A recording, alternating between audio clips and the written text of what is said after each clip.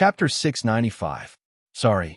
Seeing Sei Ito and the others looking at him, Yuan playfully stuck out his tongue and apologized in a low voice. Although I don't know which idiot it is, he actually dares to hinder me from doing a show. He really has guts. At this moment, smiling steel-fist, Diego held the microphone and said loudly, "Quickly show yourself. Quick, look at that. There's something strange on the huge screen behind." As soon as he finished speaking, a few of the banquet members standing at the front suddenly pointed at the big screen and shouted. Hearing the shouts of those people, everyone's eyes fell on the big screen behind Diego again. In an instant, one large and two small circular patterns appeared. The two small circles on both sides of the large circle had the words "New White" written on them, and the large circle had a strange head that looked like an alien creature printed on it. The three circles appeared side by side on the snowy screen. New White. The guest who saw the pattern on the screen subconsciously chanted. By Binjian, who had begun to guess since he heard the voice, saw the scene on the screen, and finally confirmed what he was thinking. He immediately opened his mouth and spat out the thing in his mouth. This group of young men is really something. Chiu Yu, who also recognized the meaning of the pattern, scratched the back of his head with his left hand and sighed helplessly. That big idiot. Is his brain flooded with water? Speaking of which, how did he get here? Bai Binjian grabbed his hair with both hands and said with a frantic expression, "Do you still like this new symbol of the New White Alliance? This is what I came up with all night." On the screen, his face was blocked by the strange head in the big picture, showing the figure of the upper body proudly. That is to say, we, New White, jointly proposed a request to participate in D of D. Then his voice became serious, and he announced, "Impossible, it's impossible for the computers on this island to be hacked." A staff member on the island said with an incredulous expression, "It must be in the computer room. Two of you follow me." A guard wearing the armor of an ancient Roman soldier pulled out his long sword and pointed to the front as he shouted. At this moment, Diego turned his head and looked at both sides of the big screen. Then, he slowly walked behind the big screen to a place covered by a large cloth. Then, he reached out and lifted the cloth, revealing Haruo Naijima, Matsui, and another member of the Shinhaku Alliance. What's wrong? Are you so scared that you can't speak?" Nikita Haruo, who didn't notice that he was exposed, continued to speak arrogantly. "Yes, found it. What kind of people were these?" They actually connected directly to the internal line of the monitor. "Arrest him," a guard in ancient Roman armor shouted. At this moment, Naijima Haruo, who finally realized that he had been exposed, shouted and quickly ran from behind the screen to in front of it. As he ran, he shouted, "Assault team, come out." Following Naijima's words, the boxer Takeda Ichiki, the judo apprentice Yukita Takamatsu, the staff expert Koga Kane, the taekwondo user Nanjo Kitasuro, and the sumo wrestler Thor arrived at the venue one after another. They took up their stances and blocked the incoming soldiers. "Shinhaku Alliance, let's go." Naijima Haruo, together with Matsui and another one of his underlings, made the Shinhaku Alliance sign and shouted, "This venue from now on will be led by our Shinhaku Alliance." Naijima Haruo said excitedly. "Is he an idiot?" Jinshan Yomi, who was standing beside Sei Ito, curled his lips and whispered, "That person's method of doing things is a bit abnormal. In terms of IQ, he really isn't an idiot." Sei Ito, who took out a box of Pocky and handed it to Jinshan Yomi, said with a smile, "Okay, everyone, clench your teeth." Just when Jinshan Yomi took the Pocky and opened the box to take one out and put it in his mouth, Nemesis Jishu's figure suddenly appeared behind Naijima Haruo and the others. He waved his fist and smashed their heads one by one. This group of disobedient brats. After smashing everyone's heads, Nemesis Jishu looked at the Shinhaku Alliance and angrily said, "Didn't the old man tell you not to come over? Could it be that all of your ears are rotten? Let's stop the prank and go back now. What if something happens to you? I hate those unreasonable fellows the most." Nemesis Jishu continued loudly, "Listen carefully. These fat-brained prodigal masses here are all bastards who kill without blinking. Although that person looks a bit fierce, I didn't expect him to have a good heart. Karen, who had held Sei Ito's arm in her arms at some point, whispered, "Well, although Master Nemesis's appearance affects the public security a little, his heart is indeed not bad. He's a good person," Sei Ito said with a smile. "Hoo-hoo, you stinky brats. How dare you ruin my Lord Diego's showtime?" At this moment, two heavy panting sounds could be heard, and then Diego's voice suddenly sounded in the banquet hall. "You guys," then Diego said with a heavy aura. Then, he changed the topic and said with a smile, "I appreciate it very much. Entering is a man's romance. Looks like you're quite experienced in doing these things. All right, then I'll admit your qualifications to participate in D of D." Originally, a few people would die in this conference every year. It wouldn't be bad to have one or two more. Then Diego turned around and walked to the stage as he said indifferently, "After this farce, the banquet was announced to be over not long after." Then, Sei Ito bid farewell to Fonlin Temple's Falcon Man and the others in Liangshan Lake. He brought Yamanaka Yomi, Karen, Shinya, Yuan, and Uchiha Yoshiko back to his room to rest and prepare for tomorrow's D of D competition. The next morning, everyone who had finished their meal was led by the waitress to a huge arena not far from the hotel that was modeled after the ancient Roman arena. They stood side by side with the contestants from other countries who had come to participate in the D of and D competition. They stood side by side in the center of the arena, on the circular arena that looked like an enlarged Dragon Ball radar. Not long after all the teams stood up, a large number of men and women with masks on their faces and high-speed cameras appeared from the stands around the arena with the sound of a machine. Now, all 17 teams participating in the D of and D competition have arrived. Then, the host of this year's competition, Lord Diego Garo, one of the Shadow Nine Fists, will make a declaration of the meeting. Then, the voice of the smiling steel fist Diego sounded in the venue again. "Now, des discipli Phytoph disciple D of D officially begins," Diego announced loudly. "This huge arena is the crystallization of my love for martial arts. Enjoy this highest quality." Then he changed the topic and explained, "Then, let's briefly talk about the rules of the conference. This is actually very simple. 5 people form a team and defeat all the opponent's teams to win.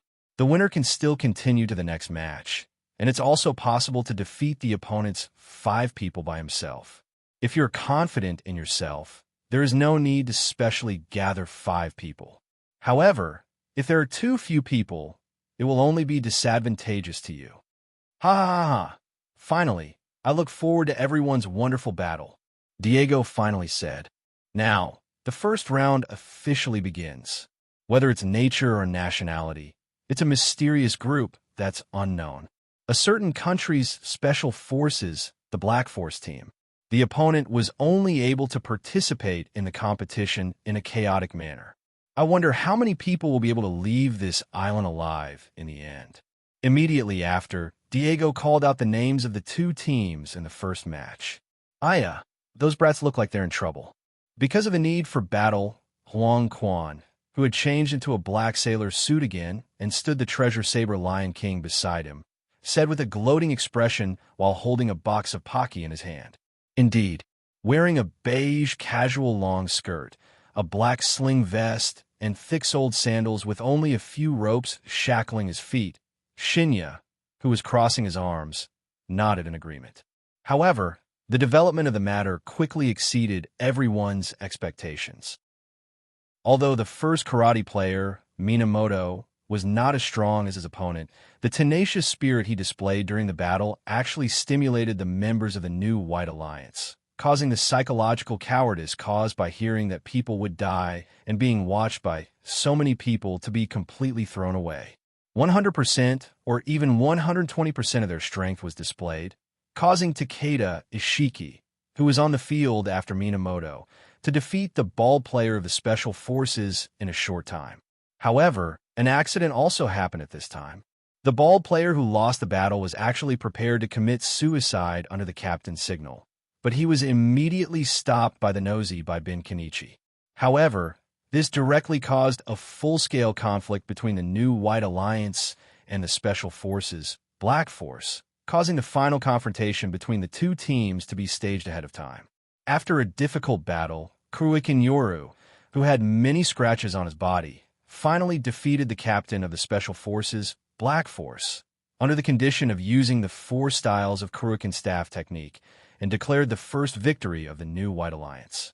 The form of ki in this world is very strange, Shinya said with a frown as he looked at Kuroikin Yoru, who was walking down the ring. Yes, compare with the ki of the 5 elements in your world and Yuan's world. The ki of this world is more similar to the division of yin and yang. Although it is not as diverse as the ki of the 5 elements, it is indeed stronger than the ki of the 5 elements in your world in some details. Ito-san nodded and explained his understanding of the ki of the historical world. Shinya frowned as he heard Ito's words.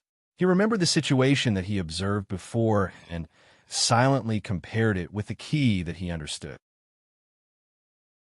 Chapter 696. 5 minutes later, the second round begins.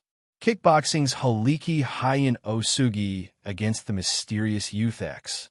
As Diego's voice fell, a burly man who looked similar to the Northern Dipper god Fist Kenjiro, but did not have the 7 scars on his chest and a strange mask on his face. But no matter what, it was Elder Funlin Temple's Hayato of Liangshan, Pa, who walked onto the ring. Is that okay? The corner of Jinshan Huangchuan's mouth twitched as he looked at the so-called mysterious Youth X on the ring and said, "You heard from Diego just now that the rules here are decided by his hands. He can let whoever he wants go on stage. Everything depends on his preferences." Ito shrugged his shoulders and said helplessly, "But this is not bad. At least you can see the gap between yourself and the top experts in this world. It can be considered a kind of learning." Then Ito changed the topic and said, while looking at the mysterious Youth X, just as Ito and Jinshan Huangquan were talking, the mysterious Youth X and Haliki Hyen began to fight. It was just that the battle between the two was very strange. Hain, who was only wearing a pair of large underpants, rushed towards the young man, but before he could reach halfway, he suddenly tilted his body and fell to the ground. Then he got up again and fell to the ground again. This repeated more than 10 times until Hain, who was covered in sweat, looked at the young man as if he was looking at a ghost. He ran to the edge of the ring and jumped into the canal with a frightened look on his face.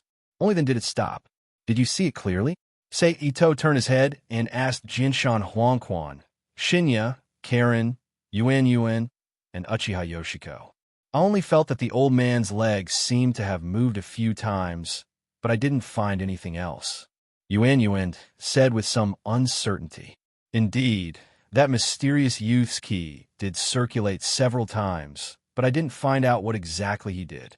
Karen reached out and pushed the glasses on her face, looking at the mysterious youth on the ring with a serious expression, and said solemnly, "I only saw the young man's feet change."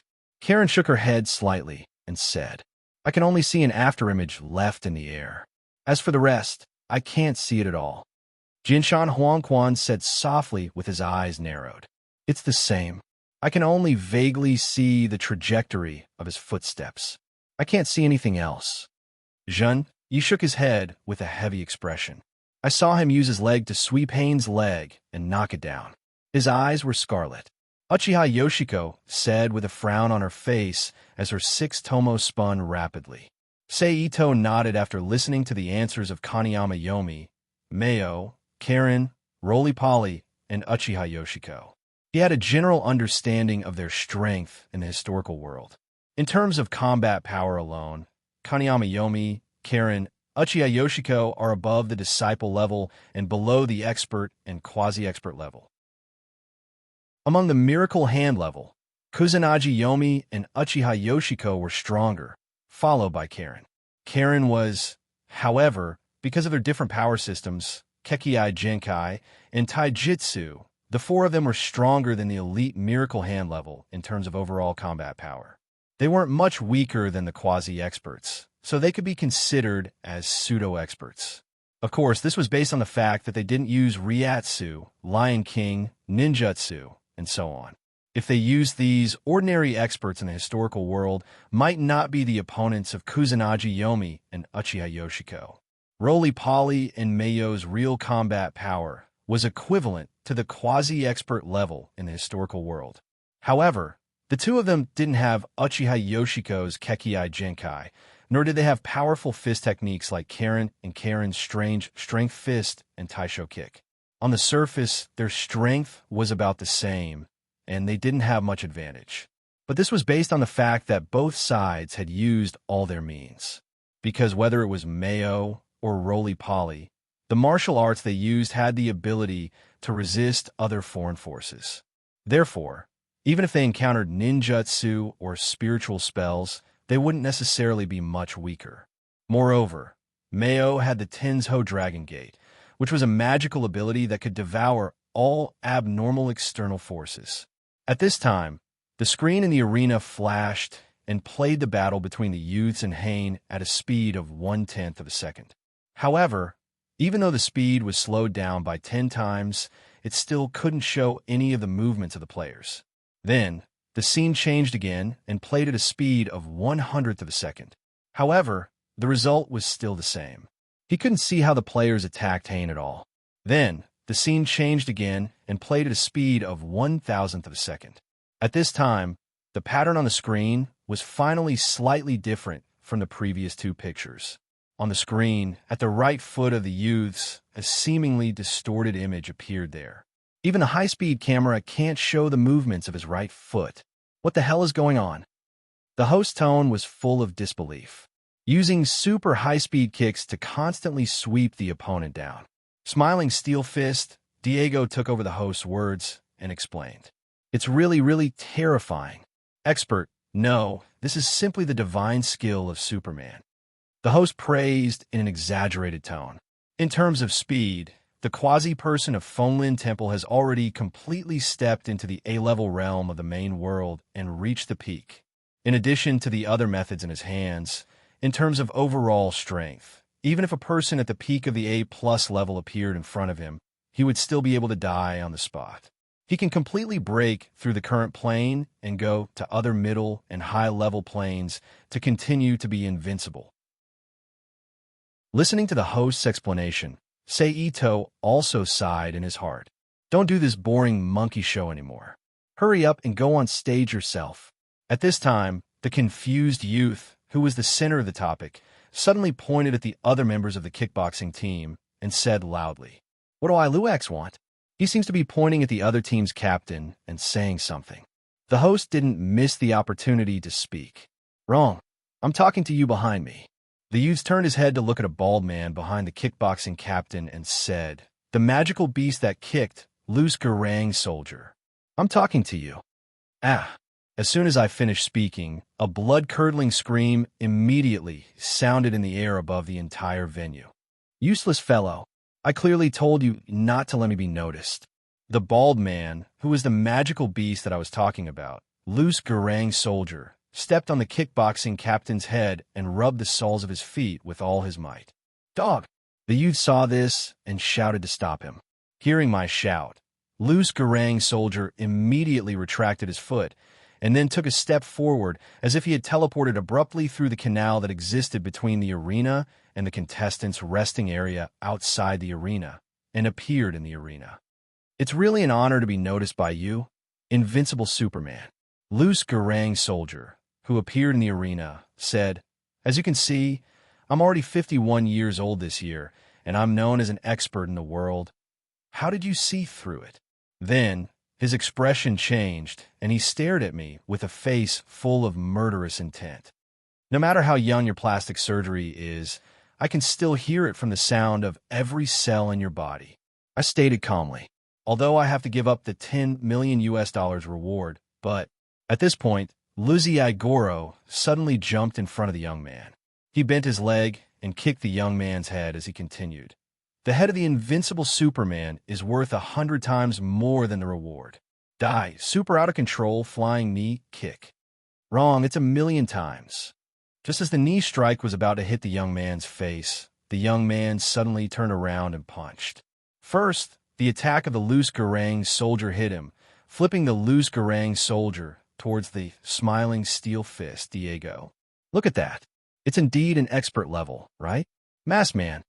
After Diego grabbed the head of the loose garang guard with one hand, the young man pointed at Diego and shouted, "Oh, I'm sorry, I'm sorry. Thanks to you, I've seen something good." Diego, who casually threw the loose garang guards to the side like trash, laughed loudly. "So that's how it is. You really know about this, but you still let me handle it. Forget it."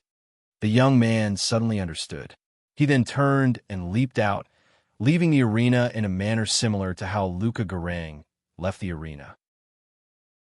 After that, he abruptly disappeared and appeared behind by Ben Kenichi at the next second, once again transforming into a falconer from the Fonlin Temple. So fast. Shinya, Yuan, Kamikaze, and Uchiha Yoshiko, who had been staring at Fonlin Temple's Falcon Man, were shocked in their hearts at the same time. Next, the travelers, yes, now the Brazilian Jiu-Jitsu team. At this time, the host's voice sounded again. "It's our turn." Seito looked at Kamikaze and the others beside him and smiled. Then he glanced at Kamikaze, Yuan, Karen, and Shinya's bodies one by one and asked with a smile, "What are you going to do? Do you all come alone, or 5 people take turns?" "I'm not interested." Karen, who was holding Seito's arm tightly, shook her head and said, "I hate jiu-jitsu." Kamikaze, who was biting a pocky stick in his mouth, said, "Let Yuan go alone," Shinya said. "I have no objections." Karen, who heard Shinya's decision, said indifferently, Yuan, what do you think?" Seito turned to look at Yuan and asked, "No problem." Yuan, who was wearing a white long-sleeved shirt with folded edges and a light blue dress, said, "In that case, Yuan, you go. Remember not to kill anyone." Seito instructed. Chapter 697. P.S. Thank you to Shirley and Hijojo for their precious monthly votes. Thank you to 157747860 and Nickfany for their tips. "I got it." Roly-Poly, who stood up from his seat, agreed. He then walked around the cement wall in front of him and walked along the passage to the competition ring in the center. He looked calmly at the 5 burly men wearing judo suits with Brazilian flag patterns on their chests and arms who were gradually walking toward him. It seems that the members of the Traveler team are very confident in their own strength. They actually only sent a little girl to the ring. As Roly-Poly stood on the ring, the host's voice immediately sounded in the arena. "That girl. I remember that she's one of Seito's people." That means that the Traveler team refers to the team that Seito is in. Ben Kenichi, who stayed in the contestant area, looked at Roly-Poly in the ring and said in surprise, "Seito." Hearing Ben Kenichi's words, Saro Nanjo and Nagakan, who were sitting with the Liangshan Lake people, looked at Ben Kenichi and said in surprise, "Yes." Ben Kenichi nodded and confirmed. "That bastard." Saro Nanjo, who got the confirmation, immediately turned to look at Roly-Poly standing on the ring and cursed with a face full of displeasure. "That's right. That guy is a bastard." Yakida Takazawa, who was interested in Nanjukira and was constantly trying to get close to Nanjukira, heard her scolding and immediately said, "Go to hell." Nanjo Kazara, who could scold himself, was extremely unhappy when others scolded him, let out a low growl. He lifted his leg and kicked Yakida Takasuk's face, causing him to fall from the back of the chair. At this time, the 5 members of the modern Brazilian judo team finally stepped on the ring. "I didn't expect to be an opponent with a little girl like you." The Brazilian man with a strange lightning tattoo on his face looked at Roly-Poly, who was wearing a long dress, with his arms crossed and frowned. Aren't you guys coming together?" Looking at the Brazilian man standing in front of him, Roly-Poly asked politely with a smile, "To deal with a little girl like you, I alone am enough." The Brazilian man looked down at Roly-Poly, who only reached his chest, and said in a disdainful tone, "Okay then. Originally, I wanted to take care of you all at once." Roly-Poly, who heard the other man, curled his lips and agreed, then whispered in a voice that the other party could hear, "You dare to underestimate us." Brazilian man who heard Roly-Poly's whisper became angry. He immediately stretched out his hands to grab Yuan's shoulders and said, seeing that the Brazilian man was about to attack, Yuan tapped her feet and leaped backward before the man's palm could touch her shoulder. At the same time, her left hand was like a phantom as she reached for the tear on her skirt. A strange metal object that looked like a whip immediately appeared in Yuan's hands. The moment her feet landed on the ground, they shrunk into a long, slender, fin-like alloy that was wide at the front and wide at the back. Wow, the traveler's Roly-Poly actually took out a weapon. Could it be that Roly-Poly is not an empty-handed player, but an expert in using weapons? At the same time, the host's exaggerated voice rang in the arena again. What a strange weapon. Siyu Kasaka, who was standing in Liangshan Lake's team, said in her unique way. It seems that the girls around that kid are not simple either. Ma Jianxing said with a serious expression. It seems like the outcome has been decided. Xiaoyu, the philosopher of Cape Etsu Temple, suddenly said. The members of the New and White Alliance looked at Xiaoyu in confusion. They didn't know what he meant by that. Bastard, you're using a weapon. At this time, the Brazilian man pointed at Roly-Poly angrily. Sorry, I'm a weapon user. Roly-Poly stuck out her tongue playfully and smiled at the Brazilian man. Then, she shook her arms that were holding the sword and said with a serious expression, I'm going to attack. As soon as she finished speaking, Roly-Poly's figure suddenly appeared in front of the unprepared Brazilian man. She waved the sword in her hand and slashed it at the right side of the Brazilian man's waist. In an instant, a muffled sound was heard. A long and bloody wound immediately appeared on the Brazilian man's chest from his right waist to his left shoulder. A large amount of blood spurted out from the wound on the Brazilian man's chest, as if it was free of charge, splashing onto the empty ground after Yuan left. Plop! Then, the severely injured Brazilian man suddenly knelt on the ground with a pale face. After opening his mouth, his body fell weakly to the ground. Wow, what a clean attack! How unhesitant! Contestant Roly-Poly's performance is amazing. The host continued to praise in an exaggerated tone.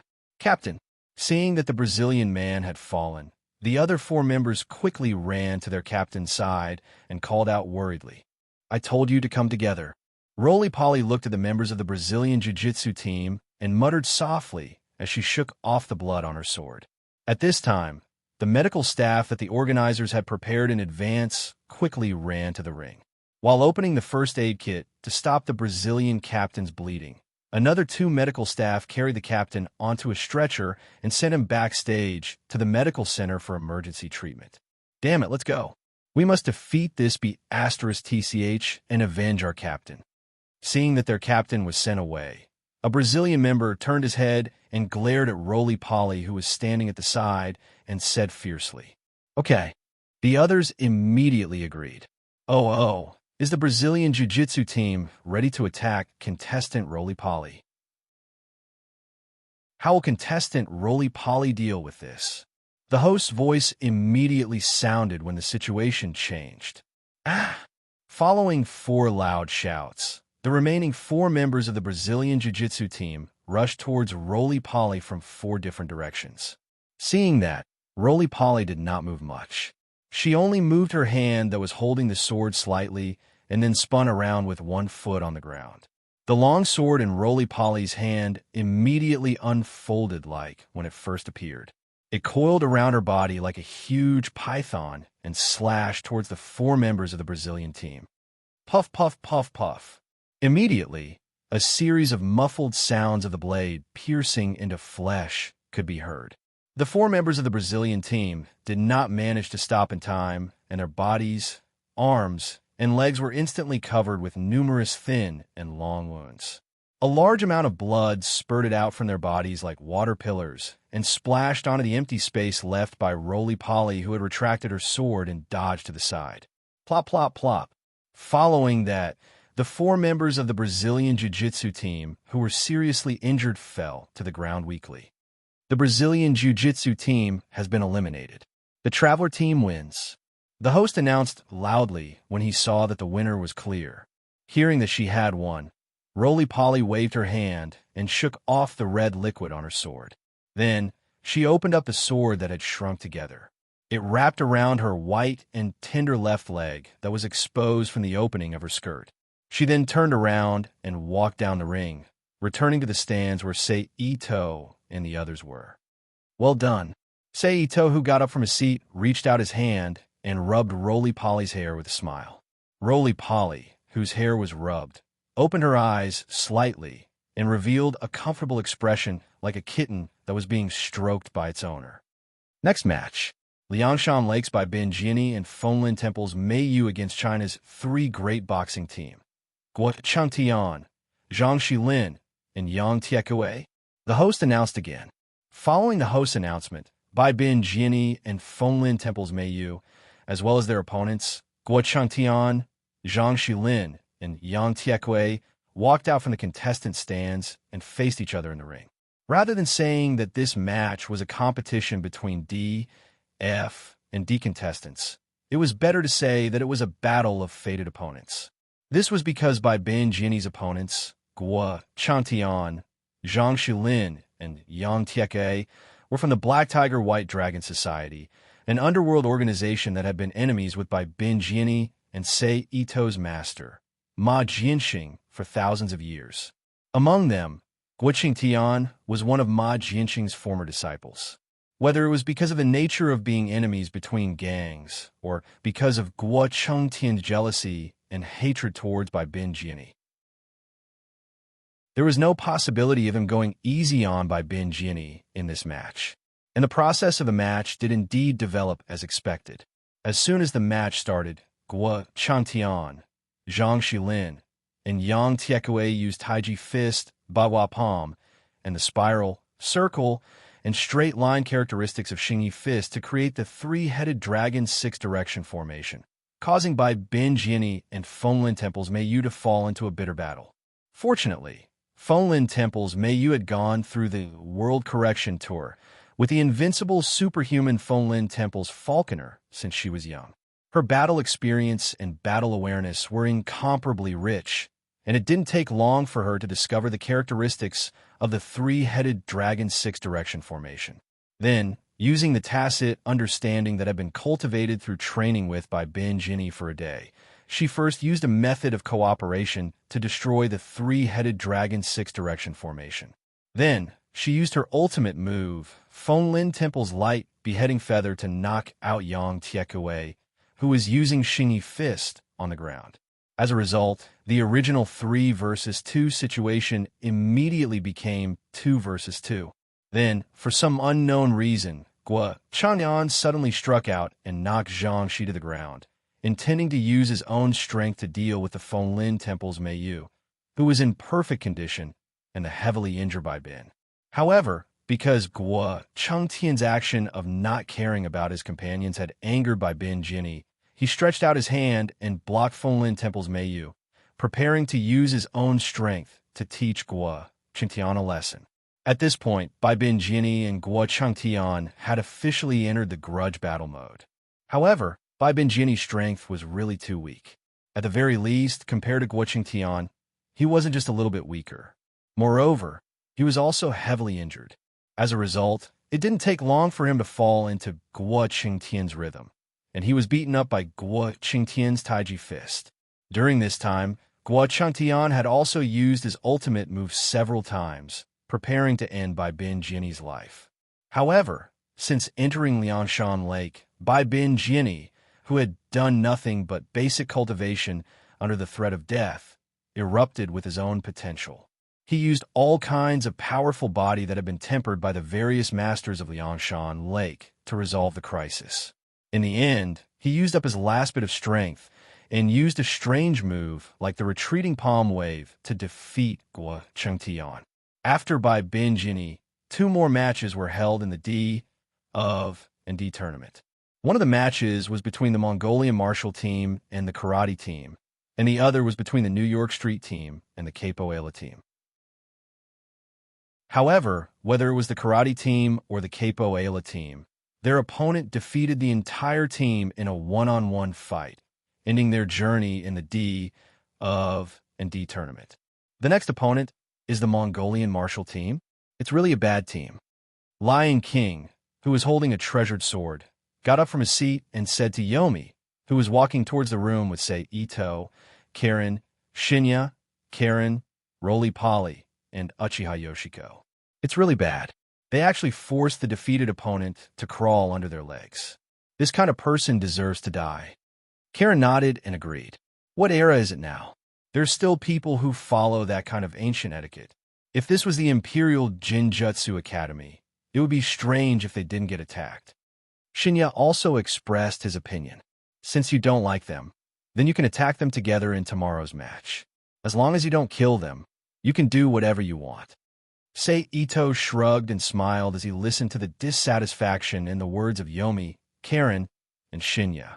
Afterward, except for Shinya, who still didn't get along with Sei Ito, the group of 7 returned to the presidential suite arranged by the organizer and rested. The next night was silent, or it could be said that except for by Benjini, Fonlin Temple's Miwa, and the Shinhaku Alliance's people, no one said anything. In the blink of an eye, it was the second day. After a simple wash and meal, Sei Ito's group of 7 was once again led to the venue by a female waiter. Then, after a simple and passionate opening speech by the host, the D of and D tournament continued. The first was the competition between the remaining teams. They were the fancy wrestling team formed by the disciples of Smiling Steel Fist, the Southern Boxing team, the One-Man Heaven and Earth True Style representative team, the Muscle Beauty team, and the ancient freestyle team formed by the children of the Death Island's owner, Hanyadona. One of the representatives of the Heaven and Earth True School was really lucky, or was it because Diego didn't care about one of the contestants? Even if he advanced, he could quickly eliminate them. Apart from letting them directly advance, the other 4 teams split into 2 groups and began the competition. The first was the ancient free fighting team against the Muscle Beauty team. However, other than having muscles similar to Schwarzenegger's, the members of the Muscle Beauty team were really weak in terms of fighting skills. In less than a minute, they were defeated by the Muscle Beauty team, who fought according to the style of the ancient gladiator arena and even the battlefield. Thus, the Muscle Beauty team was qualified to advance to the next round. After them, at the same time, the 2-man team participated in the competition. The fancy wrestling team and the Southern Boxing team, which were also 1 man and 1 woman, walked into the arena one after another. But before the competition began, Diego used his authority to change the venue into the arena commonly used by wrestling and boxers, allowing his disciple to gain the advantage of location before announcing the official start of the competition. Chapter 698. The process of the competition was very explosive and eye-catching. In addition to the beauty of the 2 women fighting, it was also because the female contestants of the South Boxing team had their tops torn apart during the battle, revealing their exposed spots. As the disciple of Smiling Face Steel Fist Diego, Richard Stanley, who would become the focus of everyone no matter what, also tore off his belt without a trace in an attack after seeing that the other party's attention was higher than his, exposed the full roundness and 2 points on his chest in the eyes of the audience, causing even more explosive whistles and attention. As for the match, it ended when Richard Stanley's younger brother, Isaiah, blocked another member of the Southern Boxing team and killed him in seconds. At this point, including Sei Ito's original team, a total of 17 teams had finished the competition and 9 teams, including 1 lucky person, had advanced. Then, as the winner of yesterday's first match, the New White Alliance, and the New York Street team began the next moment after all the teams had advanced. It was only because of last night's incident of Yomi, leader Yi Xiong kidnapping Fonlin Temple's Mei Yu, that the 3 main fighting forces of the New White Alliance, Takeda Ichiki, Kugahal, and Thor were all seriously injured when they intercepted Yi Xiong and were unable to participate in today's competition. As the governor of the New White Alliance, Najima Haruo had no choice but to rack his brains to think of countermeasures and personally lead Nanjo Kazara and Yakida Takazu to the arena to participate in the competition. However, just as the New White Alliance and the New York Street team were about to start a war, the roar of an aircraft engine and a dozen continuous machine gun sounds rang out over the entire Death Island, attracting everyone's attention. Boom! Under the intense strafing of the machine gun, the tail of the plane finally emitted green smoke from several shots. It tilted and fell to the side, and under the bombardment of the anti-aircraft machine gun, it exploded into a cloud of smoke that lingered in the sky. But just a few seconds before the explosion occurred, a figure suddenly jumped out of the cockpit of the plane. His body rolled into a ball and landed in the competition venue below. "It's a human!" the host shouted in surprise. What was even more ridiculous was that the figure that leaped down from the sky was actually able to move its body even though it had no leverage in the air. He changed his position to avoid the missiles flying out of the island and landed directly above the arena through the gap between the missiles. Then, when he was less than 10 meters above the ground, he opened his parachute to offset the inertia and landed on the ground. What a powerful body reaction. Watching the way the person who descended from the sky landed, Shinya suddenly stood up from his seat. He exclaimed as he looked at the figure rolling forward on the ground. Clatter, clatter, clatter. As the person from the sky landed on the ground, the arena was immediately filled with thunderous applause. The enigmatic young man risked his life to break into the venue and attracted thunderous applause from the audience. The host seized the opportunity to say, "Ziegfeld, the members of the Neo-White Alliance, and by Benjia all looked at the person who had descended from the sky in shock." That was right. This person who had descended from the sky was one of the members of the New White Alliance, Jack Ziegfeld, who was known as the Undying Body. As a result, the number of participants of the New White Alliance immediately increased from 3 to 4, which could be considered as a slight reversal of the disadvantage. After Haruo Naijima finished observing the New York Street team and arranged the battle plan that he had just thought of for Ushida, the competition between the two teams officially began. The process of the competition could be said to be full of twists and turns. First of all, as the weakest member of the four, Ushida Takazawa rushed towards the captain of the New York Street team as if he didn't want his life. He looked like he was going to sacrifice himself to destroy one of them. However, he was immediately knocked down to the ground by the other members of the New York Street team and died on the spot. At the same time, Saro Nanjo and Ziegfeld each found an opponent and fought with each other.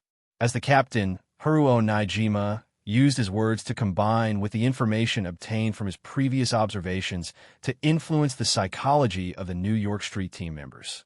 This allowed them to analyze and reveal openings to increase their chances of victory. As a result, Haruo Naijima immediately became the primary target that the New York Street team wanted to eliminate. He was chased around the ring by a member of the New York Street team. Just when Haruo Naijima was forced to the edge of the ring by a member of the New York Street team and had no way to escape, Ushida Takazawa's figure suddenly appeared behind the member of the New York Street team. Before he could react, he grabbed the other party and threw him into the nearby canal, increasing the number of members of the New York Street team to 4. I underestimated him before. Hassan Yomi looked at Naijima jumping up and down in the ring and said to Sei Ito beside him, "It's normal. Who told that guy to act like a normal person? It's natural for him to be treated as an idiot."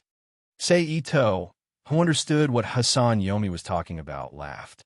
At this time, Ziegfeld, who had received instructions from the Devil King Haruo Naijima in his mind, finally broke out his combat power. Almost instantly, he knocked down 2 members of the New York Street team. At this time, there were still 2 members of the New York Street team. However, not long after Ziegfeld took care of the 2 members, Ziegfeld, who was full of energy just now, suddenly lay on the ground. No matter how Haruo Naijima shouted in his ear or punched him, Ziegfeld couldn't wake up from his sleep. As a result, the new white team, which had just improved, once again fell into a bitter battle. Fortunately, the bitter battle didn't last long. Suasian woke up from his sleep and rushed to the Kuga Hall in the arena to remind them.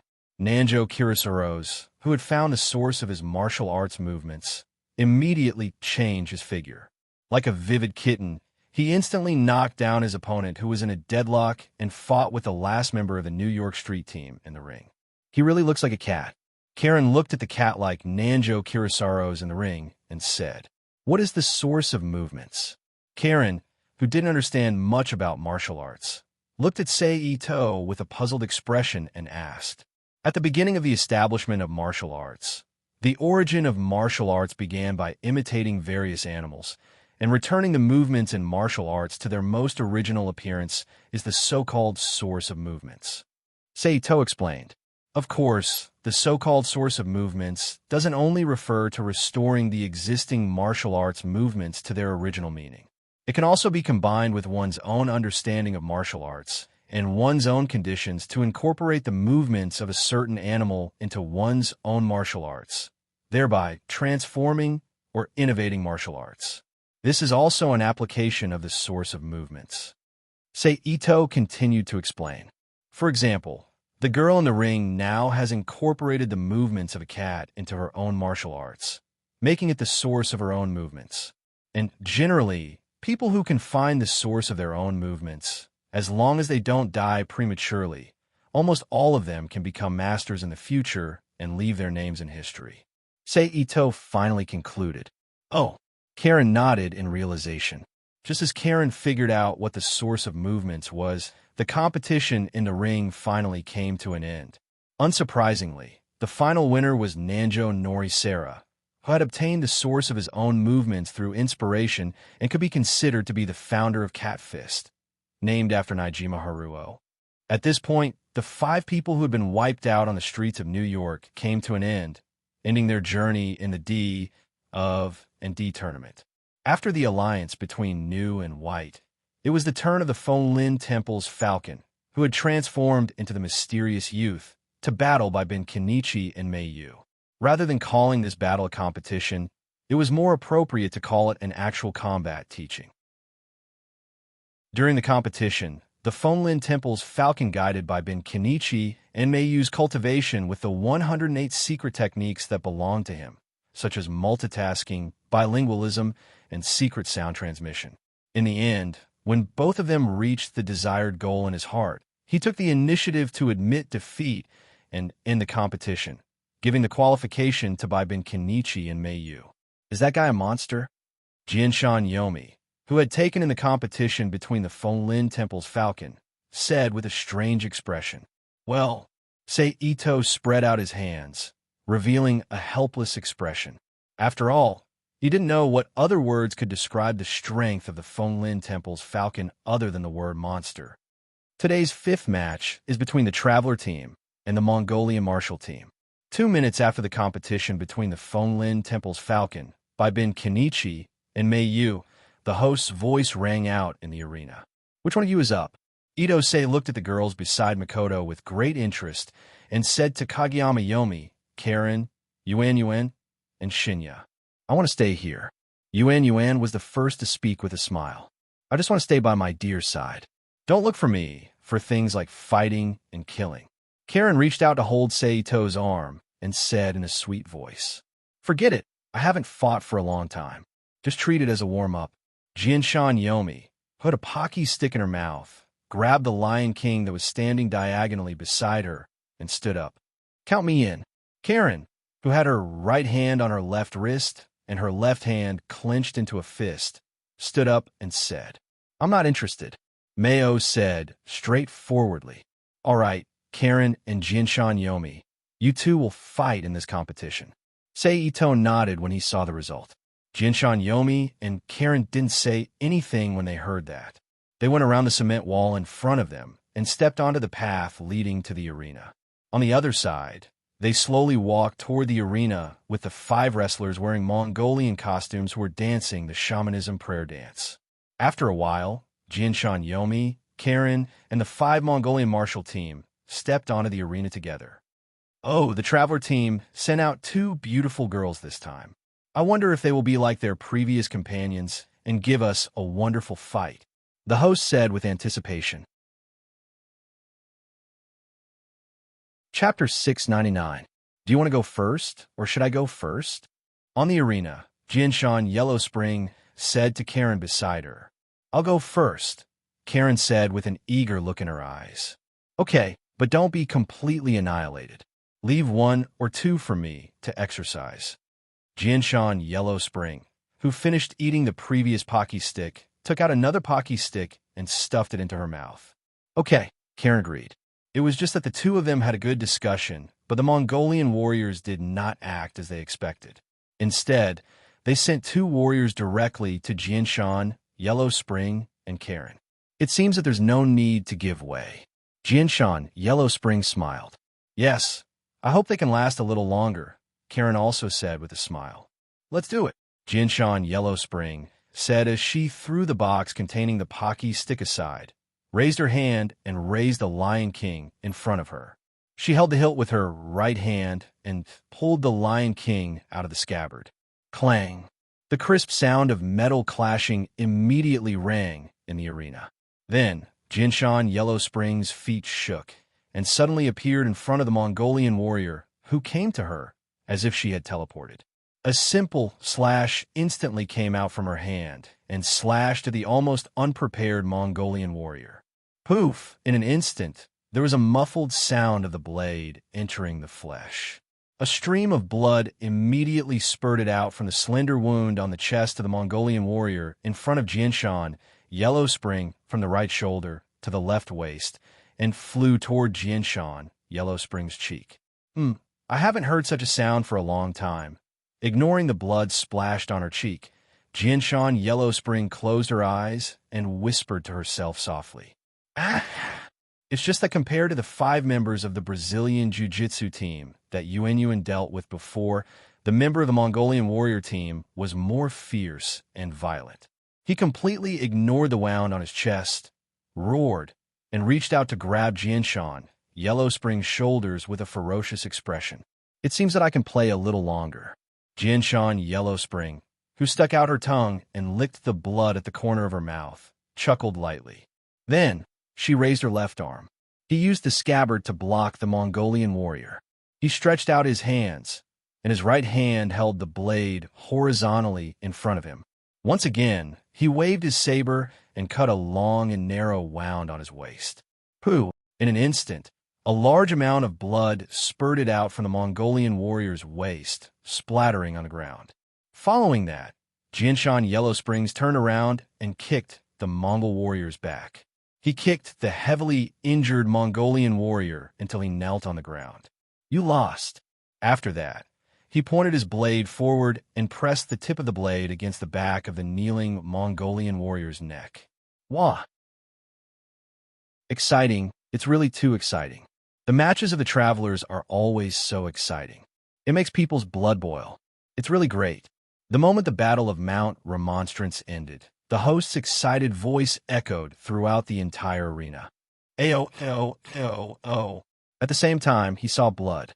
Feeling the excitement, the spectators generously gave Yellow Springs a storm of applause and cheers.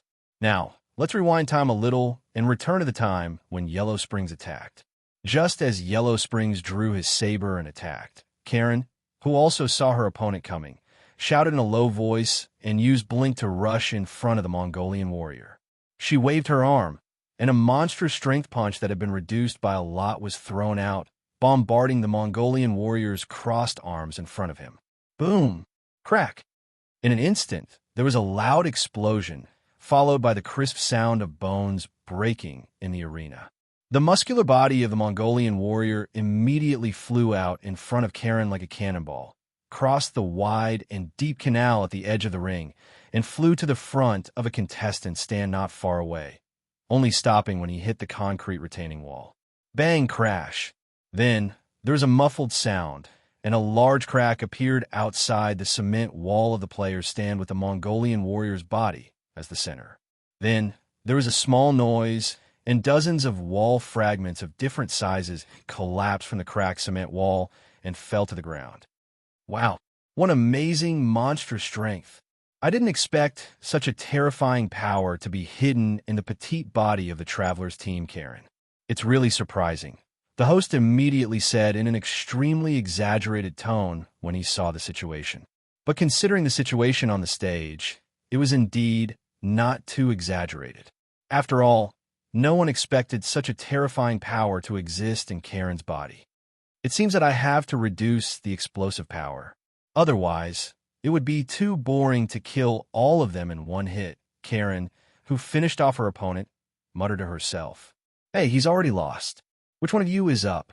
Then, Karen turned to look at the other 3 Mongolian warriors. Although the 3 Mongolian warriors couldn't understand what Karen was saying, they could roughly judge the general meaning from the situation at the scene. After exchanging glances, they rushed towards Karen in unison. Oh, they actually came up together. I can't finish them all off. Otherwise, I'll be letting Yellow Springs down. Seeing this, Karen subconsciously turned her head and looked at Jianshan Yellow Springs, who was about to finish off his opponent. After thinking about it, Karen's figure flashed, and she quickly rushed to the front of the 3 Mongolian warriors. Before their line of sight narrowed, she suddenly squatted down and used that less than a second of visual gap to sweep out her leg, sweeping one of the Mongolian warriors to the ground. Then, Karen, who had finished sweeping her leg, reached out and grabbed the ankle of the Mongolian warrior who was swept down by her. Using the chakra in her body to generate a huge force, she threw him to the side, near Jianshan Yellow Springs. Whoosh! In the next moment, the body of the Mongolian warrior instantly flew over the heads of the other 2 Mongolian warriors and fell to the ground less than a meter away from Jianshan Yellow Springs. %carat and carat %% carat, and the 2 Mongolian warriors subconsciously shouted in Mongolian. At this time, Karen, who had completed the task of dividing the enemy, instantly kicked the calf of one of the remaining 2 Mongolian warriors. Then, with a crisp kacha sound, the calf and foot of the Mongolian warrior who was kicked immediately bent in a way that violated the human body's movement pattern, causing him to uncontrollably half-kneel on the ground. Sigh, my strength is used again. Seeing this, Karen frowned slightly and sighed. In that case, let's end this quickly. This kind of restrained mode is really not suitable for me. Then, Karen thought and decided. After thinking about it, Karen propped one of her arms on the ground and flipped forward to stand up from the ground. She turned around and faced the Mongolian warrior who was standing and kneeling on the ground, staring at her with vigilance and anger. Is the one over there left for me? At this moment, Jianshan Yellow Springs' voice suddenly sounded in Karen's ear. Oh yes. Karen was taken aback at first, then nodded to confirm. Thanks. Jianshan Yellow Springs thanked in a frivolous tone. At this moment, the Mongolian warrior who was in good condition suddenly rushed in front of Karen, strangled Karen's neck with one arm, and kicked Karen's ankle in the way of Mongolian wrestling. Seeing this, Karen quickly grabbed the Mongolian warrior's arm that was strangling her neck with both hands and stepped back diagonally with her right foot. While becoming the new center of gravity support, she suddenly turned around and leaned her back against the Mongolian warrior's chest. Then, she exerted force under her feet and threw the Mongolian warrior out. Kacha! Because she used the Heavenly Guard kick, the stone surface of the arena under Karen's feet immediately could not withstand the tremendous force that erupted from Karen's feet. It instantly shattered and buried Karen's feet into the ground. Bam! In the next second, the Mongolian warrior who was thrown out by Karen's back slammed heavily on the ground and made a loud noise. Carat % and %, and at this moment, a Mongolian suddenly sounded in her ears. Then, Karen felt a pair of strong and sturdy arms strangling her waist, picking her up from the ground and throwing her back. Karen, who turned her head to look down through the gap between her feet, immediately understood who attacked her. It was the Mongolian warrior whose calf was broken by her kick and who was half kneeling on the ground. At this moment, he was taking advantage of the gap created when Karen smashed another Mongolian warrior to drag his broken leg behind Karen. He stretched out his arm to hug Karen's body and knocked her head to the ground. Karen, who understood who the attacker was, snorted secretly. She stretched out her arms to support her head on the ground, then raised her legs to form a backflip and landed on the ground. She pulled back her arm and punched the Mongolian warrior's shoulder. Kacha! With a crisp sound, one of the Mongolian warrior's arms immediately fell to the ground weakly. Oomph!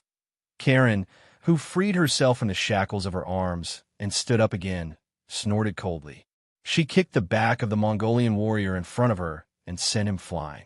Fortunately, Karen still remembered Sei Ito's instruction, don't kill, so she didn't use the Heavenly Guardian kick technique to kick him. Otherwise, the Mongolian warrior's chest would burst and he would die on the spot. Then, Karen used the body flicker jutsu and rushed to the front of another Mongolian warrior who had just climbed up from the ground. The middle finger of her right hand was curled up by her thumb, and she used the chakra explosion technique of monster strength fist to flick her middle finger. Bam! A clear muffled sound rang in an instant. The Mongolian warrior who was hit by Karen's finger flew out of the ring like a cannonball. In the blink of an eye, he crashed into the cement wall where Shinbai United, Shuraben Kenichi, and Fomlin Temple Miyu were sitting. He smashed through the cement wall almost without stopping and smashed into Shuraben Kenichi, who was behind the cement wall. Cough, cough, cough, cough. It's so painful. Shuraben Kenichi, who was pressed under the Mongolian warrior, coughed painfully. After dealing with the Mongolian warrior, Karen didn't even look at him and turned her head to look at Yomi and the last remaining Mongolian warrior. Chapter 700. P.S. Thank you to OPP Tired and Rose Marshall Emperor for their precious monthly votes. Thank you to Nickfinney, 157747860 and 5200520052000 for their tips. The moment Karen looked over, the tip of the Lion King in Jianshan Netherworld's hand instantly pierced into the Mongolian warrior's shoulder, crippling his last bit of combat power. You lost. Jianshan Netherworld looked expressionlessly at the Mongolian warrior who was lying on the ground with 2 heavy sword wounds and a few minor injuries. $%, $. The Mongolian warrior, whose face was covered in cold sweat, said something in Mongolian.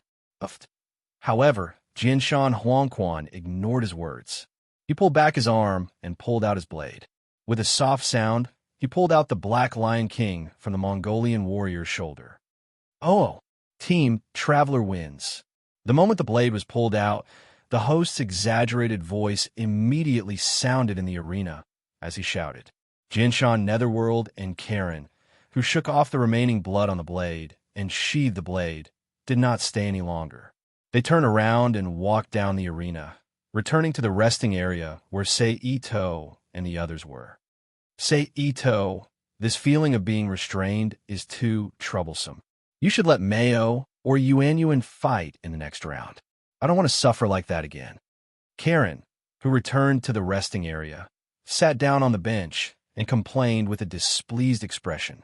That can only be said that your extraordinary strength fist has not been cultivated to perfection.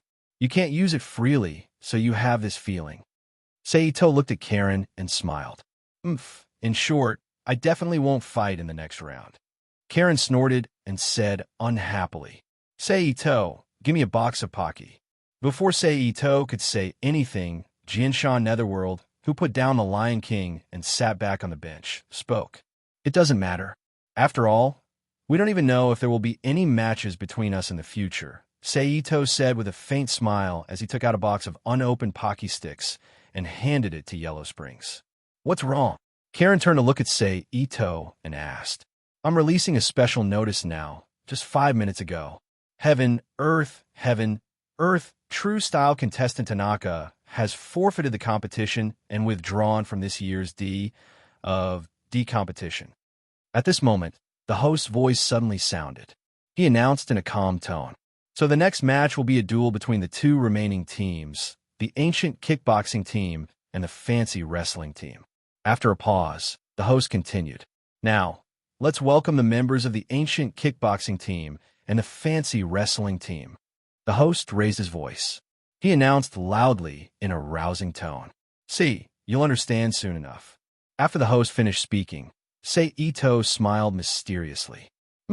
Karen snorted. She looked unhappy and let out a soft snort. As the host's voice fell, The members of the fancy wrestling team, Smiling Steel Fist, Diego Carlo's disciple, Richard and Stanley, waved to the audience and slowly walked into the venue.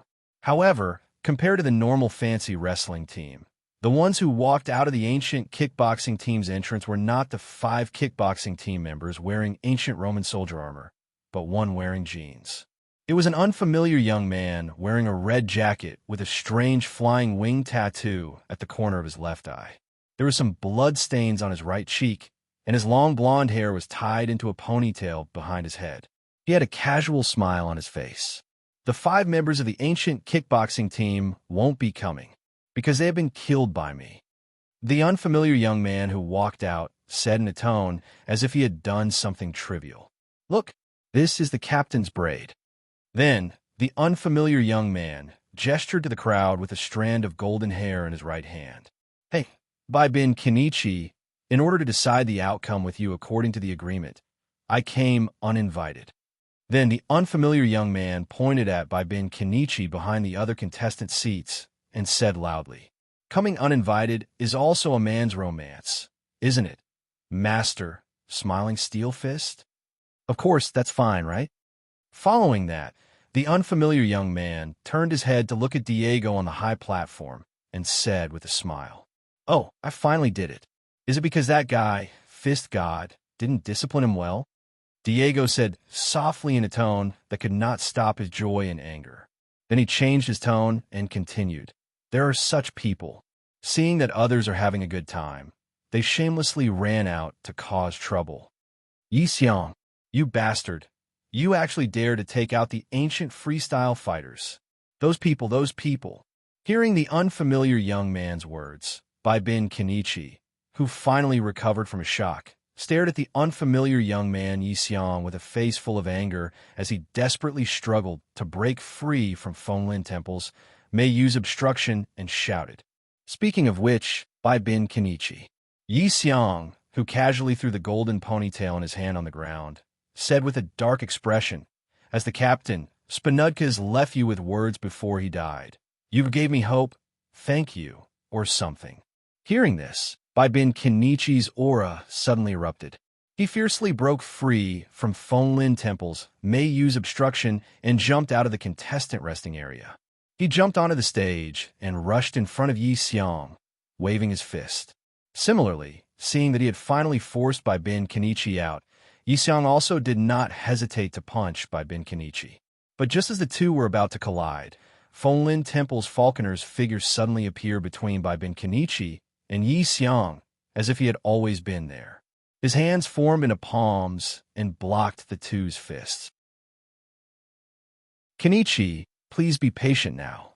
Fenglin Temple's Mayu, who followed Bin Kenichi to the arena, put her hand on Bin Kenichi's shoulder and dissuaded him. "You also want to decide the outcome in the competition, right? Now restrain yourself." Fenglin Temple's falconer looked down at Yi Xiang from the corner of his eye and said. Hearing Fenglin Temple's falconer's words, Yi Xiang also tactfully pulled back. "Hey, what do we do now?" "Iron Fist, do you agree to let him participate in the competition?" Seeing Yi Xiang give way, Fenglin Temple's falconer looked up at Diego on the high platform and said, "What do you think? Your Highness Hanyadona, he seems to have killed your children." Diego, who was holding a microphone, said to the man beside him, whose entire body was hidden in the shadows. "Very good. It's really pleasant to be able to defeat my children by yourself. Please be sure to participate and make me even happier." Hanyadona's tone was full of joy as he said, "Pervert." After hearing Hanyadona's words, Karen cursed in disgust. "Too shocking. The organizer, Lord Hanyadona, has opened his golden mouth and admitted contestant Yi Xiang's unauthorized intrusion."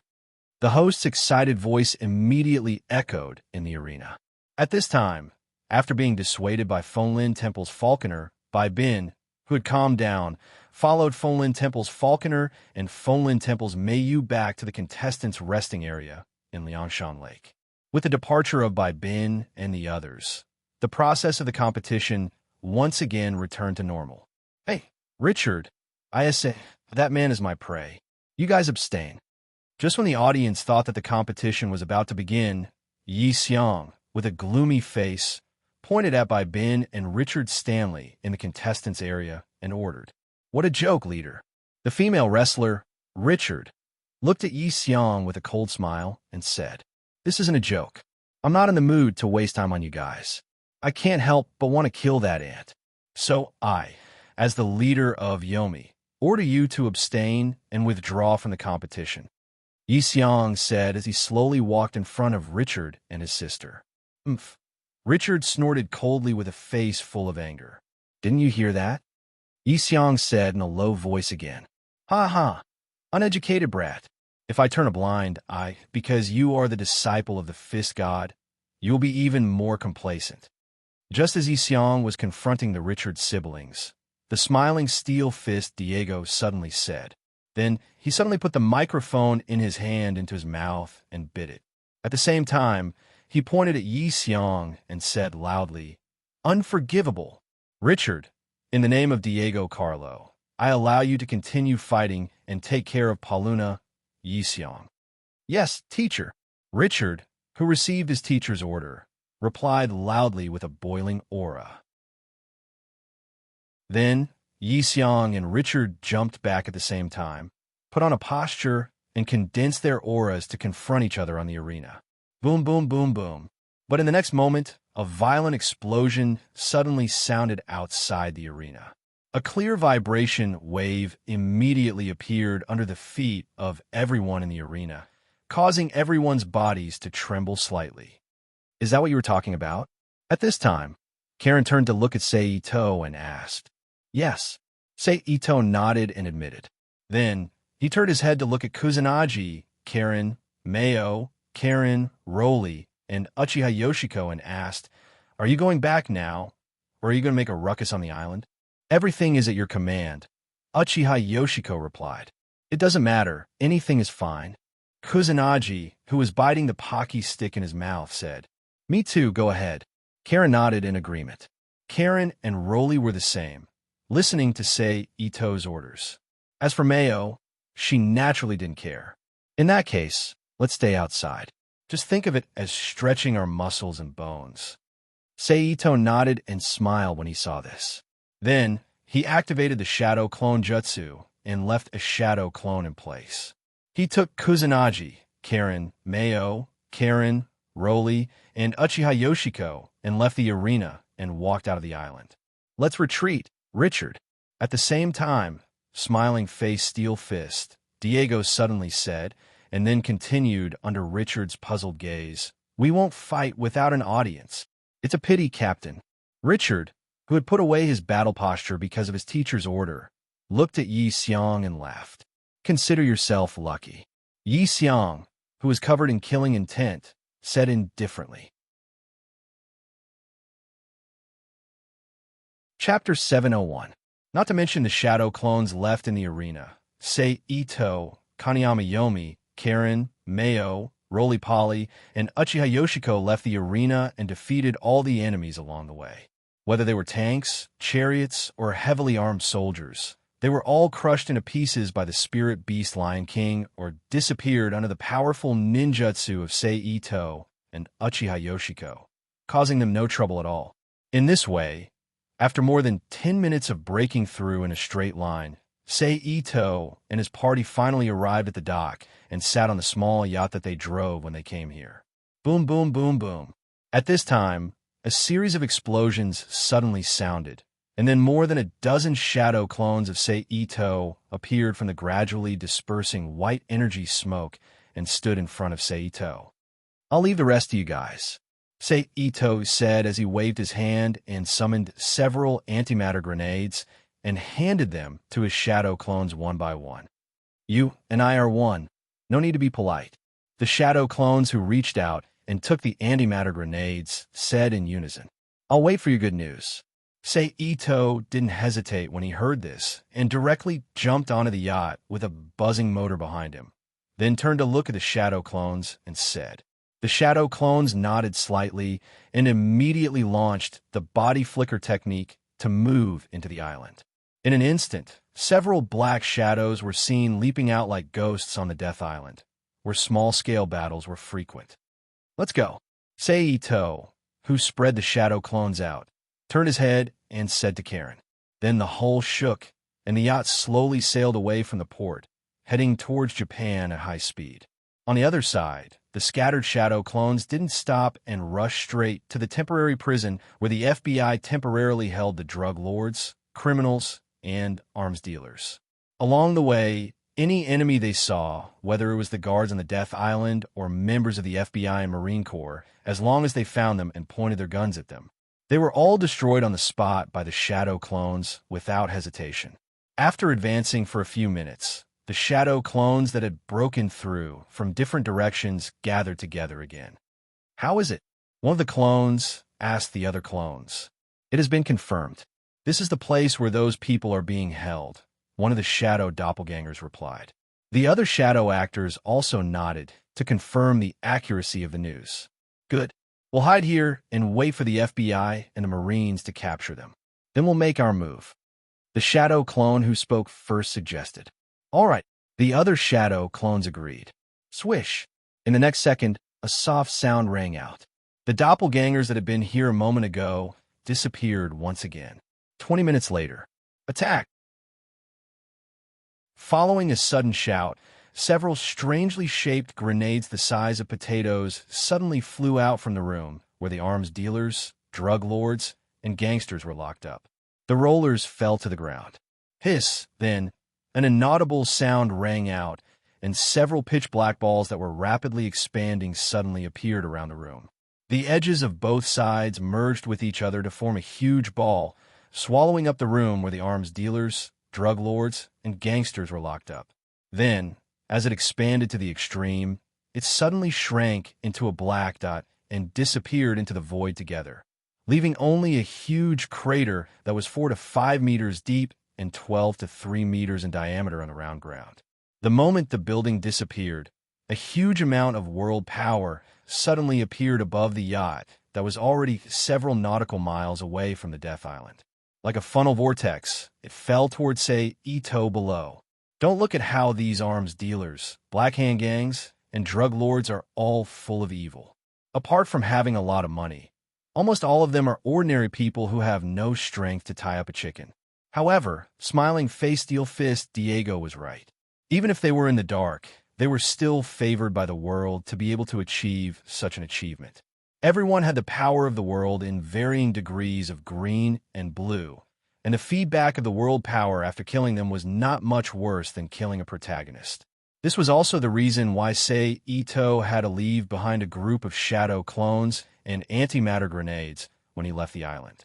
One had to know that there were very few opportunities for most of the world's well-known arms dealers, gangsters, and drug lords to gather together in one go like the D of and D competition. For Seito, it was a rare opportunity. It would be a waste if he didn't come. Phew, that's great. I didn't waste so much time staying in the world of history. A few minutes later, Seito, who had absorbed the feedback of the world power, exhaled a long turbid breath and thought to himself. However, Seito's expression paused again. At the same time, a small amount of world power appeared in the void and poured down towards his body. This world power is actually a continuous feedback type. It seems that saving Yi Xiang from dying under the gun has a far-reaching impact. Seito, who had finished browsing the information returned by the last shadow clone left in the arena, thought to himself, "Are you done?" Karen, who was wearing a purple bikini, asked Seito, who was looking at her and the others. Seito, who was only wearing a pair of beach shorts, stood up and smiled. After a few hours, when the sky was completely dark, the yacht Seito and others finally sailed into the Sea of Japan and approached the nearest coastline.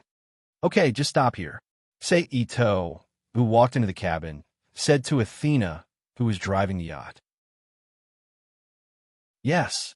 Athena, who heard the instruction, immediately slowed down the yacht and stopped the engine. You can go back too, Seito said.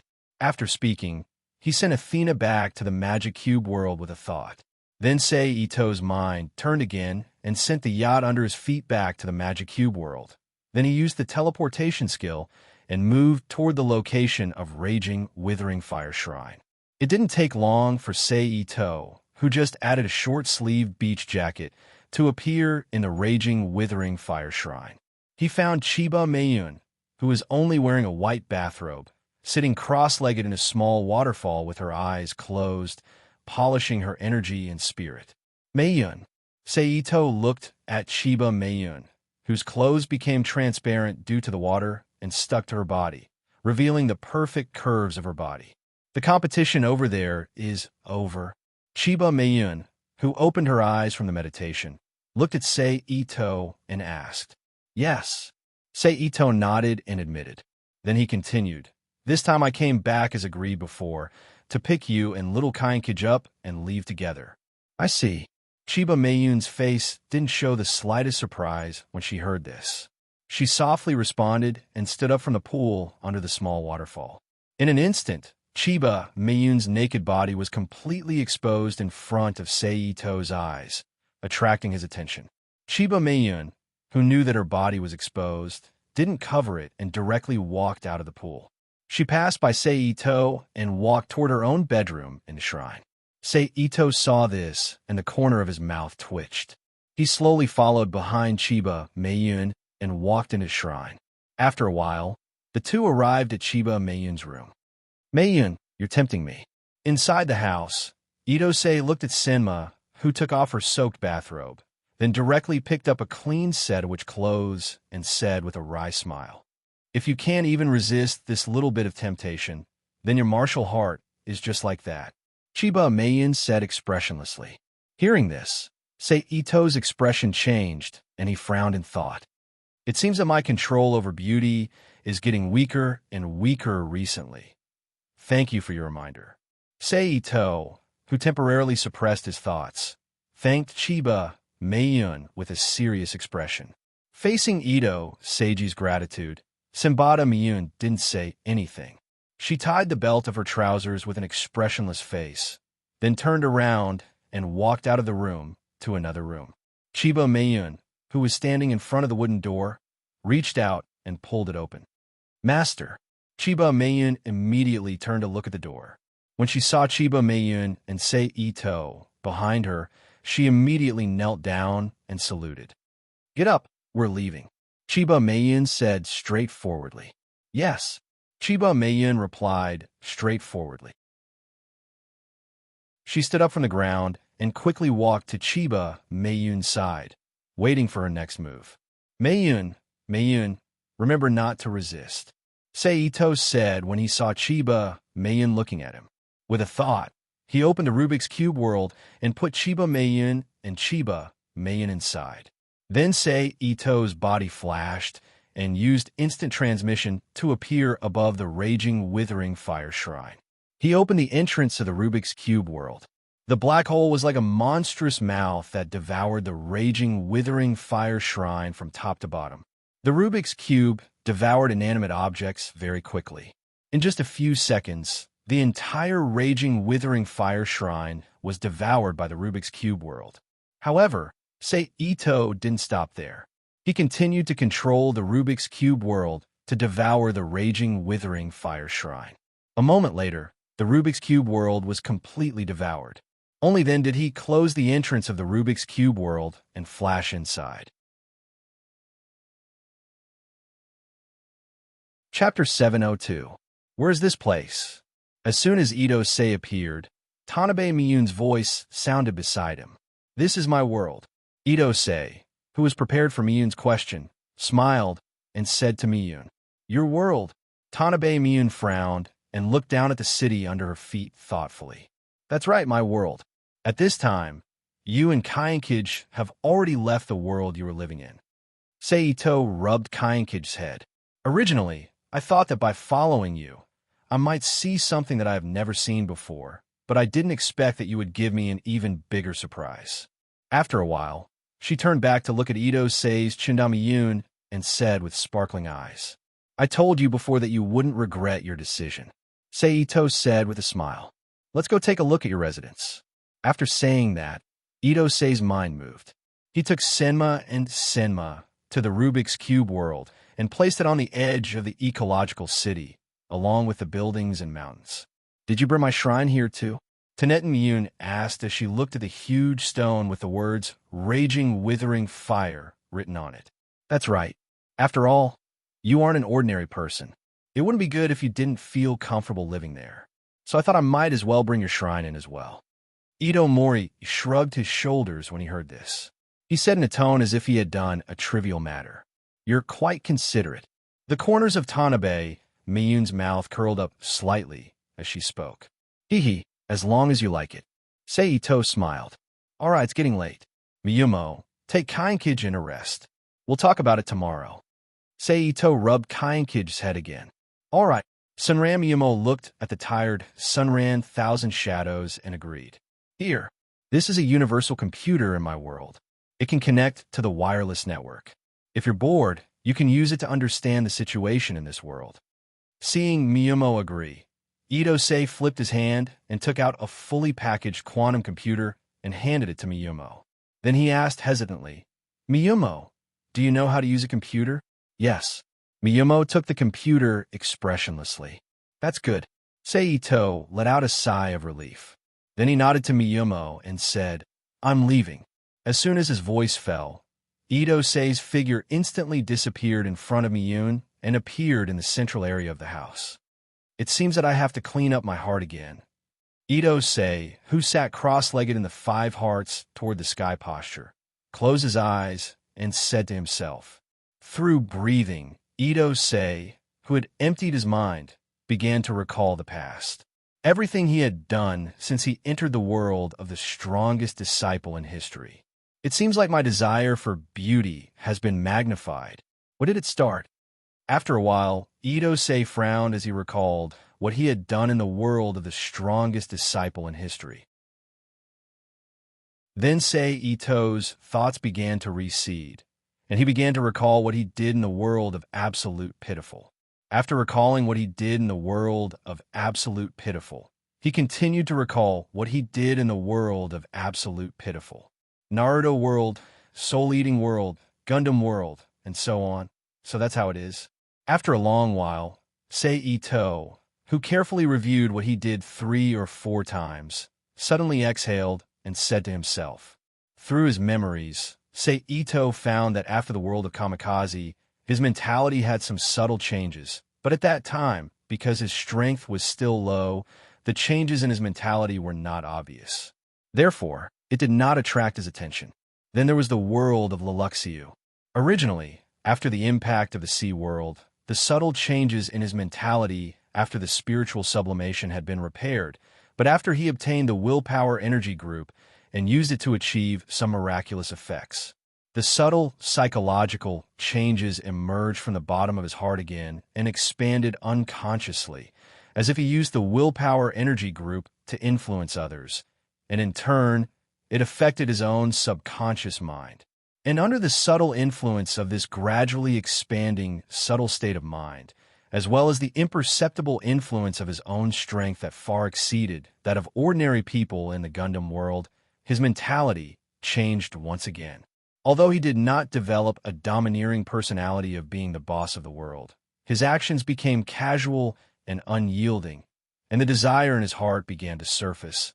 The desire of ordinary people is nothing more than power, money, and beauty. For Ito, who often shuttles between worlds, money and power are the first things he excludes, not to mention that for Ito, who has a world in his hands, what kind of power is greater than controlling a world? Therefore, Ito's desire is mainly focused on beauty. After all, with the existence of the Rubik's Cube world, the beauty in his hands can be taken away and kept by his side, which is the best pursuit for him.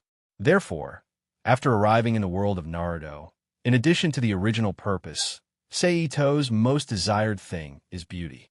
Later, with his own strength growing day by day, especially after breaking through to the A level in the absolutely pitiful world, whether in the main world or the dimensional world, as long as he doesn't do anything stupid, Ito completely let go of the pressure in his heart, and the pursuit of beauty became even more intense. Even so what if I have this desire? As long as I guard my heart, don't let myself be lost in the temptation of beauty, and keep my foundation unchanged, even if I snatch all the beauties in the world.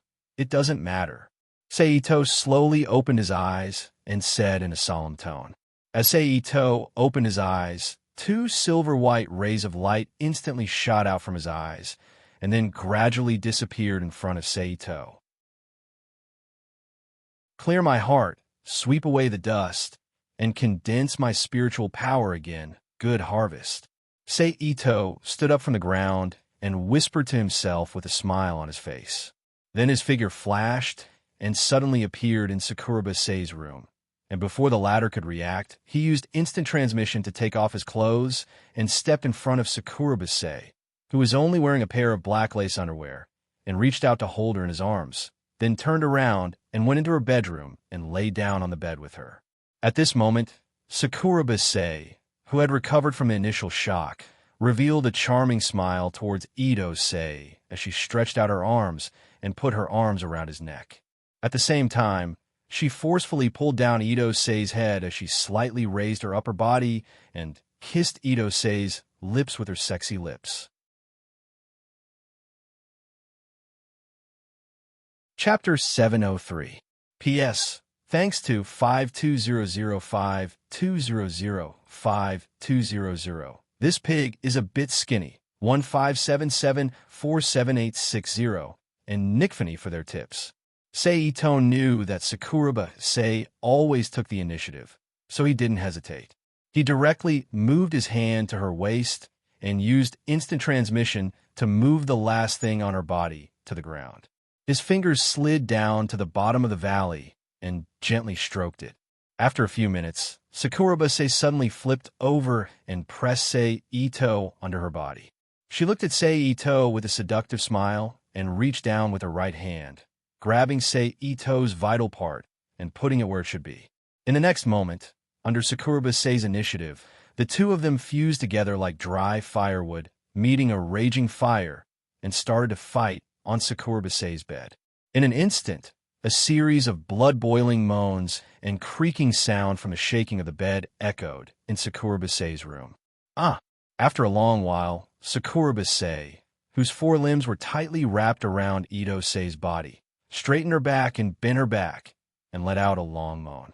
Only then did the battle between the two finally come to an end.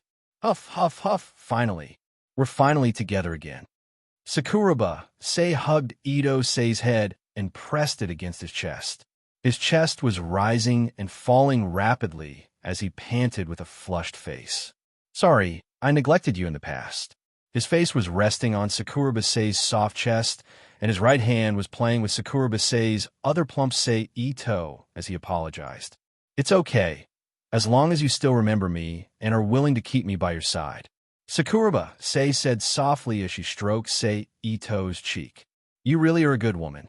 Ito-sei said in a muffled voice as he put a bun and cherry on Sakuraba-sei's chest into his mouth. Sakuraba-sei, who was stroking the back of Seito's head, smiled charmingly and said softly, Let's do it again. Okay, Seito agreed. As soon as the voice fell, Ito-sei's body slowly moved again, and then the sound that would make people's blood boil and the squeak sound produced by the shaking of the bedboard rang in the quiet room again. The next day, after eating breakfast with Sakuraba-sei, Seito's figure flashed and reappeared in the shrine and found Senko and Senko, who were cultivating. After applying for the identity cards of the Rubik's Cube world for them and setting up a spatial door in the shrine, he bid farewell to Tanabe Miyun and flashed to the cell where Saheiju, Terimeli, and her 4 disciples were imprisoned. Sakuraba-sei's cleanse them and feed S's special training. After he finished, he returned Sakuraba-sei's world, then his figure flashed. Sakuraba-sei launched instant transmission and directly moved to the place where the Kakakwan-ryu staff dojo was located. After a while, Seito's figure appeared in Kakakwan-ryu staff dojo's room.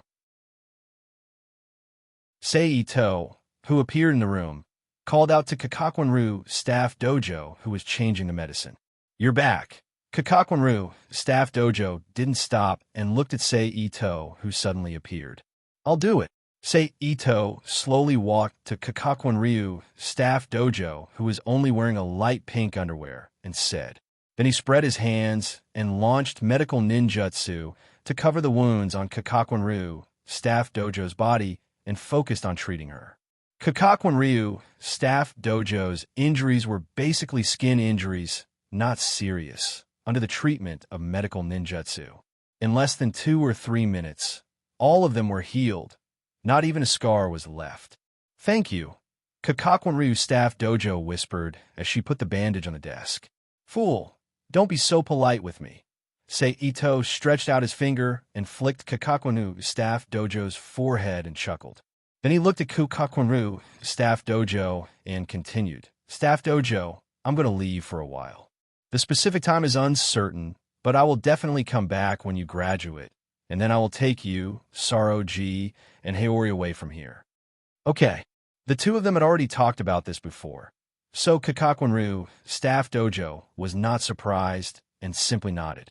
In addition, you can also ask your Valkyrie squad members if they are willing to go with you. I can also take them with me, Sei Ito said with a chuckle while gently stroking Kakakwan Ryu, staff dojo's cheek with his right palm. Do you also want to turn them into me?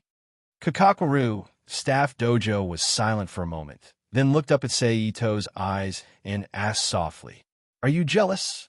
Sei Ito slowly squatted down, grabbed Kakakwan Ryu, staff dojo's hands, looked up at Kakakwan Ryu, staff dojo, and asked with a chuckle. Although Kakakwan Ryu, staff dojo, didn't answer, from her performance at this time, it was obvious that Sei Ito was right. Don't worry, they are different from you, and they can't replace your position in my heart. And the reason why I asked you to ask them is that I want to take away some of the people you are familiar with so that you won't feel lonely and unaccustomed to living there. Sei Ito held Kakakwan Ryu, staff dojo's hands in front of him, put them in front of his mouth, and kissed them while explaining softly. So if you don't want to take them away, it's completely fine. Sei Ito's hands gently fiddled with Kakakwan Ryu, staff dojo's fingers, and continued looking at Kakakwan Ryu, staff dojo. From Sei Ito's words, Kakakwan Ryu, staff dojo, felt that she was valued, and immediately said softly, I know, I will find a chance to ask them. Don't force yourself. Wait until you have thought about it before asking. We still have a lot of time, so there's no hurry. Sei Ito stood up from the ground and said, and Kakakwan Ryu, staff dojo, softly agreed. Well then, I'll go first. See you at the graduation ceremony, Sei Ito said softly as he leaned over and kissed Kakakwan Ryu, staff dojo's forehead. And Kakakwan Ryu, staff dojo, continued to whisper. Then Ito-sei smiled at Kuga Hall and used instant transmission to disappear in front of her. He appeared outside Kuga Hall's Ryu, staff dojo, and then continued to use instant transmission to move towards Nanju, Kurosawa's apartment. Half a minute later, Sei Ito's figure appeared in Nanjo, Kirishama's apartment. My dear, Sei Ito, who appeared in the apartment, opened his arms and hugged Nanjo, Kirishama's delicate body. Nanjo Kirishama, who was hugged by Sei Ito, coldly snorted and turned her head to the side, ignoring Sei Ito. What's wrong? Sei Ito, who more or less understood why Nanjo Kirishama was acting like this, asked with a smile. Nanjo Kirishama did not answer, and continued to ignore Sei Ito with a cold face. Jealous. His left hand was still hugging Nanjo Kazara's body, while his right hand dishonestly slid down to the hem of her clothes. Following the gap between the hem of her clothes and her body, his hand moved up to cover the slightly perky bamboo shoot in front of Nanjo Kazara's chest. As he gently kneaded it, he asked with a smile, Don't you still have a few women by your side? Why are you still here? Quickly go find them. Nanjo Kirishama, who raised her hand to stop Sei Ito's right arm, said with a face full of displeasure. You see, you really are jealous.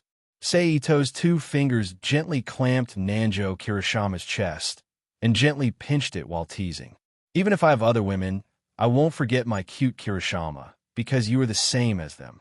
Everyone is different in my heart and has a unique beauty, so no matter what, I won't leave you behind.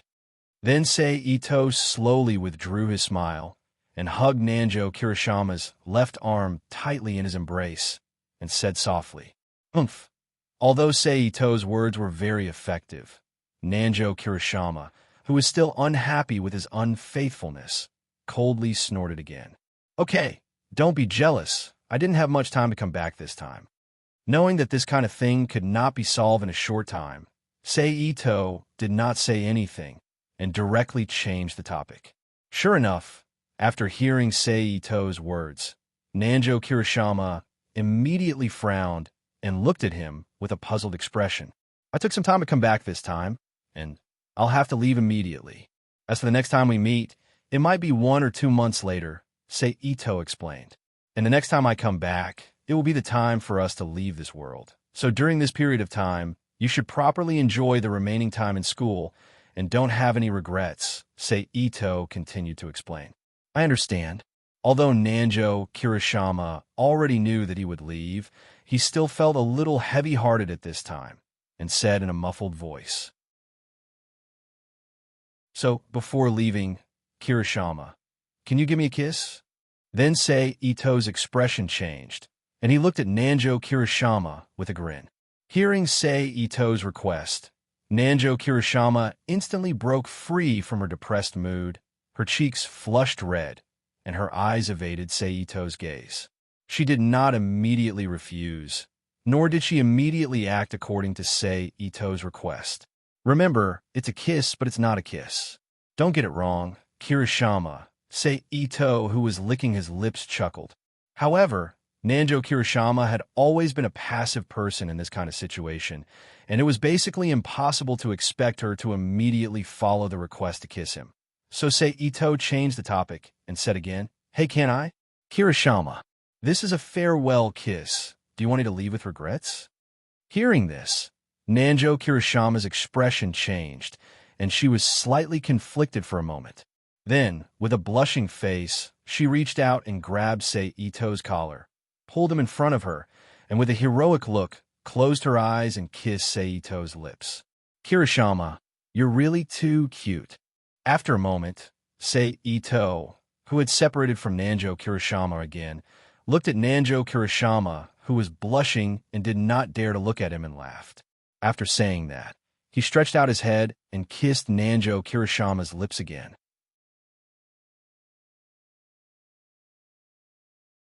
Chapter 704. After leaving Nanjo Kirisaro's apartment, Sei Ito once again found Whitebird, who was staying in the Shinhaku joint base. After bidding farewell to her briefly, he entered the Rubik's Cube world in a secluded place. "Rubik's Cube, don't seal the space-time passage to the world of the strongest disciple in history. Just send me back to that world directly," said Sei Ito, who was suspended in the void. "Yes." Space-time passage temporarily stabilized. Beginning teleportation. With the appearance of the Rubik's Cube's information, another space-time passage that was 5 hidden passages away from the space-time passage to the world of the strongest disciple in history slowly emerged from the void and began to rotate at a speed visible to the naked eye. When it reached a peak, it suddenly sucked Sei Ito, who was suspended in the void, into it, causing him to turn into a stream of light and disappear into the center of the vortex. Crackle. With the familiar sound of glass breaking, Sei Ito's figure suddenly appeared in a dirty ruin that was filled with the remains of a building. Then, Sei Ito tapped the tip of his foot and turned into a dark shadow like a demon as he rushed out of the building ruins. A few minutes later, Sei Ito rushed out of the building ruins and came to a nearby town. He then took a bus to the train station, bought a ticket, and took the train to his final destination. After more than 40 minutes, Sei Ito came to a huge manor that covered a large area and had a luxurious overall architecture. It looked like a noble's manor, but at the same time, it was not a noble's manor. Then, his figure flashed as he activated instant transmission to enter the manor and stopped at the top of a building. At this time, the space beside Ito, Sei, disappeared, and Milei appeared beside him. She was wearing a beige professional suit, and her slightly curly blonde hair was naturally draped over her shoulders. After a short moment of adaptation, Millet, who was looking around, said subconsciously. Then, her pupils shrank as she exclaimed with a slightly stiff expression, Ashford Academy. That's right, this is Ashford Academy. Seito confirmed with a smile on his face. Millet, who had received confirmation, moved her body. She quickly ran to the edge of the building under her feet and held the cement pillar fence in front of her with both hands that reach her waist. She looked out excitedly. There's no need to be so agitated. We'll be staying here for a long time, enough for you to see Ashford Academy to your heart's content and settle your family's matters. He slowly walked behind Millet and wrapped his arms around her waist. Seito said softly as he held her in his arms. You're taking advantage of me again. After the initial excitement, Millet returned to her normal self and slapped the back of Seito's hand that was wrapped around her waist. He pretended to be dissatisfied and said, Hee, I'm not taking advantage of you. I'm just afraid that you'll get too excited and accidentally fall down. Seito chuckled as he didn't remove his hand from Millet's waist, even though the back of his hands had been hit. Now that I've calmed down, why aren't you afraid that you'll take your hand away? Millet, who didn't hit him again, turned her head away slightly. He glanced at Seito from the corner of his eye. Because it's very comfortable to hug you like this. I don't want to let go, Seito said straightforwardly. Humph. Millet snorted and didn't say anything else, allowing Seito to hold her in his arms. Okay, let go of me. I want to see my grandfather, Millet said softly to Seito after a short while. Okay, Seito responded softly and obediently withdrew his hands from Millet's waist. Then, with a flip of his wrist, a small black ball suddenly appeared in his palm. Take this with you. If you can't reach an agreement with your family, and they put you under house arrest at home and continue to find blind dates for you, you can use it to contact me. At that time, I will personally go to your home to pick you up or talk to your family. Itose said as he handed the small black ball to Millet. Got it. Millet didn't stand on ceremony. She reached out to take the little black ball and put it in her pocket. I'll wait for your news, Seito said softly as he brushed Milei's hair away from her forehead. Millet nodded and glanced at Seito before walking to the connecting door. She walked into the building through the tunnel and completely disappeared from Seito's sight. Leluxiu's world, SeaWorld. Maybe I could take another big bite out of it. Seito watched Millet leave and turn around. He crossed his arms and pressed them against the cement fence in front of him as he looked down at Ashford Academy. But to be safe, maybe I should be a little more daring. Seito smiled as he thought of this and teleported away from Ashford Academy. That's it. Clean up the remaining resistance forces as soon as possible. District 11, in a conference room in the Tokyo Concession Governor's Office building, Cornelia, who was dressed in a red military uniform, said to the Brittany runner-up and government officials sitting on both sides of the long table. Yes, Your Highness. Everyone responded in unison. Cornelia didn't say anything else. She stood up from the main seat and walked out of the conference room to the governor's lounge under the accompaniment of Knight Guilford. Guilford, arrange the things we discussed earlier. I'm going to see Euphemia, said Guilford, who was half a step behind Cornelia. Yes, my lord. Guilford lowered his head and responded. He then stopped following Cornelia and walked directly to the military conference room from the intersection not far away. Without Guilford following her, Cornelia soon arrived at the room where Euphemia was under house arrest. Euphemia, Cornelia called softly as she pushed the door open. Sister. Euphemia, whose face was abnormally pale, immediately turned her head to look at the source of the voice. When she saw that it was Cornelia, she got up from the big bed with a happy face and quickly walked to greet her as she called.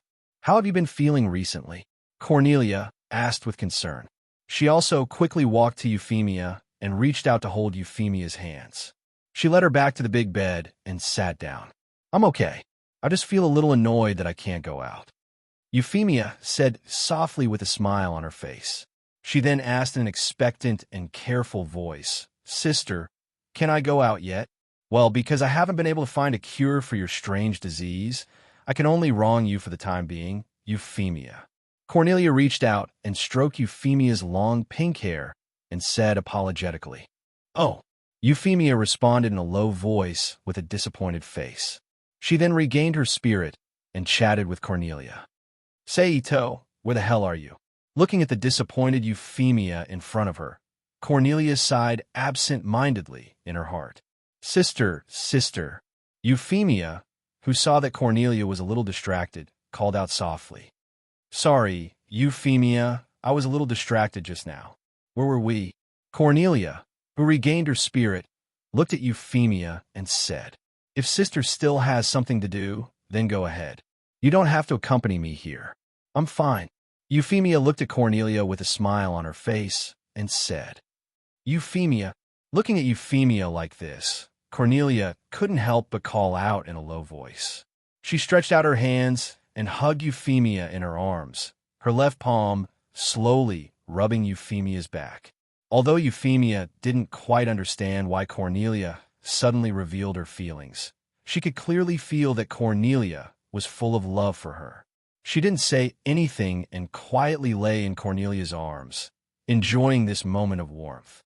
In this way, the two stayed together for more than 10 minutes before Cornelia let go of Euphemia. After telling her some things to pay attention to, Cornelia, who had turned back into the Britannia's war goddess, turned around and walked out of Euphemia's room. She walked with a cold expression to her governor's lounge cum office. After a while, Cornelia returned to her governor's lounge. Yo!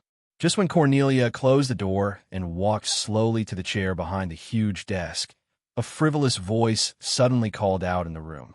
Hearing this voice, Cornelia's expression changed. She quickly waved her hand and took out a pistol from her waist, turned around, and aimed at the direction of the voice. But at this time, the place where the voice originally came from was already empty. There wasn't even half a person there. You're still so excited, Cornelia. Just when Cornelia turned around to look for the enemy, a pair of strong arms suddenly hugged her waist. Then, a familiar voice sounded in her ears. It's you, Seito. Cornelia, who finally confirmed the owner of the voice, narrowed her eyes. She was a little angry, but also a little surprised. I didn't expect you to remember me. This is really a pleasant surprise, Cornelia. Seito said in a frivolous tone as he opened his mouth and sucked on Cornelia's earlobe. Apart from this, is there no other way for you to meet someone? Cornelia, who was once again teased by Seito, said with a frown. Of course not. This way of meeting depends on the person. If you're just an ordinary woman, I wouldn't greet you in this way. Seito said with a smile as he let go of Cornelia's earlobe. Umph. Cornelia, who heard Seito's roguish words, snorted coldly. She didn't dwell on this way of meeting. After all, he had already teased her once before, so it wasn't unbearable to do it again. Now, she was more concerned about the reason why Seito came to her door this time, and how she could get him to treat the after-effects of Gius. But right now, the most important thing was to get Seito to treat Euphei's after-effects of Gius. Thinking until here, Cornelia temporarily suppressed her other thoughts and said to Seito, Seito, I remember you saying before you left that you can treat Euphei's problem. I don't know if it's true.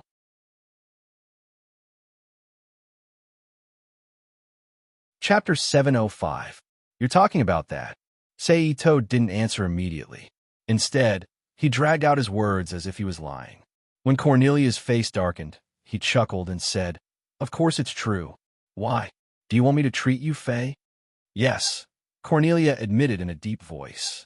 Her face lit up when she heard Seito's confirmation. You should know that I like to do things based on the principle of equivalent exchange. So, what price are you prepared to pay in exchange for my treatment of Euphei? Seito asked calmly as he pushed Cornelia to the chair behind the large desk and sat down with her in his arms. What do you want? Cornelia's brows furrowed tightly as she asked in a deep voice. If I say that I want you, what will you do? Seito reached out and pinched Cornelia's chin, turning her head to look at him. He teased with a faint smile on his face. What do you mean? Cornelia glared at Seito and said in a deep voice. It's exactly what I mean. Seito chuckled. Although there are indeed other ways to treat Euphei's problem in this world, can you guarantee that you'll be able to obtain them? Can you guarantee that they'll appear immediately and won't make you wait for a long time? So, If you want Yufei to recover immediately, the only person you can find in this world is me. Ever since Yufei's accident, Cornelia had used all her connections and forces to investigate and search for clues, but to no avail. She was fully aware that Sei Ito was telling the truth. Even so, Cornelia still found it hard to accept the condition of using herself in exchange for Sei Ito's treatment of Yufei. Even if her love for Yufei was greater than anything else, she still couldn't make this decision easily.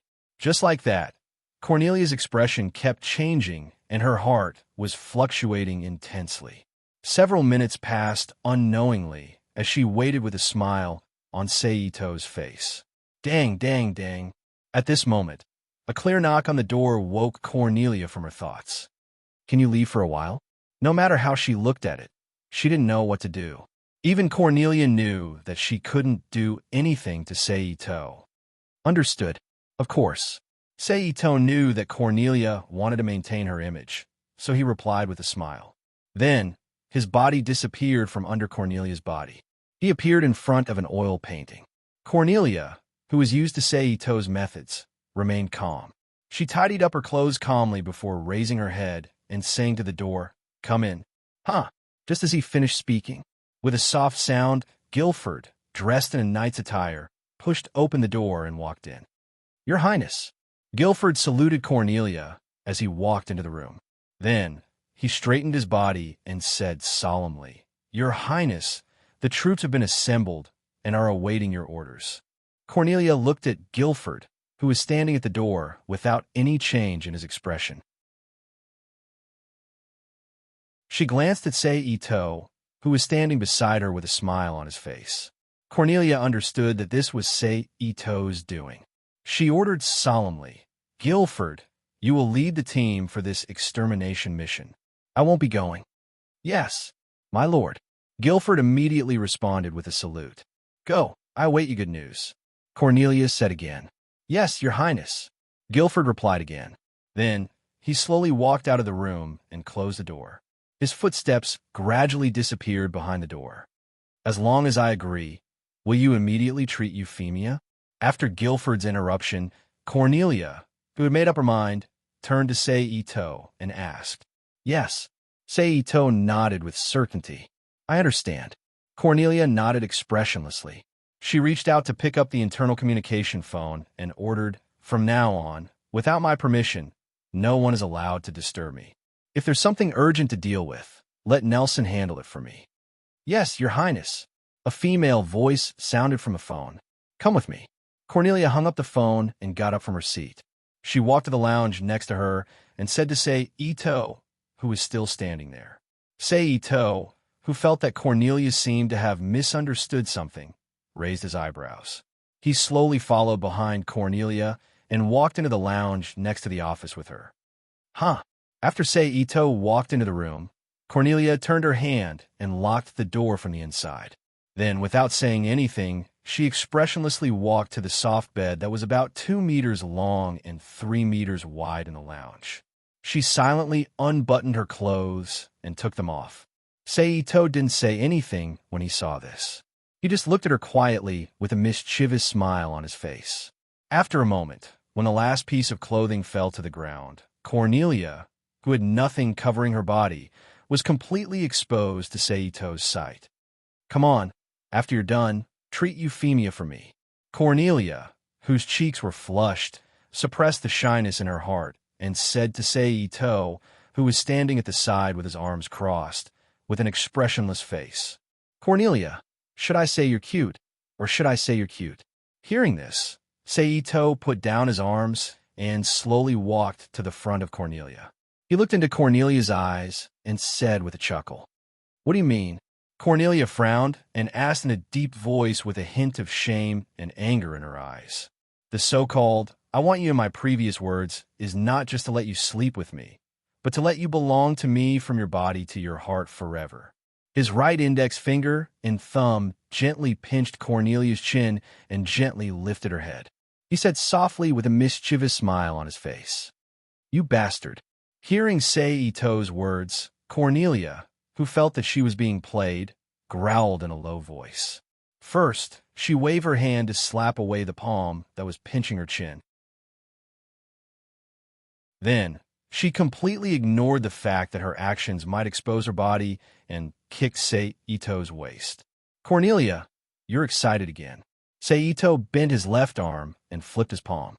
In an instant, he caught Cornelia's beautiful leg in his hand. At the same time, his right hand gently pushed Cornelia's shoulder and pushed her down on the bed. He leaned over and looked into Cornelia's eyes and said with a chuckle. Cornelia didn't answer. She still angrily glared at Seito in front of her and raised her hand to slap his cheek. Seito released Cornelia's beautiful leg from his left hand and quickly grabbed Cornelia's wrist.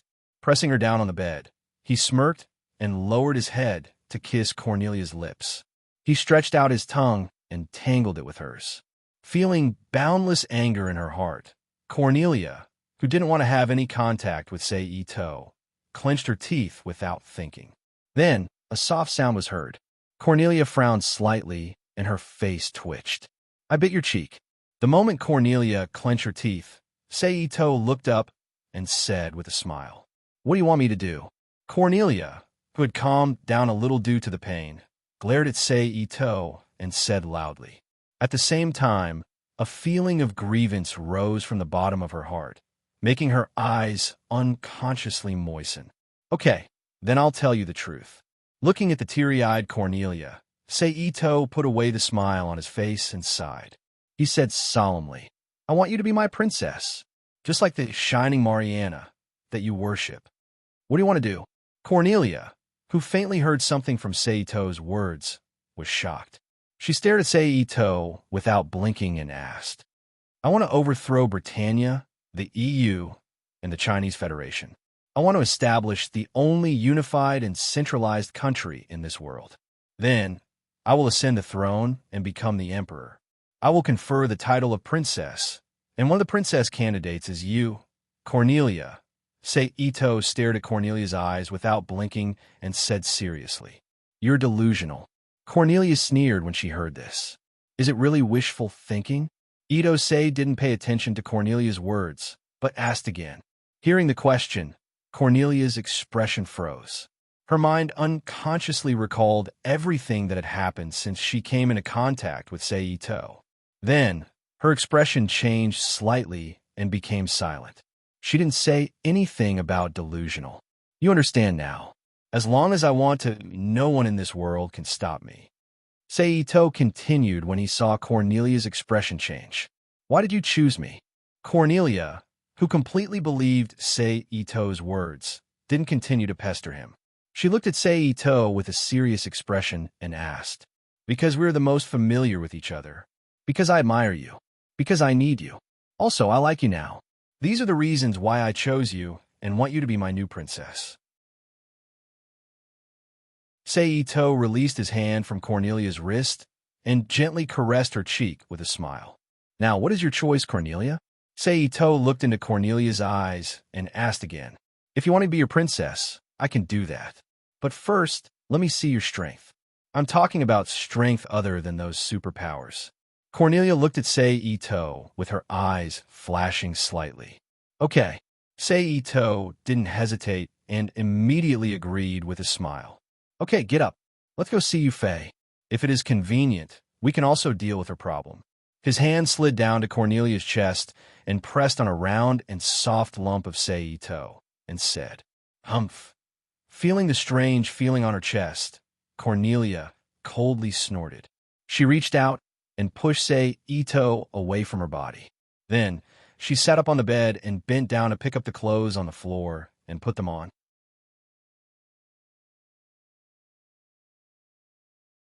Chapter 706. After a while, Cornelia, who had put on her clothes again, led Seito out of the governor's lounge. They walked along the corridor and came to the room where Yufei was under house arrest. Cornelia reached out her right arm and grabbed the door handle.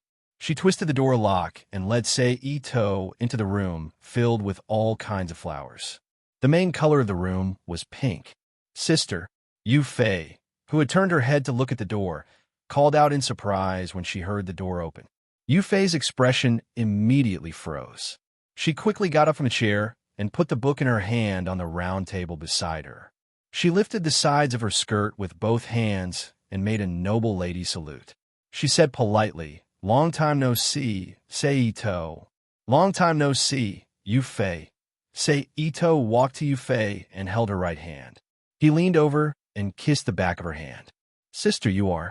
After the salute, Yu Fei, who withdrew her hand, looked at Cornelia with a puzzled expression and asked, "Yu Fei, your illness can be cured. Itsunari came here this time to treat your illness." Cornelia looked at Yu Fei with a happy face and said, "Really?" Yu Fei's face lit up when she heard this. She looked at Sei Ito expectantly and asked, "Yes," Sei Ito confirmed with a smile. "That's great. I don't have to stay in this small room anymore." Yu Fei, who had received confirmation, immediately cheered like a child who had gotten her favorite toy. "Sorry, I wasn't polite." Yu Fei, who then remembered that there were outsiders in the room, stuck out her tongue playfully at Cornelia and apologized like a virtuous lady. "It's okay. You don't have to care so much about me. Just do what you need to do." Sei Ito waved his hand and said indifferently, "Let's talk later. Let's start the treatment now." Cornelia, who saw that the two were still exchanging polite greetings, reminded impatiently. "Okay." Sei Ito, who had glanced at Cornelia, chuckled and agreed. "What should I do?" Sophie asked doubtfully. "You don't have to do anything. Just close your eyes." Sei Ito shook his head and smiled. "Oh." Yu Fei nodded as if she understood. He stood there and closed his eyes. Sei Ito didn't hesitate. He placed his palm on Yu Fei's smooth forehead and closed his eyes to mobilize his spiritual power. He activated his spiritual sensing ability and entered Yu Fei's mind. "Fisk, so this is Yu Fei's soul world? It really fits her personality." An instant later, Ito Sei, who had appeared in a vast and boundless garden, turned his head and looked around in the dark. "It's just that the range is so large. How can I find it?" After looking around the surrounding environment, Ito Sei, who chose a direction at random, frowned and thought. Perhaps the willpower energy of the same origin as the source of the Geas energy in World C might be of some use. Thinking of this, Sei Ito's spiritual wave changed. A strange frequency was emitted from his spiritual power. It spread to the entire soul world. Not long after, a strange wave that was very similar to Sei Ito's spiritual wave came from afar and attracted Sei Ito's attention. "Over there." Sei Ito turned his head and looked in the direction of the feedback wave. He then stomped his foot and rushed in the direction of the feedback wave like a shadow. After moving at such a high speed for a moment, Sei Ito stopped and looked up at the feedback wave not far in front of him. In an instant, Yu Fei appeared in front of Sei Ito. She was huge, bright red, and had the same V pattern on CC's forehead and Luxiu's Geas. Her body was covered by a blurry shape and a huge gray figure with no facial features. That giant gray figure is the protective shield formed by the ownerless soul energy I left behind. As for the V pattern, it must be Luxiu's Geas command that went out of control. Ito Seiki thought as he figured out the two things outside Yu Fei's body. "Huh? Seito, why are you here?" Yu Fei, who was trapped in place by the two types of energy, was looking around in boredom. She was surprised to see Sei Ito suddenly appear. "Of course I'm here to save you." Sei Ito smiled as he walked slowly toward Yu Fei. "Really?" Yu Fei said with a face full of surprise. "Uh-huh." Sei Ito nodded affirmatively. He then turned his head to look at the huge, bright red V symbol and said, "Yu Fei, come and help me." Punch the red symbol outside. "Oh." Although Yu Fei didn't know why Sei Ito wanted her to do this, she still obediently walked to the huge V symbol and swung her delicate fist at it. As Yu Fei swung her fist, the giant gray figure wrapped around Yu Fei also moved. It also swung its fist at the huge V symbol that it was in a deadlock with. Bang! In an instant, there was a muffled sound. The giant gray figure and the huge V symbol trembled together. At the same time, Yu Fei's face in the real world turned pale. Her cheeks immediately became abnormally red. "Continue." Seito, who saw the changes caused by the collision between the two sides, shouted in a low voice. "Oh," Yufei replied, and swung her fist at the huge V symbol again. At this time, Seito's figure flashed and suddenly appeared in front of the huge V symbol. He used his right fist that was covered in a strange light to smash the huge V symbol. Bang! Crack! In an instant, a muffled sound and a clear shattering sound echoed in Yufei's spiritual world. Again, Seito, who was suspended in midair, shouted. Then he swung his arms and hit the surface of the huge V symbol with his fists that were covered in a strange light like rain. Bang, bang, bang, bang. Kacha, kacha, kacha. Immediately, a series of muffled sounds and crisp cracking sounds reverberated in Sophie's mental world. Crackle. After a moment, there was a sudden sound like glass shattering. The huge V symbol that was in a deadlock with a giant gray figure that shrouded Yufei suddenly shattered into countless irregular bright red fragments and fell to the ground like snowflakes. Seeing this, Seito used his telekinesis to quickly shroud and imprison these scattered bright red fragments. Then, he controlled his telekinesis to gather them into an extremely irregular sphere and held it in his hand. Is it done? Yufei, who was covered in a thin film formed by the shrinking giant gray figure, looked up at Seito, who was gradually descending, and asked, "Yes, it's done. You can move freely here in the future." Seito smiled and affirmed with his feet on the ground. "That's great." Yufei clapped her hands in front of her and said happily. Then she thanked him sincerely. "Thank you, Seito. It's nothing. It's nothing." Seito smiled, and then the smile on his face disappeared. He looked at Yufei and said, "Okay, I should go. See you outside." "What?" Yufei asked in confusion. Seito didn't answer Yufei's question. He just smiled at her, and his body suddenly scattered into countless sparkling stars that looked like fireflies and disappeared in front of Yufei.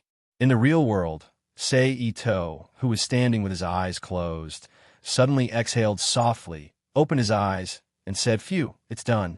"Really?" Cornelia said with some disbelief. Although Seito stayed in the spiritual world for a long time, it was only a second or two to the outside world. For Cornelia, who was nervous, she didn't feel anything at all.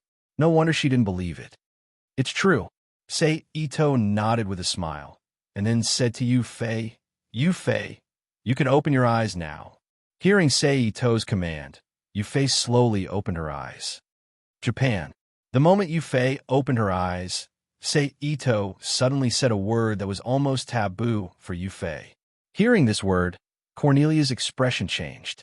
She suddenly turned her head and glared at Seito. She was about to get angry, but then Yufei's voice extinguished the anger in her heart, and she looked at the slim and graceful Yufei in front of her with surprise. "What's wrong with Japan?" Yufei asked with a puzzled look. Then she turned to Cornelia and asked, "Sister, what's wrong with my Japan SAR? And Suzaku? Where is he?" "Yufei, you're finally okay. That's great." Cornelia, who completely ignored Yufei's question, stepped forward and hugged Yufei's body and said excitedly, "Sister?" Yufei called with a puzzled look. "Let me say it."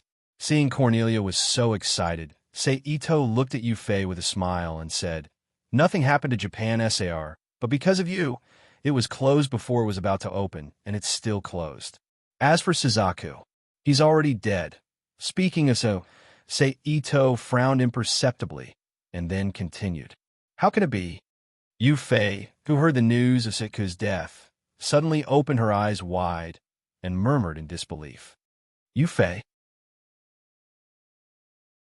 Cornelia, who felt the change in the delicate body in her arms, immediately turned to look at Yufei and called out in a worried tone, "How can it be? How can Suzaku die? Why?" Sophie, who was immersed in her own world, didn't pay any attention to Cornelia. She just muttered to herself with a blank expression, "It seems that Yufei needs to calm down for the time being. In that case, Cornelia, you stay here and accompany her. I'll leave first." Seito knew that there was nothing to do here, so he said, "You bastard, hurry up and leave." Cornelia, who was full of anger, turned her head and shouted at Seito.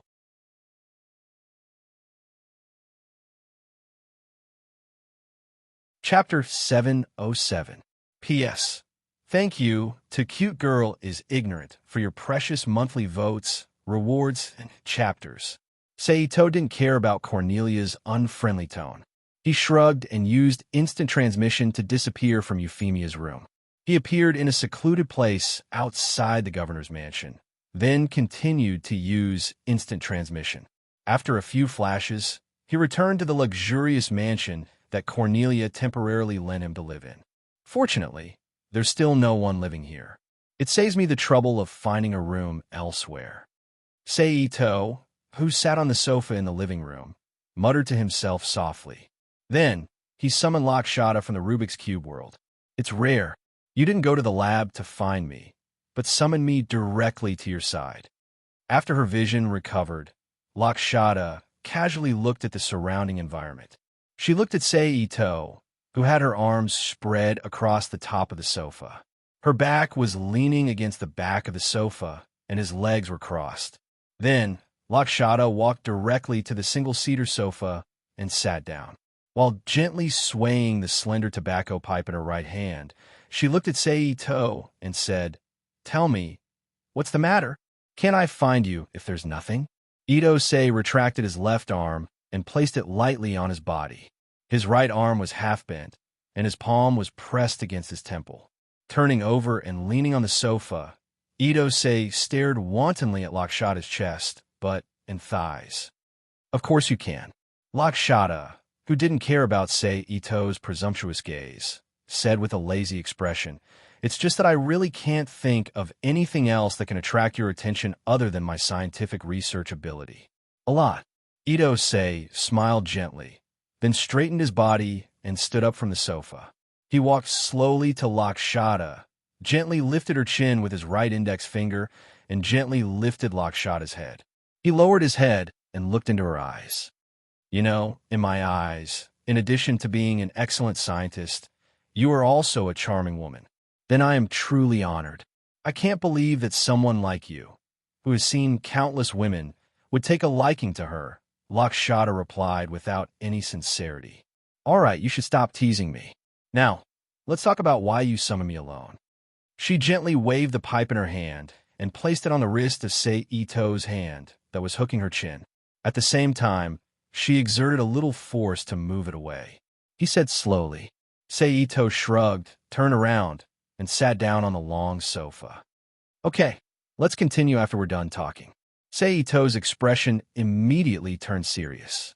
With a serious face, he said, "I plan to overthrow the current regime of Britannia, the EU, and the Chinese Federation, and establish the only unified regime in this world, so I need your help." "Oh, with your abilities and the things in your hands, this should be easy to do. Why do you need me?" Lakshata's eyes flashed, and he still spoke casually. "Like you said, with my abilities and everything in my hands, it is indeed easy to unify this world. But that is just a false unification. Other than the world being mine on the surface, who knows what the people below will do? I don't have the time to play with them. So in order to be in place, I need the support of the original forces in this world." His left arm was crossed in front of his chest. Ito-sei raised his right arm and straightened his right index finger. From time to time, various birds, beasts, fishes, flowers, and so on were conjured at the tip of his finger using lightning, water, and fire elemental energies. Then you should have a lot of choices. For example, the Headfell family behind Karen, the Ashford family behind Mill, or the Isbrud family behind Countess Bean. Lakshata looked at the three elements that were constantly changing at Seito's fingertips. "Since you mentioned those three families, I'll explain to you why I didn't look for them." Seito retracted his finger, clenched his fist, and annihilated the three elements. "There are two reasons why I didn't look for them. One of them is that they are all nobles belonging to the Britannia Empire. If I use their power, they will easily be instigated by the higher-ups of the Britannia Empire. They are not suitable for this kind of thing. The other reason is that they have no reason to play such a big game with me. Regardless of whether Karen and Miley I are by my side or not, as a noble, it is perfectly normal to sacrifice a willful daughter to preserve the legacy of a family, unless that family's talents have withered to the point where they only have one daughter to inherit. And obviously, not to mention the Headfelt family, which is currently one of the top 8 noble families in Britannia. Even the Ashford family, which has fallen to its current state, has many branch bloodlines. It won't be to the point where the Ashford family will be extinct without Mill. As for the Isbrud family, how much power do you think Royd, who isn't good at managing the family, can hold in his hands? Sei Ito sneered. What do you want me to do? After Sei Ito explained his reasons, Lakshata, who was silent for a few seconds, bit the copper mouthpiece at the end of the pipe, took out a slender match from her pocket, and lit the tobacco leaves. She took a few puffs and exhaled a puff of white smoke, hiding her face behind the smoke. Just like how you helped the Black Knights before, help me contact a group of people and equipment. Sei Ito narrowed his eyes and stared at Lakshata, who reappeared in the air, and said in a deep voice, Equipment is easy, but people are a bit difficult. If your initial battle location is within the Chinese Federation, it will be easier, Lakshata said with a frown. Try your best to contact them. I will also gather a team on my side. After all, I want to fight a world war. If I only rely on the people you contact, even with the help of my equipment, I don't know how long it will take. Sei Ito chuckled. Okay. Lakshata nodded in agreement. Sei Ito tilted his head and sized Lakshata up for a moment. Then he suddenly stood up from the sofa and walked to Lakshata, grabbed her arm, and brought her back to the Rubik's Cube world. They appeared in the house in the central area. What? Didn't you tease me enough? Are you going to force yourself on me now? Lakshata, who noticed the change in environment, didn't panic at all and said in a casual tone, Well, I do want to. Sei Ito shrugged and looked at Lakshata's body wantonly. However, when he saw Lakshata's unchanged expression, he curled his lips and said disinterestedly, Forget it. Let's wait until we have the opportunity to do that. With that, Sei Ito summoned Cecil, Nina, Royd, Erica, Celine, and Emma from the biological laboratory to the central house. Sir, this was Cecil and Emma's greeting. Sei Ito, this was Erica, Celine, and Nina's greeting. Oh, we're not meeting in the lab, but somewhere else. Is something interesting going to happen? This was the first sentence that came out of Lloyd's mouth after he finished observing his surroundings. That's right. Something good is going to happen. Sei Ito looked at the 7 scientists in front of him who almost dominated the military scientific research of the entire Rubik's Cube world and smiled. Oh, Royd looked at Sei Ito with interest, waiting for him to continue. In view of the recent changes in the world, in order to let you adapt to the increasingly strange scientific research needs, I plan to teach you alchemy, Sei Ito announced to the 7 people in front of him with a solemn expression. Alchemy. Hearing Sei Ito's announcement, Royd, Lakshata, Cecil, Nina, Erica, Celine, and Emma from the biological laboratory exclaimed in unison. That's right, Sei Ito said as he clasped his hands in front of him, then separated his hands and grabbed the ground. Immediately, a small pile of soil that quickly turned into metal rose from the pit on the ground at a speed visible to the naked eye. After a while, it turned into a katana in Sei Ito's hand. It's alchemy. Then Sei Ito turned the right hand holding the katana, and the tip of the katana aimed at the palm of his left hand. He said lightly while stabbing the katana into the palm of his left hand. Royd, Erica, Emma, and others who witnessed the use of alchemy for the first time stared at Sei Ito's movements without blinking, recording this magical process in their minds. After a while, with a soft sound, Sei Ito clapped his hands together again. As for the katana that originally existed between his hands, it dissipated into a pile of soil powder in the process of Sei Ito's left hand and drifted to the ground. Interesting. Royd, with a neurotic smile on his face, reached out and pushed up the glasses on his face. His eyes switched back and forth between the soil on the ground and Sei Ito's hands. Okay, put away your thoughts first. Now I'll start teaching you alchemy. Don't fall behind others because of your wild thoughts. That will be embarrassing. Seito's gaze swept over Royd, Erica, Emma, and others in front of him again and chuckled. Hearing this, Royd, Erica, Emma, and others' expressions changed. They all focused their minds and listened to Seito's explanation. Alchemy is a mysterious technique created by ancient sages to pursue longevity and explore the truth of the world. It uses knowledge as a source of power and a source of power. The core rule it follows is equivalent exchange.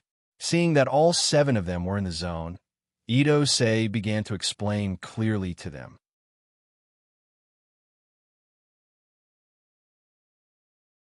Chapter 708. P.S.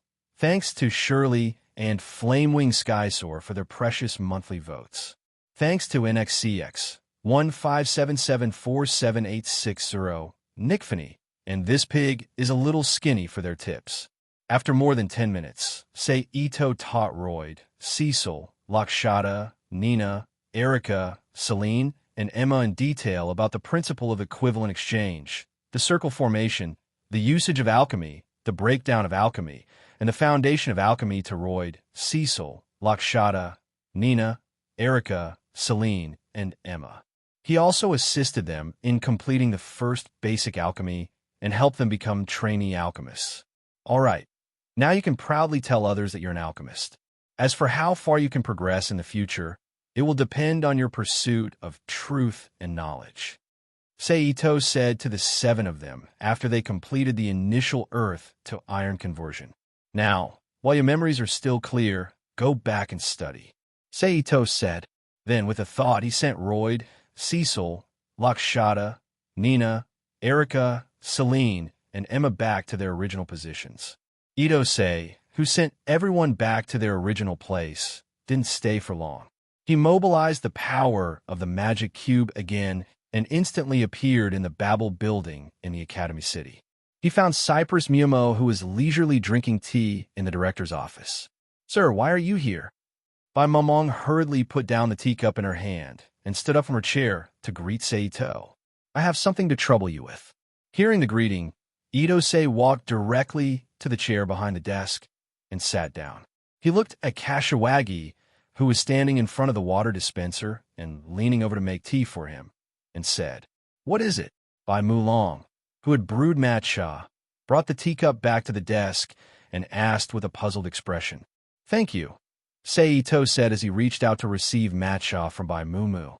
Then he looked at Bai Mumu, who was standing at the table, and continued, "I remember that we have a brainwave comprehensive magnifier in Babel, right? There is such a device, but it is used to magnify the probability of foresight espers predicting the future. And sir, when you moved Babel, you didn't bring that group of equipment in, so there is no physical existence of an amplifier in the headquarters at present." Bai Mulong explained euphemistically. "I know. What I mean is that we should have the construction information of that instrument in our hands, right?" Seito asked with a smile as he took a sip of matcha. "Yes," Bai Mulong said with certainty. "That's good."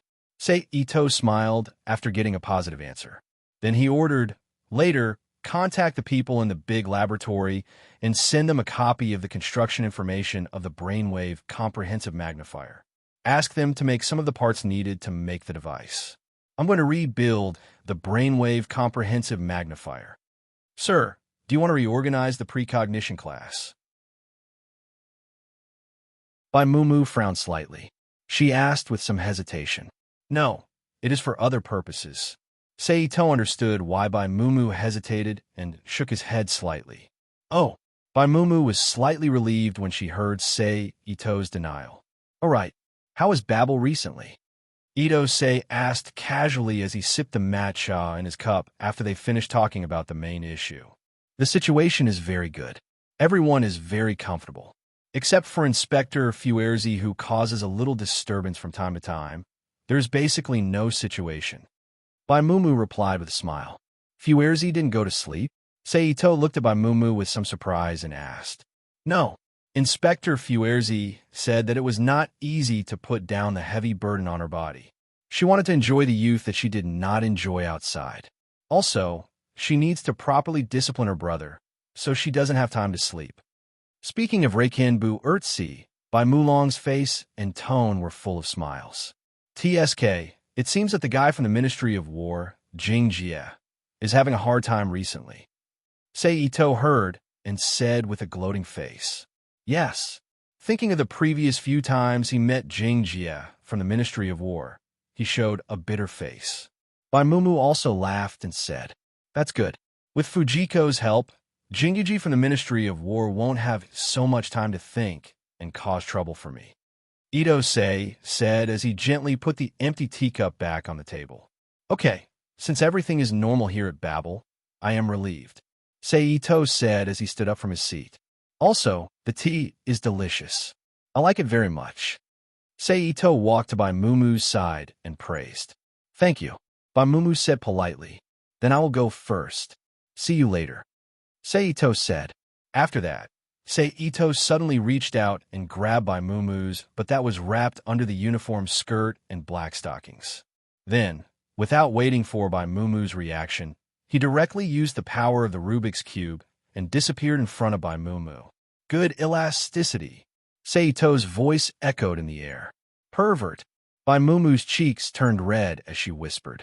On the other side, Seito returned to the central area of the house and sat on the ground again. He opened his right hand in front of him, and then a small, salty red ball with an extremely irregular surface appeared in his palm. The power of Geas. I don't know what will happen after the will energy ball swallows it. Seito looked at the small ball in his hand and thought to himself. Then, with a thought, the small red ball immediately disappeared from his palm and appeared next to the will energy ball in the void of the Rubik's Cube world. From time to time, the white mask would appear on the surface of the will energy ball. The distance between the two was not much, so it only took a few seconds for the small red ball to touch the surface of the will energy ball. In an instant, the small red ball turned into a red line and quickly merged with the will energy ball. Then, like an impurity that had been diluted countless times, it melted into the will energy ball. Nothing happened. Seito muttered to himself. Because most of his mind was connected to the will energy ball, his expression was a bit sluggish. But it's just a small thing, and it's just a broken remnant of energy. It would be strange if something really happened. After withdrawing his mental power from the will energy ball, Seito, whose expression had returned to normal, muttered to himself with a self-deprecating tone. Then, with a thought, he summoned Karen to his side. Seito. After her vision adapted to the spatial shift, Karen called out. When she found that there was only herself and Seito, Karen called out in surprise. Seito, who got up from the ground, smiled slightly, stepped forward, took Karen's hand, and left the Rubik's Cube world with her. They returned to the villa in Leluxiu's world. This is, looking at the familiar decorations and furnishings in the villa, Karen said with a hesitant expression. Yes, this is the villa near your home where I used to live temporarily. Seito confirmed. You mean we are now in the world where I was born? Karen immediately turned to look at Seito. She said with a surprised expression. Yes. Seito nodded in confirmation as he held Karen's hand and walked to the spiral staircase on the side. You came back this time for Karen, who had received confirmation. Let Seito hold her hand as they walked while looking at Seito's side profile with a puzzled expression. Originally, I just wanted to send Miley back to visit her family and solve some problems, but I suddenly remembered that there is something in this world that is very attractive to me. So in order to let me get that thing smoothly, I'm going to start a revolution in this world. He brought Karen to the balcony on the second floor of the villa. Seito, who was looking into the distance, said softly, just like the original Black Knights. Liberate Japan and overthrow Britannia? Karen asked. No, what I want to do is not something so petty. Seito, who reached out and hugged Karen in his arms, smiled and said, I want to do something bigger. I'm going to completely overthrow the Union of Britannia, EU, and China, establish the only centralized country in this world, and then ascend the throne as emperor. What do you need me to do? Karen did not question Seito's thoughts and decisions. Instead, she asked with a serious expression, looking as if she would obey any decision of Seito. Seito, who tightened his arms and pressed Karen's back against his chest, said softly, "It's very simple. Just like before, I will drive the Red Lotus Sacred Heaven Baji style, that is far beyond the technological level of this world and destroy all the enemies in front of me." Okay. Karen, who had her hands on Seito's hands, agreed without hesitation. "Hey, Karen, what do you think about me going and cuckolding your father?" Then Seito changed the topic. With a smile on his face, he said in a frivolous tone, while looking at another huge duplex building not far away, "Don't tell me you want to." Karen, who was also looking at the duplex building not far away, said with a strange expression, "Ha ha, I'm just teasing you." Seeing that Karen was really thinking about it, Seito couldn't help but laugh out loud. "I don't like that kind of arrogant woman." A look of shame and annoyance flashed across Karen's face when she heard that. She lifted her foot and kicked Seito's instep while gritting her teeth. Feeling the great pain from his foot, Seito drew back the corner of his mouth and said, "Karen, you are too cruel. You actually used the heavenly guard foot. Do you want me to be crippled?" "Humph." Karen snorted coldly, unmoved. "Damn it. How dare you treat your man like this? Watch how I teach you a lesson." Seito raised his eyebrows and said in an evil tone. Then, he activated hyperspace perception and locked onto the Haida-Felt family's villa not far away. He found the bedroom belonging to Karen, carried Karen, and launched an instant transmission to appear in the bedroom. "This is..." Karen, who saw the space change again, looked around and said, "Watch me torture you." Seito ignored Karen's doubts and directly pushed Karen down on the huge bed that was more than 2 meters long and 1.5 meters wide. He then leaned over and kissed her on the lips. Ugh! Karen, who sensed that a foreign object had invaded her mouth, instinctively let out a low moan in her throat. Then, she raised her arms, hugged Seito's neck, and kissed him passionately. At this moment, Seito did not hesitate. He launched an instant transmission and moved his and Karen's clothes to the side one by one until there was nothing covering them. Then, Seito's hands began to move, gently stroking Karen's smooth and tender body to give Karen's body greater sensory stimulation. After a while, Seito, who separated from Karen again, looked at Karen with a gentle face and said softly, "I'm coming, Karen." And Machem, Karen, whose eyes were moist and face flushed, responded softly as she panted softly. Seeing this, Seito no longer hesitated. He gently separated Karen's legs with his legs and gently pressed their vital parts together. Then he slowly exerted force with his waist and gradually sent his vital parts into a warm and moist place until his lower abdomen and Karen's lower abdomen were completely in contact. And Karen, who suddenly felt a sense of satisfaction, frowned slightly and subconsciously let out a low moan in her throat. Then, Seito, who was hugging Karen's back with both hands, exerted his upper body and gently lifted Karen's body from the bed. Then, he turned around and sat on the bed with Karen in his arms.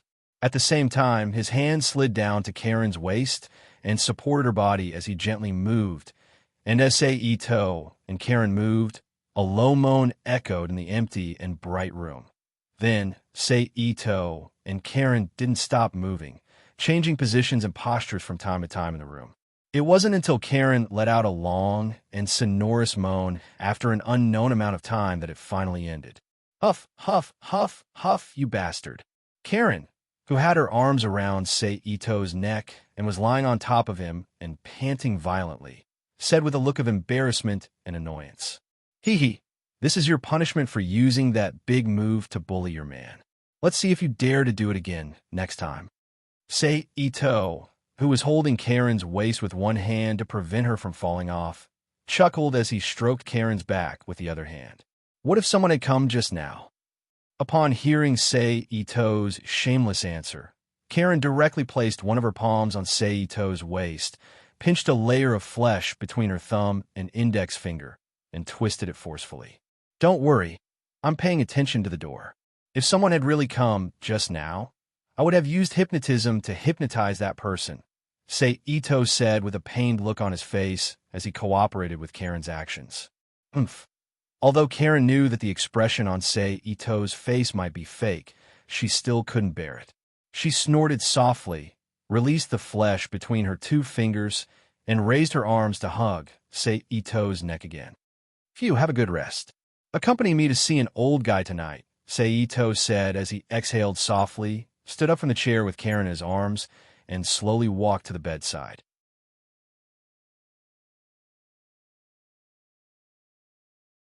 Chapter 709. Karen didn't ask who they were going to see. She obediently closed her eyes and rested in Ito's arms. Just like that, while Karen and Itosi were resting, the originally bright sky outside the window gradually darkened, until it finally turned completely dark, leaving nothing but darkness behind. Specks of moonlight illuminated the earth. Feeling that it was almost time, Ito gently patted Karen's back and called out softly, "Karen, get up. It's time for us to get down to business." After waking up from her sleep, Karen, who was still a little sleepy, responded in a lazy voice. Then, she bent over and got up from Ito's arms, ignoring her exposed body. She turned over and walked out of the bed to the scattered pile of clothes, ready to pick up the clothes. She was going to put them on. "Ito, send me back first. I want to take a shower." At this moment, Karen paused in her action of grabbing the clothes and turned to look at Ito, who was sitting up from the bed. Said, "Let's go back together. It just so happens that I want to take a shower too." Ito, who stood up from the bed and walked slowly to Karen, said. After saying that, with a thought, he brought Karen and the scattered pile of clothes back to the magic cube world and appeared in the house in the central area. Inside, then Ito took Karen into the bathroom and washed up inside. During this period, the two of them naturally rubbed each other's ears and temples together. After more than half an hour, the two of them finally finished bathing and returned to the living room. They changed into the two new sets of clothes that Ito had conjured and returned to the magic cube world. They returned to Karen's bedroom in the Hudafet's villa in the Lelouch world. Then, Ito reached out and hugged Karen into his arms. He activated instant transmission and disappeared from the bedroom. He appeared in a secluded place outside the villa and continued to activate instant transmission. He then teleported to his destination. After 2 to 3 minutes, Ito finally arrived at his destination. "The person you want to see shouldn't be Kirahara Tai-san, right?" Karen, who saw the familiar scenery again, said with a surprised expression. "That's right. It's that old man." Ito laughed. "Are you going to involve him in the matter you mentioned before?" Karen continued with a slight frown. "Yes, why? Is there a problem?" Ito looked at Karen with interest and asked, "Although I'm not that familiar with Kirahara Tai-san, I'm not that familiar with him. However, whether it was from the mouth of the Fan Yao, or from the rumors of other resistance organizations, or from the conversation with the Fan Yao, Guru's impression of Kirahara Tai-san, he's not a simple person. I have doubts about the safety of letting such a person participate in that kind of thing," Karen said. "Not bad, Karen. You've finally shed the naivety of the Black Knights." Ito turned his head to look at the man beside him. Karen praised with a smile on her face. "Just as you said, Kirahara Tai-san is not a simple man. But do you think we are simple?"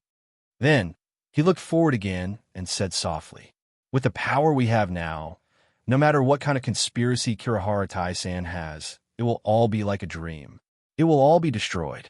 What's more," Ito then changed the topic. At the same time, he led Karen through the last passage and came to a huge room. However, there was nothing inside, other than a desk, an executive chair, and 2 spray tree-shaped bonsai plants. There was no other decoration in the room. Kirihara Taizo continued with a confident look. "Kirahara Tai-san won't dare to do anything to me." "My lord," seeing Ito barging into the room without any etiquette, Kirahara Tai-san, who was sitting on the chair, suddenly stood up from his seat. He walked around the room. He walked around the desk in front of him and greeted Sei Ito with a surprised expression. Seeing Kirihara Tai-san's behavior, Karen's face immediately showed a surprised expression. However, she quickly put away her surprised expression and returned to normal. She calmly followed Sei Ito and watched the development of the situation. "Long time no see, Kirihara Tai-san," Sei Ito said with a faint smile on his face. "It has indeed been a long time, my lord. I wonder why you are here this time." Kirihara Tai-san's slightly bowed body became even more bent. Kirihara Tai-san, who was beside Sei Ito, asked respectfully, "The purpose of my visit this time is very simple. I want people—" Sei Ito, who went straight to the executive chair at the desk and sat down, gently turned the chair to face Kirihara. Tai-san said, "I want all the resistance forces in the hands of the 6 families in Kyoto." "My lord, you want to—" Kirihara Tai-san was shocked when he heard that. He looked up at Sei Ito hesitantly. "There's no harm in telling you." He quietly stared at Kirihara Tai-san for a moment. When Kirihara Tai-san's face was covered in sweat and his body was trembling slightly, he sneered, "I want to learn the Black Cavalry. Start a war of resistance." Phew, as expected, Kirihara Tai-san was shocked when he heard Sei Ito's answer. Then, he looked up at Sei Ito again and said respectfully, "My lord, I will transfer all the resistance forces in my hands to you later. But, speak." Sei Ito frowned when he saw Kirihara Tai-san stuttering again. "Yes, my lord."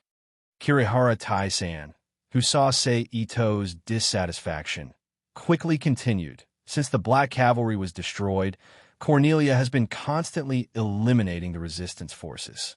I'm afraid that the number of people we have might not be enough to satisfy you. Also, my lord, I can only represent the Kirihara family to make decisions. As for the other 5 families, I can only influence them. I'm not sure if they will be willing to contribute their forces. Please forgive me, my lord." Bam, bam, bam, bam. Sei Ito, who heard Kirihara Tai-san's words, tapped the armrest with his right index finger and frowned as he pondered. Then, Sei Ito stopped tapping and looked at Kirihara Tai-san again. "What if I control the girl in the royal family?" "My lord, although the girl in the royal family has a righteous name, most of the actual power is still in the hands of the 6 families in Kyoto. That's why," Kirihara Tai-san explained respectfully. "In other words, even if I control the girl named Kagura, the other 5 families might not be willing to hand over their forces. Is that it?" Sei Ito sneered. "I can only say that it's possible. After all, the righteous name has a lot of weight," Kirihara Tai-san said ambiguously. "Forget it. Hand over the resistance forces in your hands to me. Then contact the 6 families in Kyoto and the royal family in Kirihara Heavy Industries. Hold a meeting and make it clear when the time comes. If they know what's good for them, I'll spare their lives. If they don't, I don't mind them. Give them some strength." Sei Ito's eyes flashed with murderous intent as he said with a sneer, "Yes, my lord." Kirihara Tai-san felt the murderous intent from Sei Ito's body, and his body was covered in cold sweat again. He nodded. "Go." Sei Ito waved his hand like the owner of the room. "Yes, my lord. I'll take my leave first." Kirihara Tai-san also cooperated. He turned around and walked out of the big room to prepare the information in his hands for Sei Ito. There's a list of resistance forces members, strongholds, and information about their equipment. I didn't expect that the last time we met, Sean and I told them to be careful. We were afraid that if we said something wrong, we would offend him and cut off our logistics supplies. Now he's so careful. The changes in this world are really... After Kirihara Tai-san left the big room, God Karen sighed with emotion. "It's not a big deal. In this world, no matter what achievements we achieve, we're just passers-by. Only there is our final destination." Sei Ito turned his chair and reached out to grab Karen's hand. He pulled her into his arms and hugged her as he looked out of the huge floor-to-ceiling window. Half of Mount Fuji was covered in snow, and the other half was covered in layers of metal. Yes, Karen, who was sitting on Sei Ito's lap, was also looking out of the window at Mount Fuji covered in steel buildings that represented humiliation.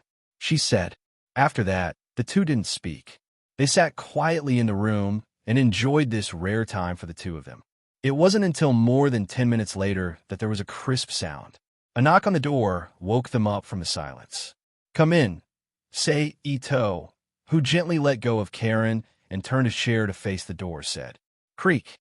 With a soft sound, Kirihara Taisen, who was short and wore a traditional dark green Japanese-style kimono, was pushed away from the door with a pile of paper materials. He walked into the room through the door. "My lord, this is the list and information of all the resistance members that you want." Kirihara Taisen, who walked slowly to the desk, held out his hand. He handed the information to Sei Ito. Sei Ito didn't stand on ceremony. He directly reached out and took the information from Kirihara Taisen's hand. He held it in front of his eyes and looked at it. "Just now I've sent out a call. We've agreed to meet at the secret room of Kirihara Heavy Industries at 11 o'clock tomorrow morning." Sei Ito flipped through the information. Kirihara Taisen continued. "Oh," Sei Ito responded casually. Kirihara Taisen, who had finished what he needed to say, didn't disturb him. He stood quietly by the side and waited for Sei Ito to finish reading the information. However, he glanced at Karen, who was standing beside Sei Ito from time to time with a strange expression. Clearly, he had also remembered who Karen was. That's really little. After a short while, Sei Ito, who had browsed through all the information, casually threw the information on the desk in front of him in disdain. He said, "But forget it. It's better than nothing. Anyway, I don't expect this mob to fight the real war." Then, without waiting for Kirihara Taisen to say anything, he continued. Kirihara Taisen spoke again. "Okay, arrange a room for me first. If there's anything else, we'll talk about it after meeting the girls from the other 5 families and the royal family tomorrow," Sei Ito said. He stood up from the boss chair and looked at Kirihara Taisen. "Yes, my lord. Please come with me." Kirihara Taisen first responded respectfully, then reached out his hand to lead the way again.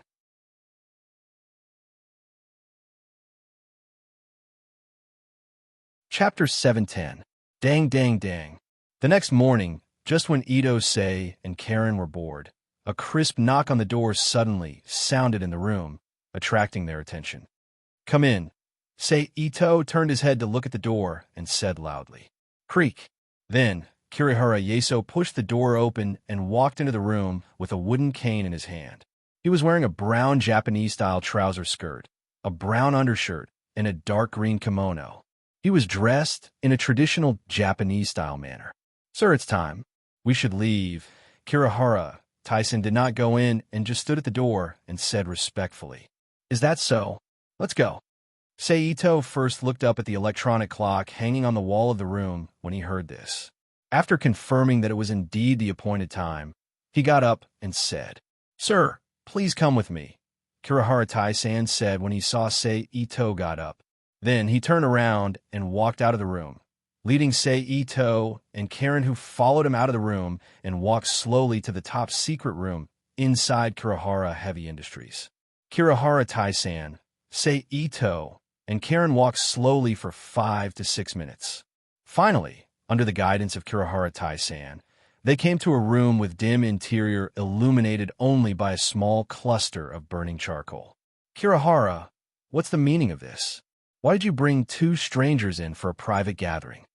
As soon as Kirihara Taisen, Sei Ito, and Karen entered the room, a mean voice came from the mouth of an old man with a gloomy vulture face who was sitting around the charcoal.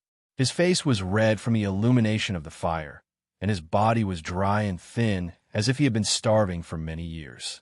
"Mr. Chun of the Ministry of Justice, I don't need you to judge how I do things." Although Kirihara Taisen acted like a coward in front of Sei Ito, he was still the head of the Kirihara family of Kyoto in front of outsiders. "Mr. Chin of the Ministry of Justice, I hope you can be tactful when the time comes. Otherwise, you won't want to lose your life." Kirihara Taisen walked to the empty seat left by the others and sat down as he thought to himself with a gleam in his eyes. "Taisen, why did you call us here?" After Kirihara Taisen sat down, another old man who sounded like he was close to Kirihara Taisen asked. "That's right. Why is that?" You should know that Cornelia has been keeping a close eye on me recently. If it's not something important, I don't want to stay here any longer." As soon as the old man finished speaking, a man with slightly black hair and a face that looked to be in his 40s or 50s spoke up. Kirihara-san was silent for a few seconds. Then, amidst the crackling sound of wood charcoal, he slowly opened his mouth and said, "Before I explain the reason why I gathered everyone here, let me introduce a person to you." Ito immediately walked out of the dark corner when he heard Kirihara-san's words. He slowly stepped forward and stood beside Kirihara-san, who had stood up from the ground.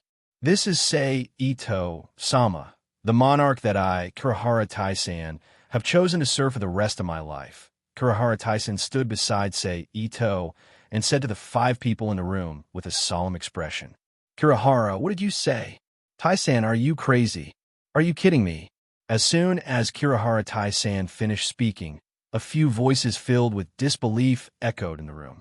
The only person who didn't speak in the room was the imperial representative in a gorgeous kimono, kneeling behind a bamboo curtain.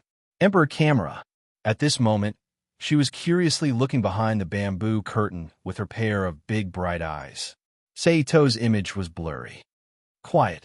At this time, Kiritomo Taizo, who was afraid that the noise of other people would annoy Ito Seiji, slammed the crutch in his hand on the ground and shouted when it made a muffled dong sound. "Tai-san, what kind of show are you putting on today? Are you trying to imitate the Warring States period's oath?" After everyone quietened down due to Kirihara-san's outburst, the old man who had a good relationship with Kirihara-san spoke. "Shushin, I wasn't joking. I have indeed pledged my loyalty to Lord Ito." Kirihara-san turned to his old friend and said in a gentle voice, "The main reason why I asked everyone to come here today is to ask for your opinion. Are you willing to pledge your loyalty to Lord Ito, like me?" Kirihara-san looked at the other people in the room and said in a deep voice, "Kirihara-san, you are crazy, but we are not.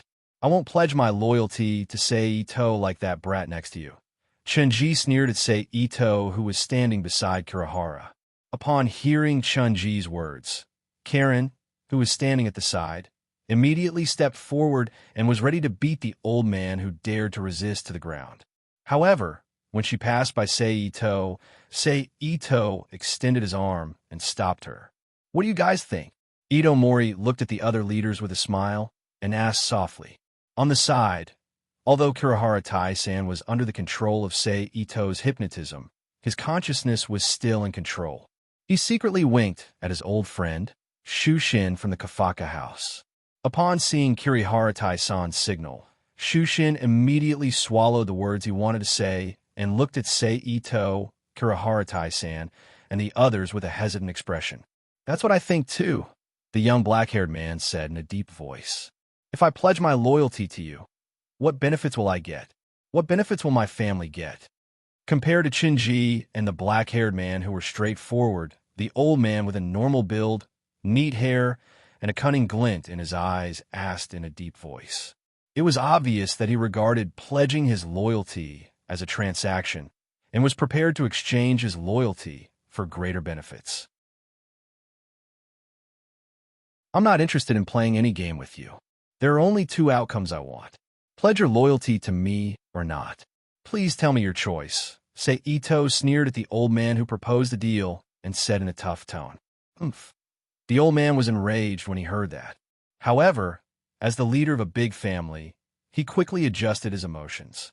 He snorted coldly and frowned as he looked back and forth between Ito and Kirihara-san.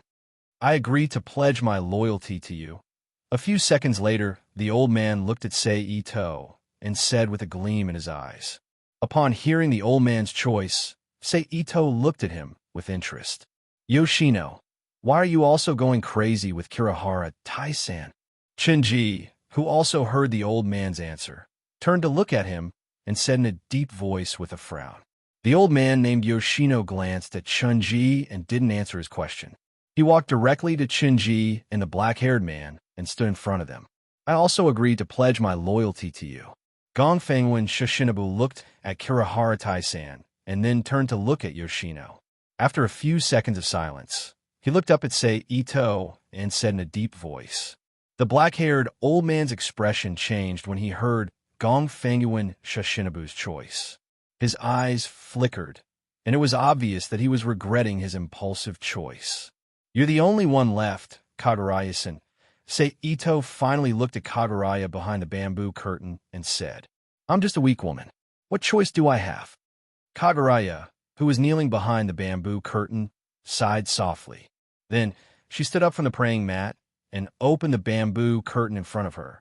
She walked down the steps lightly and looked at Sei Ito. I'll follow Sei Ito, Sama's orders.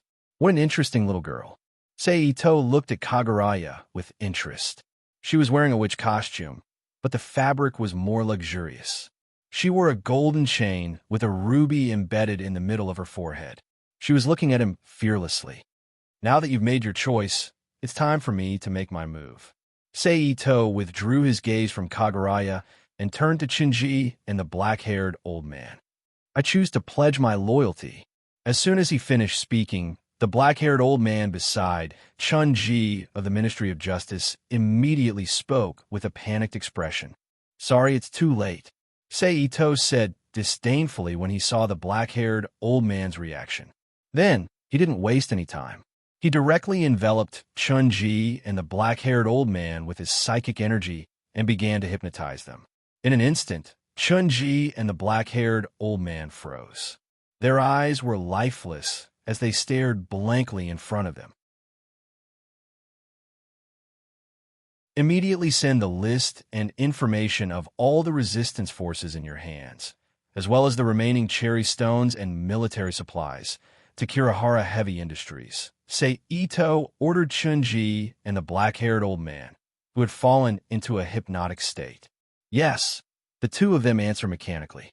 On the side, the expressions of Gongfang Quartz, Shushin, and Yoshino changed when they saw Chunji and the black-haired old man's performance.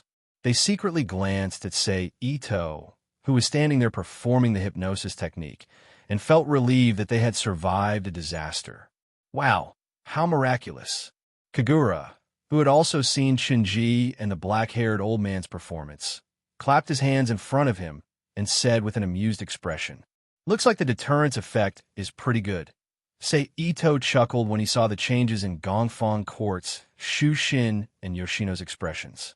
Then he ordered Chunji and the black-haired old man who had fallen into a hypnotic state. Go! The two of them immediately turned around and left the small room after receiving the order. They went to contact their subordinates to carry out Sei Ito's orders. The two of you have the same request as the two of them. Go! Then, Sei Ito turned around and ordered Gongfang Quartz, Shushin, and Yoshino, who still had a relieved expression on their faces. Gongfang Quartz, Shushin, and Yoshino's expressions changed when they heard this. They immediately showed an ugly expression as if their beloved had died. However, after witnessing Sei Ito's previous methods, the two of them didn't dare to resist and obediently left the small room to carry out Sei Ito's orders. Remember, don't hide anything. Otherwise, your end will only be worse than the two of them. Just as Gongfang Quartz, Shushin, and Yoshino were about to leave the small room, Sei Ito's indifferent voice sounded again.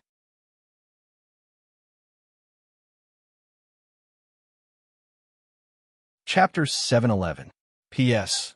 Thanks to this pig is a little skinny, 157747860, and Nickfany for their tips.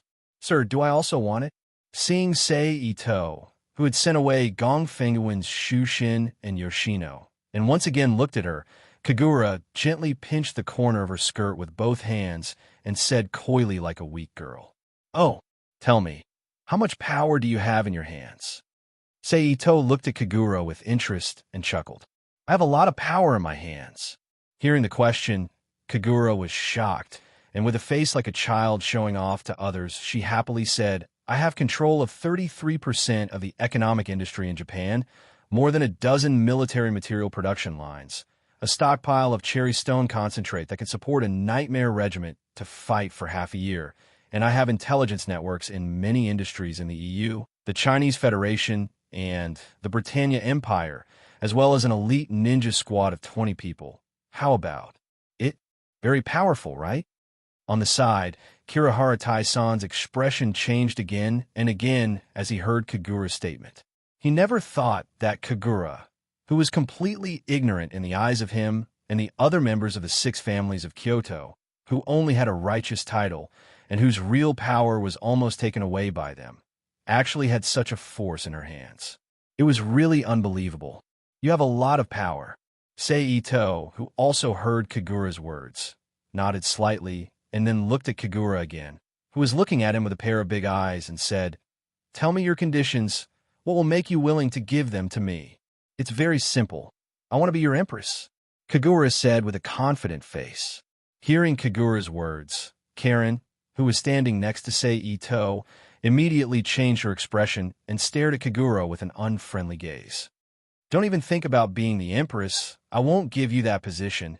At most, you will only have the position of princess."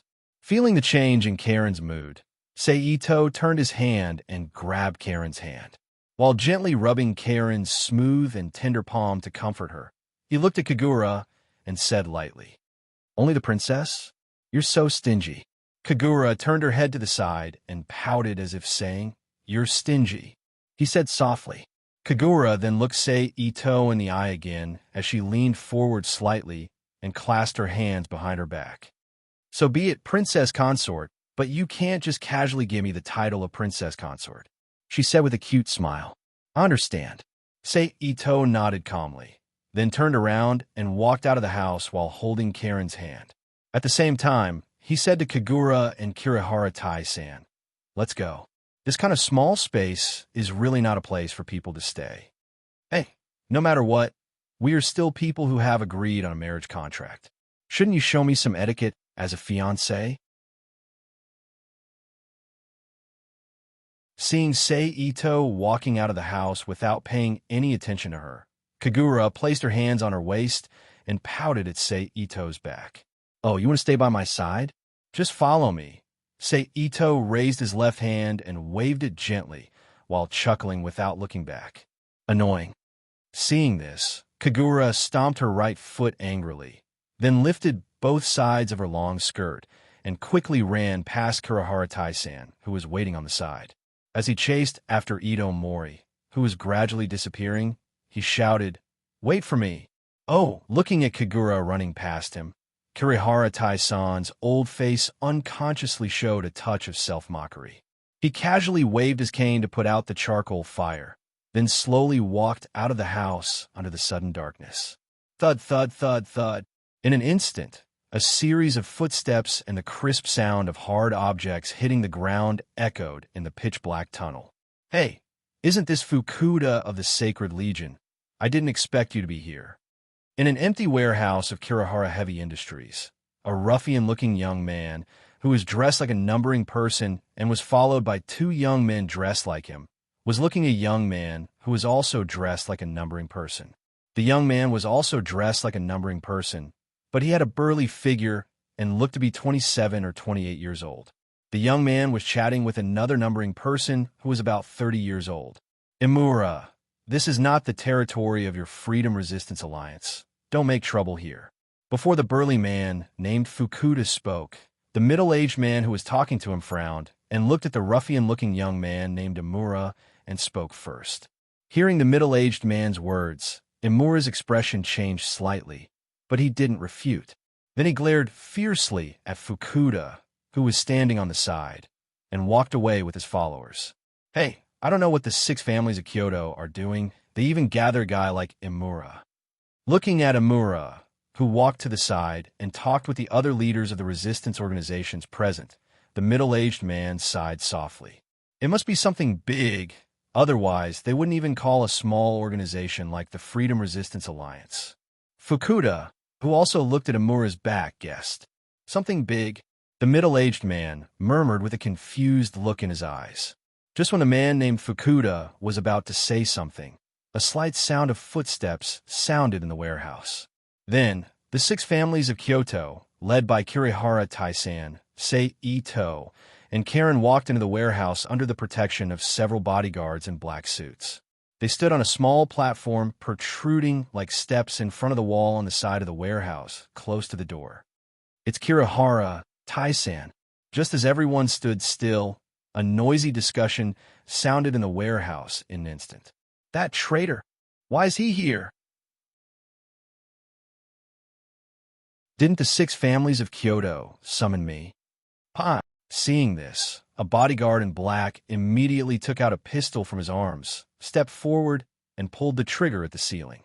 Then, the next moment when those people were shocked by the gunshot, he shouted loudly, "Silence! Lord!" Then the bodyguard turned to face Kirihara Tai-san and saluted. Ahem! Seeing that it was his turn, Kirihara Tai-san took a step forward and stood in front of the heads of the 6 families in Kyoto, including Haideshin, Yoshino, Chunji of the Ministry of Justice, and Ito-sei and Karen. He coughed lightly to attract everyone's attention and then said, "I know you are wondering why we are here. Now I can tell you very clearly, I am Kirihara Tai-san, and these people behind me are the 6 families of Kyoto who have been providing logistics for you and funding your resistance activities." How is this possible? As soon as he finished speaking, the members of the resistance organization, who had just quieted down because of the gunshot, became noisy again. Quiet. Seeing this, the bodyguard once again raised his gun to the sky and sternly shouted. With the previous example, the members of the resistance organization who saw the bodyguard's behavior wisely put away the doubts in their hearts. They kept quiet and continued to listen to Kirihara Tai-san's next words. "You have all seen the actions of the new governor, Cornelia, recently. If this continues, she will be the next governor. If this continues, even with the continuous funding of the 6 families of Kyoto, it is only a matter of time before you are annihilated by the Britannia army. Therefore, after a discussion, the 6 families have decided to reorganize you into a new resistance organization, and we will choose a leader to lead you in resistance activities." After the crowd quieted down, Kirihara Tai-san continued to speak. "Impossible! How can it be? Why?" As soon as he finished speaking, all kinds of dissatisfied voices immediately sounded among the members of the resistance organization standing below. This is not a discussion, this is an announcement. For all the organizations that do not obey, the 6 families of Kyoto will cut off all logistical supplies to them from today onwards, and they will be divided into the same hostile forces as the Britannia. Kirihara Tai-san did not wait for the bodyguard to show his power this time, and directly said to the people below with a gloomy face. In an instant, the members of the resistance organization who were very lively just now immediately quieted down like a sound system that had its power cut off. After all, without the support of the 6 families of Kyoto, the resistance organization in their hands was not even worth a fart. They had no money and no equipment. It would be strange if anyone was willing to follow them when the time came. Now, is there anyone who disagrees? Kirihara Tai-san's sharp eyes swept across the members of the resistance organization below one by one and asked in a deep voice. Among the leaders of the resistance organization, there was no one with a backbone, so naturally, no one dared to express their opposition. Very good. After waiting for a while, seeing that no one objected, Kirihara Tai-san's old face showed a satisfied smile as he nodded and said. Then, he turned his head to look at Sei Ito, and after Sei Ito stood beside him, he said to the members of the resistance organization below again, "This is Sei Ito, the new leader jointly elected by the 6 families of Kyoto after discussion. In the future, any order from him will represent the collective decision of the 6 families of Kyoto. If there is any resistance, it will be regarded as a rebellion, and he has the right to punish it however he wants." Hearing Kirihara Tai-san's words, the members of the resistance organization all had a change of expression, and their eyes flashed as they looked at Sei Ito. Next, let's have Sei Ito say a few words for everyone. Kirihara Tai-san ignored the changes in the expressions of the people below, and after a loud announcement, he turned around and returned to the group of representatives of the 6 families of Kyoto. "I know that right now, in your hearts, you are not convinced by me, and you think that I have something to rely on to lead you. But these are not important to me. I only know that from now on, I, Sei Ito, am your leader, and I have the right to order you to do anything. Even if the order is wrong, you must obey unconditionally. Sei Ito glanced at the members of the resistance organization below one by one, and said with a faint smile on his face, "So from today onwards, I don't want to see any of you acting against me. And if I find out that anyone has such behavior, I will not hesitate to punish them according to my will. If it's light, you may only lose some parts of your body and keep your life. If it's heavy, I don't mind pulling out your tendons and making you die in pain." Seito said softly with a smile on his face. Hearing his words, whether it was the representatives of the 6 families of Kyoto behind Seito or the members of the resistance organization below, almost all of their expressions changed, and they uncomfortably avoided Seito's gaze. Even if there were 1 or 2 people who didn't care, they only secretly curled their lips and didn't openly resist. Finally, I will say the name of our newly established organization and its goal. Seito's expression then became serious, and he said in a deep voice, "I will name our new organization Red Army, which means the Red Army, the Bloody Army, and the goal of our organization is to overthrow Britannia."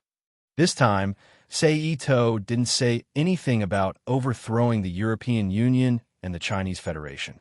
After all, Britannia was already an unimaginable goal for this motley crew. If he added the European Union and the Chinese Federation, they would think that Seito was a madman. In fact, in the hearts of almost all of the members of the resistance organization, Seito was no different from a madman and an idiot. Well, that's all I want to say. Now go back and gather your members, organize your equipment, and wait for my next order. Then Seito didn't pay attention to the strange expressions on the faces of the members of the resistance organization below and directly announced. Then he turned around and returned to the 6 families of Kyoto and turned around to leave the warehouse with them, leaving the group of members of the resistance organization who were still somewhat at a loss. What are you going to do next? After a short while, sitting on a high back chair and gently swinging her legs, Kagura asked Seito, who pushed open the door and walked into the room. "I'm going to the Chinese Federation and stir up a storm there." Seito went straight to the innermost high back chair and sat down. "Take me with you. Maybe I can help you." Hearing this, Kagura jumped down from the high back chair she was sitting on and walked to Seito's side and looked at him. "You?" Seito, who reached out and took the glass of water handed over by Karen, looked up and down and said, "Yeah." Feeling Seito's gaze, Kagura turned her body, let the hem of her skirt turn into a trumpet shape, and then looked at Seito again and said, "It's not impossible to take you with me, but you have to be obedient." Seito, who took a sip of water in the glass, nodded slightly and said, "Yeah, finally, I can leave this damn place and go outside to see." Seeing Seito agree to her request, Kagura looked happy and said happily. Then, maybe feeling that she didn't look ladylike enough, Kagura, who didn't have the demeanor of a royal family, paused and playfully stuck out her tongue at Seito. "Go and get ready. We'll head to the Chinese Federation in a while. Maybe we can play there for a while." Seito, who already knew Kagura's true appearance from the original work, didn't comment on her performance and said lightly,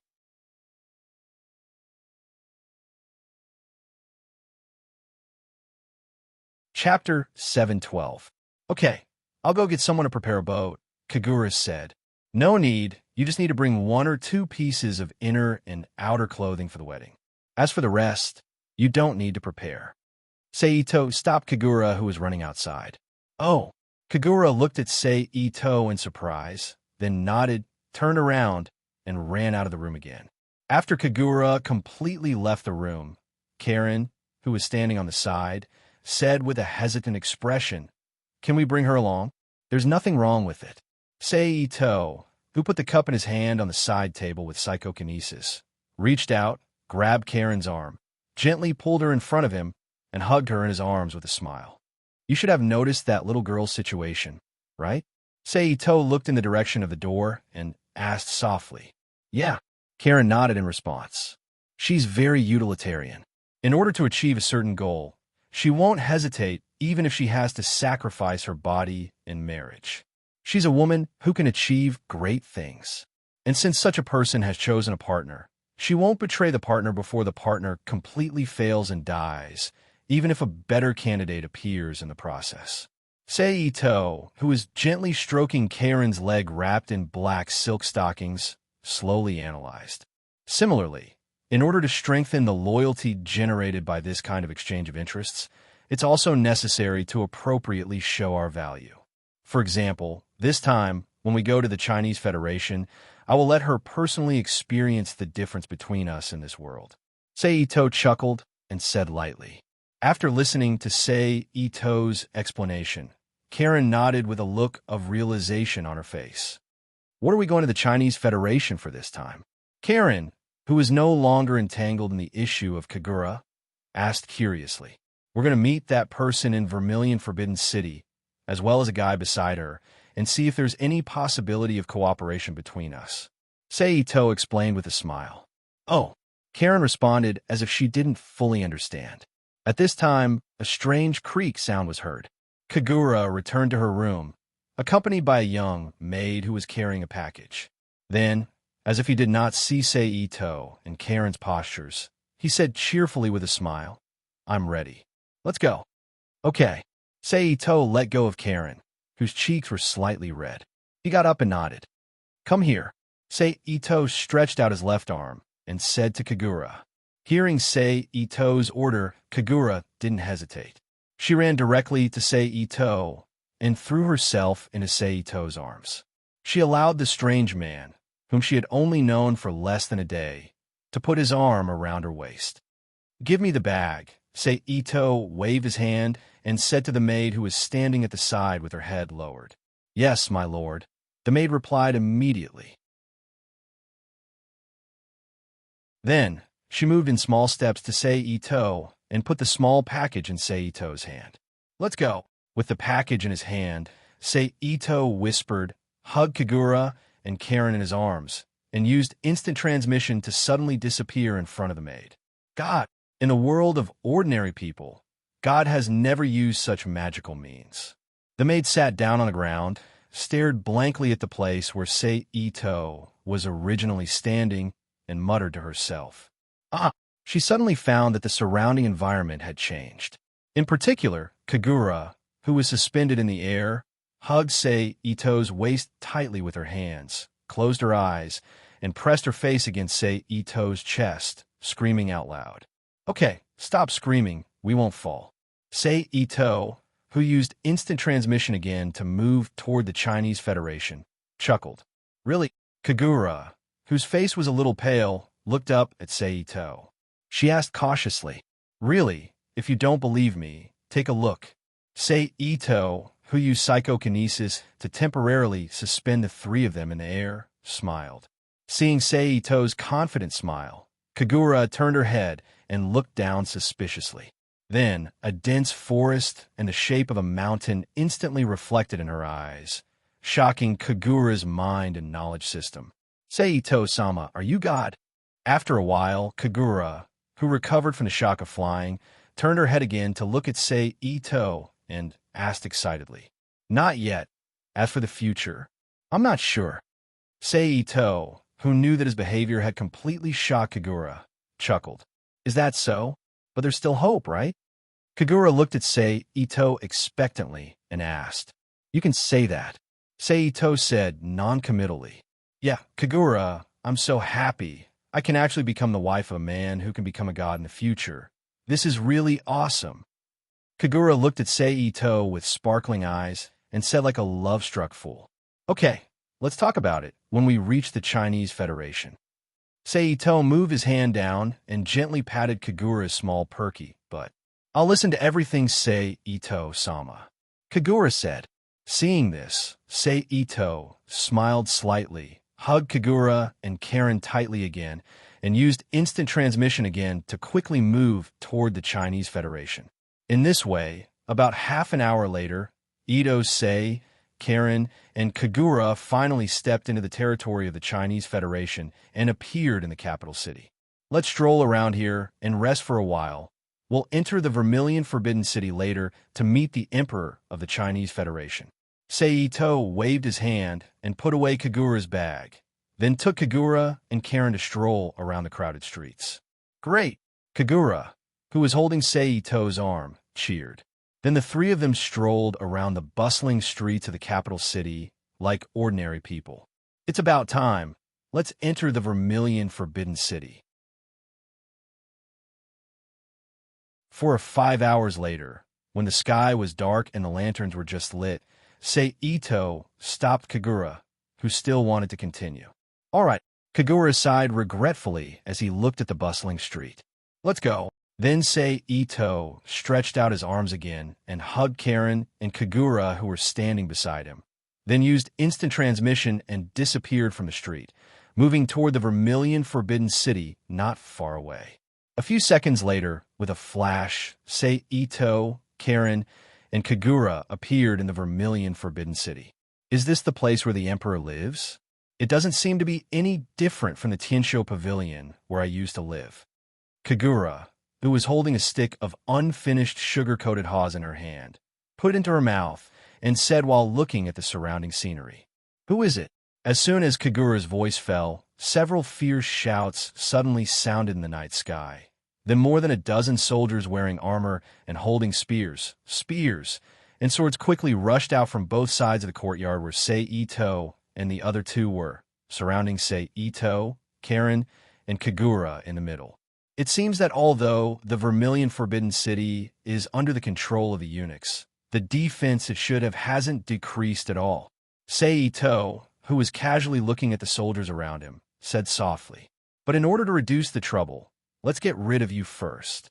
Seito said, and suddenly released his psychic power to cover the Vermilion Forbidden City soldiers who were gradually closing in on him, then used his hypnosis ability to affect their consciousness and senses, erasing the image of the three of them from what they saw and heard. "Let's go." Seito stretched out his hand and patted Kagura, who had no fear on her face, and Karen, who was in a defensive posture, and said. Then, without stopping, he led the two of them through the encirclement under the eyes of the Vermilion Forbidden City soldiers and walked into the place where the Emperor rested. "What's wrong with them?" Kagura, who looked back at the Vermilion Forbidden City soldiers, asked curiously. "It's nothing, they were just hypnotized by me. Now the three of us are like air in their eyes. They can't see our existence at all." Seito explained softly as he walked slowly into the Emperor's residence. "Oh." Kagura's eyes flickered slightly as she nodded. "Who are you? Are you here to assassinate me?" Shortly after Seito, Karen, and Kagura entered the room, a weak girl suddenly sounded in their ears. Hearing the voice, Seito and the other two looked in the direction of the voice at the same time.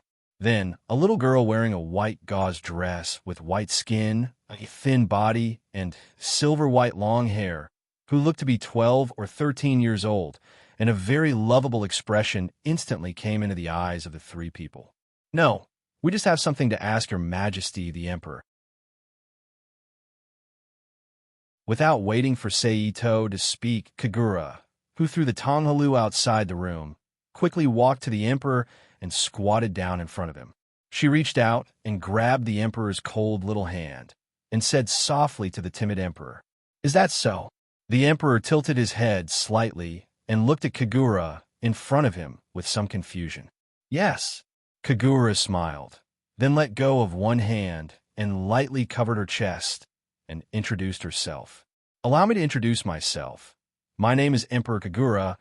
I'm the only survivor of the Japanese imperial family, and I am now the fiancé of the man standing there, Seito."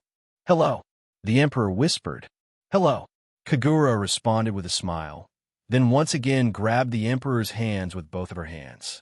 While pulling the Emperor up from the ground, she said, "Come, don't be afraid. He is a very good person." Probably feeling the goodwill from Kagura, the Emperor didn't resist Kagura's pull and obediently followed behind Kagura like a small attendant and walked in front of Seito. "Hello, Emperor." Sei Ito stretched out his hand and gently pressed the top of the emperor's head and smiled. Hello. When Sei Ito stretched out his hand, the emperor instinctively hid his body behind Kagura, and then after feeling the warmth from the top of his head and Sei Ito's goodwill, he walked out from behind Kagura and said with a timid expression,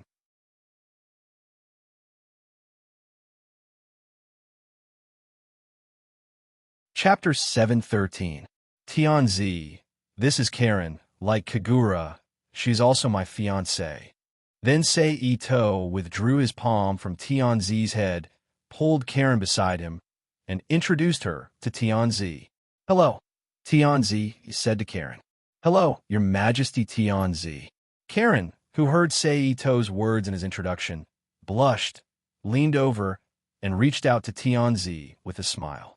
Looking at the palm in front of him, Tianzi hesitated for a moment before releasing his palm from Kagura's clothes and carefully reached out to hold Karen's hand. Seeing this, Karen smiled slightly at Tianzi. After gently shaking Tianzi's arm, she let go of her palm, stood up again, and stood beside Sei Ito. What are you doing here? Tianzi, who didn't feel any malice from Sei Ito and the other two, looked at Sei Ito and asked in a low voice. I'm here to talk to Tianzi about cooperation. Sei Ito, who heard the question, squatted down and looked at Tianzi's eyes with a smile. Cooperation?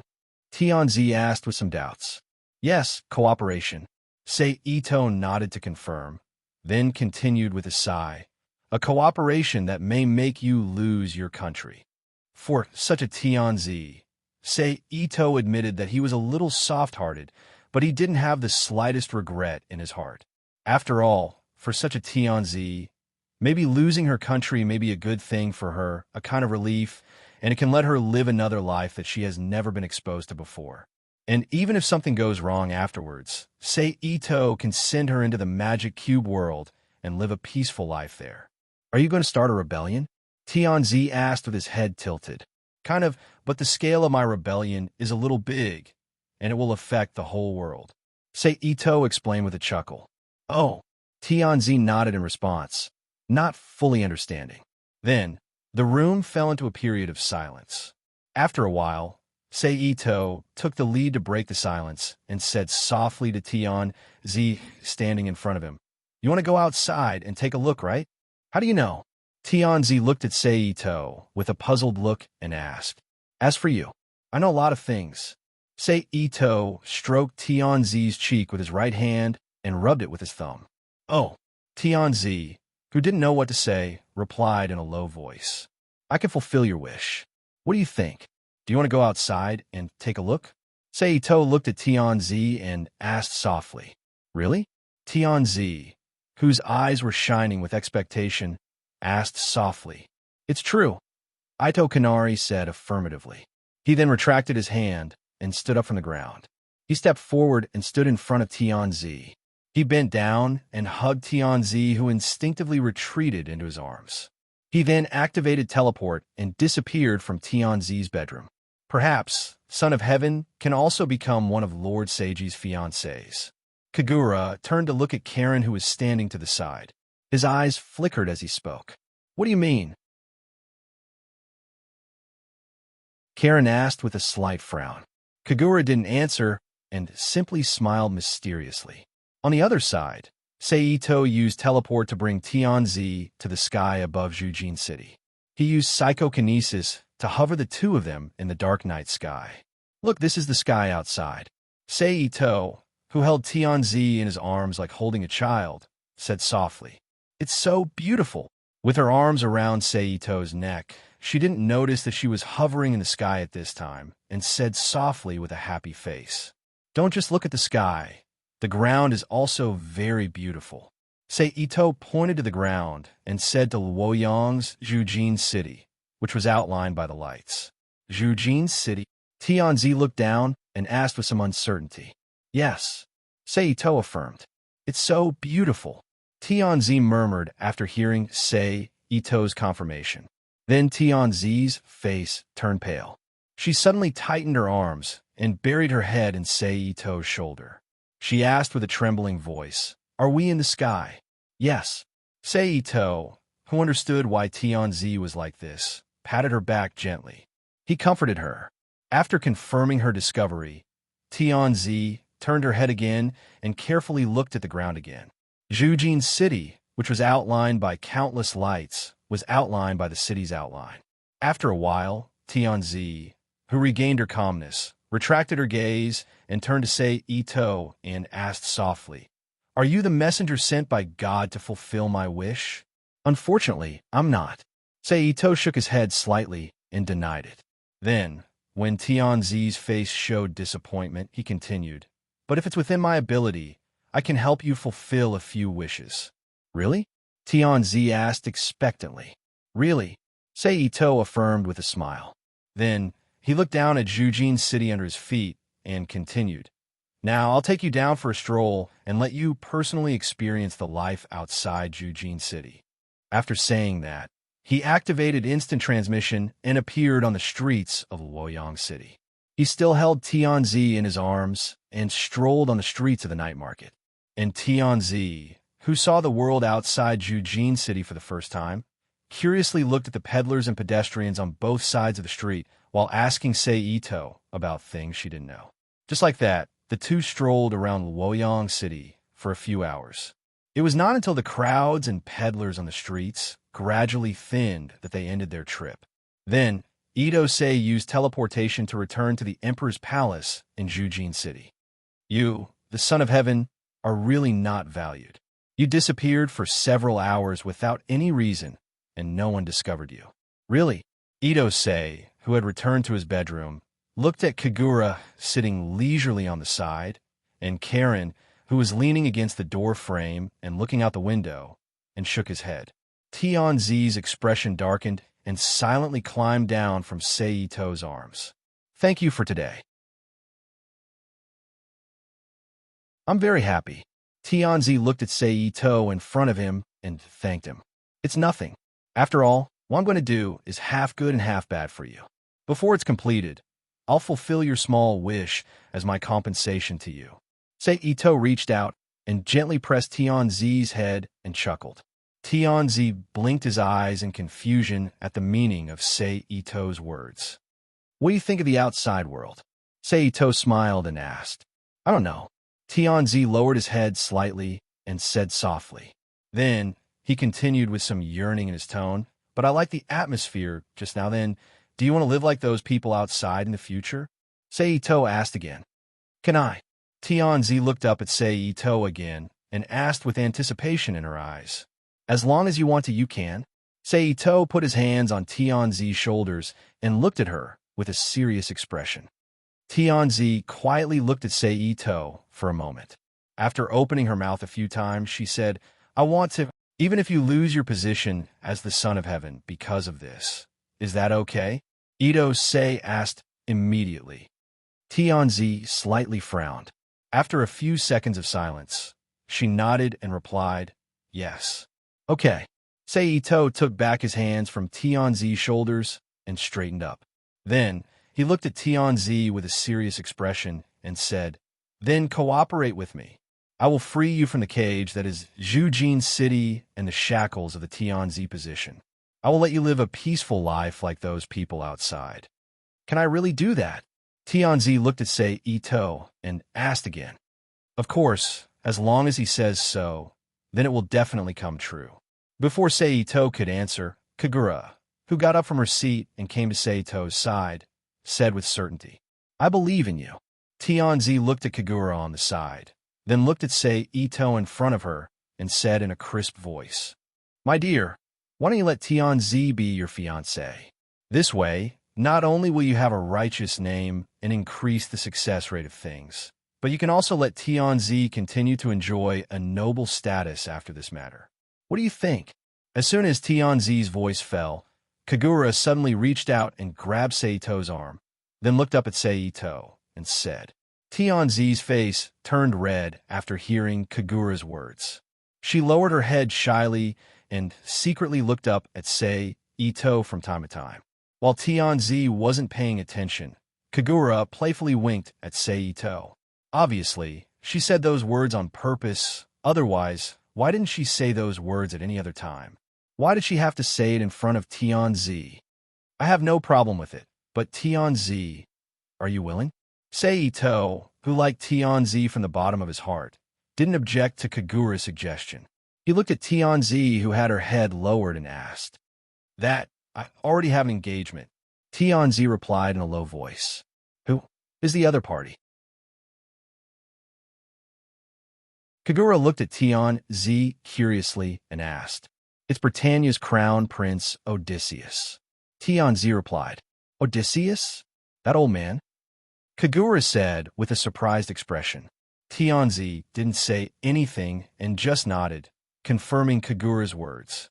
"With your identity as Tianzi, it stands to reason that you should be married to a crown prince who married into his family, instead of marrying into another country and becoming the wife of a crown prince who doesn't have any real power. Which guy with ulterior motives came up with such a vicious plan?" Kagura frowned and said, "But forget it. Who cares if he is a prince or a traitor? Ito-sei will take care of everything. As long as you are willing, he will help you solve those problems." Then Kagura didn't wait for Tianzi to speak. He directly changed the topic and continued. "Yes, in order to strengthen Tianzi's heart." After Kagura finished speaking, she turned to Sei Ito and said, "In." Sei Ito didn't argue and simply nodded in confirmation.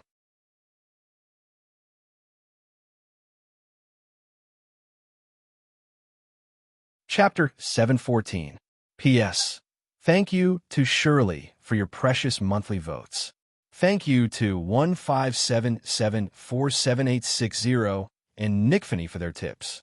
After Kagura's forceful and direct persuasion, combined with Sei Ito's strange ability, Tianzi finally agreed to become Sei Ito's fiancé in a daze. All right, it's already very late. Everyone should rest early. If there's anything else, we'll deal with it tomorrow. Seeing that it was very late, Ito-sei said to Karen, Kagura, and the dazed Tianzi, "But how are we going to sleep tonight?" Kagura looked at Tianzi's bedroom and said, "How about this?" Sei Ito, who also looked at the layout of the bedroom, said, "Kagura, you and Tianzi will sleep on the bed. Karen and I will find another place to sleep. My dear, do you want to leave me and Tianzi alone in this forbidden Jew city that is surrounded by countless evil wolves?" As soon as her voice fell, Kagura's face immediately showed a pitiful expression and looked at Sei Ito. "Then what do you want?" Sei Ito saw this and looked at Kagura helplessly. "Anyway, we are all your dear fiancés. As long as the time is up, we will become your people. Since that's the case, there's no need to avoid anything. Let's sleep on Tianzi's bed together." Kagura spread his fingers and touched each other. While gently pressing his fingers, he tilted his head and looked at Ito-sei from the corner of his eyes. "That's not good." Before Sei Ito could speak, Tianzi, who heard Kagura's suggestion, blushed and lowered her head shyly and whispered, "Oh, there's nothing bad about it. This way we have a reason to stay by my dear's side, and then let my dear shelter us from the wind and rain." Kagura giggled and opened her arms to hug Tianzi's petite body. She said with a smile, But, Tianzi, who didn't know how to refute Kagura's words, couldn't say anything for a long time. "No buts. It's decided then," Kagura said generously. At the same time, she secretly turned her head to look at Sei Ito and playfully winked at him. Although Ito Seiji didn't understand why Kagura was being so proactive, he didn't refuse this kind of thing that was completely beneficial to him. He just smiled and ignored it. He allowed Kagura to do whatever she wanted to him. As a member of the royal family, Kagura's charisma was nothing compared to Kagura's. Kagura's charisma was completely absorbed by Kagura's charisma, and she silently agreed to it. "Since we've agreed, let's go rest. You should know that staying up late is the natural enemy of a woman's appearance, especially women like us who can only rely on our appearance to win the hearts of our loved ones." Then, Kagura began to take off her gorgeous clothes while pretending to complain to Son of Heaven. Sei Ito, who heard Kagura's words, shook his head speechlessly, not knowing what to say. Then, he simply ignored him and nodded to Karen beside him. She also began to take off her clothes. After a short while, Ito, Sei, Karen, and Kagura took off their outer clothes and walked to the wide and soft bed that was similar to that used by European nobles in their underwear. They opened the down quilt covering the bed and lowered their bodies to lie down. "My dear, can you let me and Son of Heaven lie beside you tonight?" After climbing onto the bed, Kagura, who was on the right side of Sei Ito and reached out to hold his arm, said with an expectant expression on her face, "Okay." Sei Ito looked down at Kagura and Son of Heaven on both sides of him, then glanced at Karen next to Son of Heaven and nodded in agreement. "Yay!" Seeing Sei Ito agree, Kagura cheered, stuck her head out and kissed Sei Ito's face, then hugged Sei Ito's arm and lay down. Then Sei Ito didn't act pretentious. He reached out and hugged Son of Heaven on the left side of his body, then lay down on the bed with Son of Heaven, and slowly fell asleep with Karen and the other three who lay down after him. The next night was silent, and in the blink of an eye, it was the next day. "Your Majesty, Son of Heaven, Your Majesty, Son of Heaven, it's time to get up." Around 6 o'clock in the morning, with a soft female voice calling from outside the door, Sei Ito and Karen woke up from their sleep one after another and sat up from bed. Following Sei Ito's movements, Kagura and Son of Heaven, who were hugging his left and right arms, also woke up from their sleep. Creak! At this moment, with the sharp sound of an old wooden door being pushed open, several palace maids with washing tools in their hands walked into the bedroom one after another. Son of Heaven. Then, a beautiful young palace maid opened the bead curtain hanging on the round door, came to the inner room, and called out to Son of Heaven, who would still be lying in bed at this time. But before she finished the words in her mouth, her eyes suddenly widened, and she opened her mouth to scream. At this time, Sei Ito, who discovered the palace maid's behavior, immediately activated psychokinesis to cover the palace maid's body, controlling every muscle movement in her body and fixing the palace maid in place. "You guys get dressed first. I'll deal with these palace maids." Sei Ito, who lifted the quilt and got out of bed, said, "That, please don't hurt them." Son of Heaven looked at Sei Ito with a timid expression and said, "Don't worry, I won't do anything to them. I just want to modify their memories, make them completely loyal to us, and help us keep it a secret." Sei Ito looked back at Son of Heaven and smiled. "Oh." Son of Heaven nodded as if he didn't understand. Then Sei Ito looked again at the palace maid with a frightened expression and used hypnosis to modify the palace maid's memory, making himself and Son of Heaven the object of her loyalty. After a while, Sei Ito, who finished modifying the palace maid's memory, retracted his psychokinesis and restored the palace maid's freedom. "Sir, Son of Heaven." As soon as she regained her freedom, the palace maid immediately knelt on the ground and greeted Sei Ito and Son of Heaven. "Go help Son of Heaven change clothes." Sei Ito ordered the palace maid kneeling in front of him. "Yes." The palace maid bowed and answered in a low voice. She stood up from the ground again and walked to the emperor's side with a respectful face, helping him change his clothes. After dealing with the palace maid, Sei Ito didn't stop and directly went through the round door to the outer room of the bedroom. He used his psychic power to hypnotize the other palace maids waiting there, modifying their memories and the object of their loyalty. "Sir." After a while, the palace maids in the outer room greeted Sei Ito in unison. With the help of these palace maids who knew palace etiquette, Sei Ito, Karen, Kagura, and Son of Heaven quickly washed and dressed and leisurely enjoyed breakfast. "By the way, Son of Heaven, I still don't know your name." During the meal, Kagura looked at Son of Heaven and asked, "My name is Jiang Lihua." Son of Heaven replied, "Jiang Lihua? Then we'll call you Lihua from now on." Kagura smiled. Son of Heaven, who was enjoying breakfast with the help of the palace maids, responded in a low voice, "Lihua, later send someone to summon all the great eunuchs. I'll help you get rid of them all at once." Sei Ito also directly called Son of Heaven's name. "Okay." Jiang Lihua agreed. "My dear, with your ability, you can unify the whole world in one day. Why do you still want to use all means to start a war?" Recalling all the things she had seen and heard in the past day or so of contact with Sei Ito, Kagura looked at Sei Ito curiously and asked. Hearing Kagura's question, Son of Heaven and Karen also looked curiously at Sei Ito, who was sitting on the side and slowly eating the food in front of him. That's right. Using hypnotism and the ability to teleport, I can control all the upper echelons of the EU, the Chinese Federation, and the Britannia Empire within a day. I can unify them without starting a war. But the country that comes from that is too unstable. The governance is almost completely dependent on my ability. That's not what I want. And it can't achieve the goal of having my image deeply embedded in the consciousness of the people of the world. Sei Ito, who swallowed the food in his mouth, said casually, After unifying all the countries, we can use public opinion to spread propaganda. Instill your image in the people's minds. As for Ito Seiji's explanation, apart from the first one which he could understand, Kagura was completely clueless about the second one. How long will that take? And how many people can you guarantee that my image will be imprinted in their minds according to our propaganda?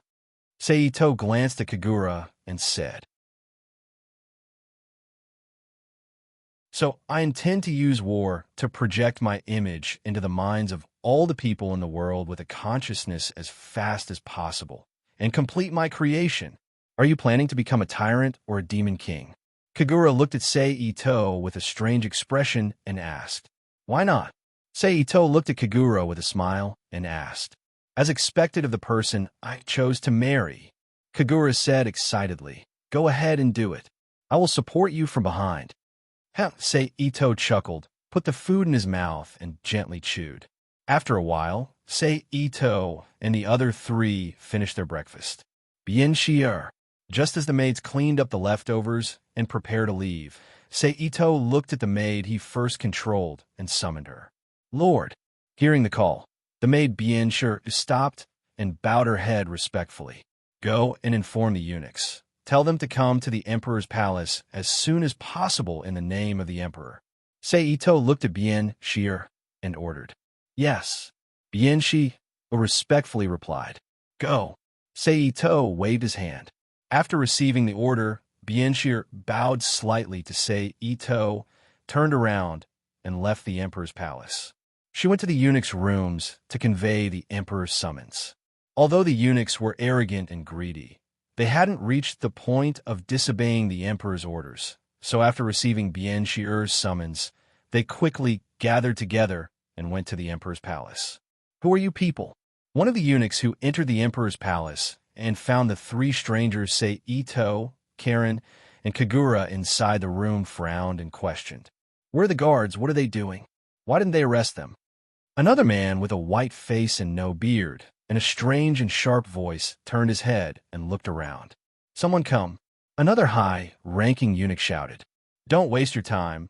The guards around the emperor's palace have already become our people. Kagura, who was standing next to the emperor, looked at the 8 eunuchs and sneered. Emperor, what do you mean by this? Are you planning to join forces with outsiders to kill us? One of the eunuchs with a calm expression frowned and questioned Jiang Lihua. He was one of the more popular ones among the 8 eunuchs. Is this how you treat the emperor? It's really disgraceful. Kagura reached out and held the hand of Jiang Lihua, whose face was a little pale because of the eunuch's questioning, and frowned at the eunuch who questioned him. Who are you? The eunuch looked at Kagura and questioned. I'm the only member of the Japanese imperial family, Emperor Kagura. Kagura replied with a strong aura. I was wondering who it was. A person of a fallen country dares to behave atrociously in my vermilion forbidden city. The eunuch sneered disdainfully. Then he looked at the emperor again and asked, Emperor, how can we allow the people of this small country to pollute the emperor's ears? It's better to leave them to the miscellaneous scholars. The eunuch said as he slowly walked toward the emperor. Seeing Jiang Lihua's face getting paler and paler, Sei Ito frowned and stepped between the emperor and the eunuch. His silver eyes flashed as he stared at the eyes of the eunuch who was only a few steps away from him. Then he used his mental power to forcibly break through the eunuch's mental defense and hypnotize him. After a while, The eunuch who broke free from Sei Ito's mental control bowed to Sei Ito and saluted. Tongluan, the other eunuch, saw this and exclaimed in shock. You traitors, why are you still standing there? Hurry up and apologize to the emperor. Tongluan, who heard the change, turned around and glared at the other 7 eunuchs and shouted angrily. Tongluan, are you crazy? One of the eunuchs exclaimed in disbelief. He is not crazy. You'll be like him later. Sei Ito, who had already come to Tongluan's side, saw the faces of the 7 eunuchs and sneered. Then he didn't say anything and directly used his mental power to envelop the 7 eunuchs. Then he used hypnotism to forcibly change their minds and controlled the 7 eunuchs. Emperor. Half a minute later, the other 7 eunuchs with different figures and appearances bowed to Sei Ito like Tongluan did before. This way, half of the Chinese Federation is in my hands. Sei Ito looked at the 7 eunuchs who bowed to him and thought to himself, Tongluan, do you know Lishinka? Then, Sei Ito turned to Tongluan and asked.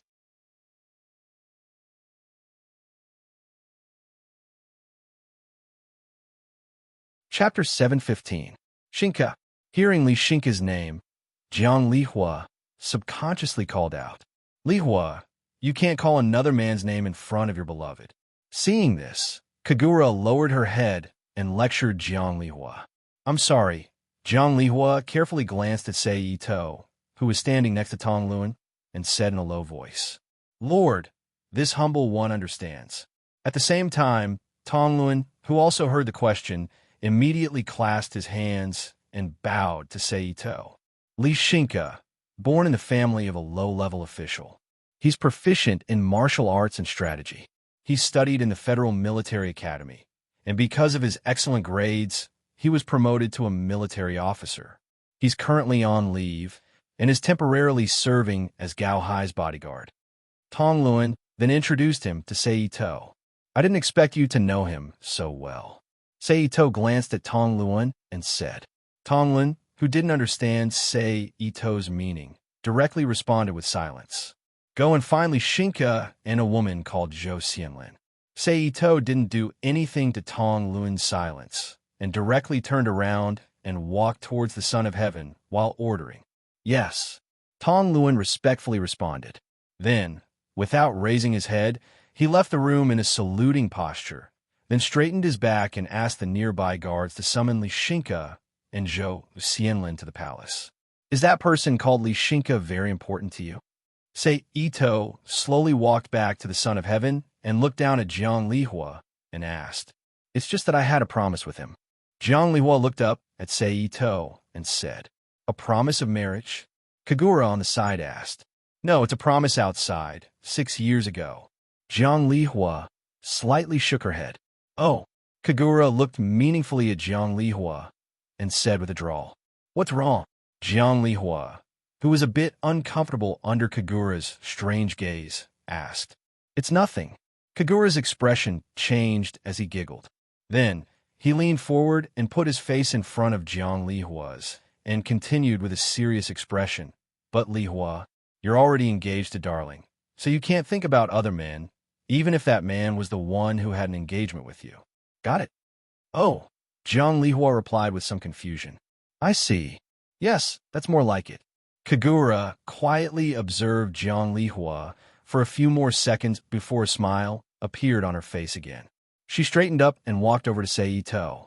She hugged his arm and said, It is Seiji, who fully understood the meaning of Kagura's actions just now, raised his left arm, gently placed it on Kagura's head, and gently rubbed it. Kagura, who had her head rubbed, closed her eyes comfortably like a kitten. She rested her head on Sei Ito's arm and enjoyed Sei Ito's massage. Then, Sei Ito took back his hand and sat down next to Jiang Lihua with Kagura, who was practically hanging on his arm, waiting for Lishinka and the woman named Zhou Xianlin to arrive. Not much time passed. Only about 20 minutes later, Lishinka and Zhou Xianlin, who were wearing the traditional Chinese Federation clothing, walked into the emperor's bedroom under the lead of Tongluan. Lishinka, who walked into the bedroom, frowned as she looked at Sei Ito sitting next to the emperor. At the same time, she unconsciously opened and closed her hand several times. Then, together with Zhou Xianlin, who was half a body's length behind him, she knelt down on one knee and saluted the emperor. Minister Li Shinka, Zhou Xianlin, greets Her Majesty the Emperor. You two may rise. After so many years, Jiang Lihua, who saw Li Shinka again, first turned to look at Sei Ito sitting next to her, then said to Li Shinka and Zhou Xianlin, who were kneeling on the ground, "Thank you, Your Majesty." Li Shinka and Zhou Xianlin said in unison. Then, he stood up from the ground. "I wonder why Your Majesty has summoned me this time." Li Xing glanced at the 8 eunuchs standing on both sides of the bedchamber, looking like loyal servants, and said to the emperor, "The one who summoned you this time wasn't me, but the one next to me, Sei Ito." Because he was familiar with Li Shinka, the emperor didn't feel afraid. Hearing the emperor's words, Li Shinka and Zhou Xianlin looked up at Sei Ito at the same time. However, compared to Zhou Xianlin's simple observation, Li Shinka's gaze was much sharper and more murderous. "Let me introduce myself first. My name is Sei Ito. I'm the one who has an engagement with the emperor." Sei Ito looked at Li Shinka and Zhou Xianlin and said lightly, "What?" Li Shinka was furious when he heard this.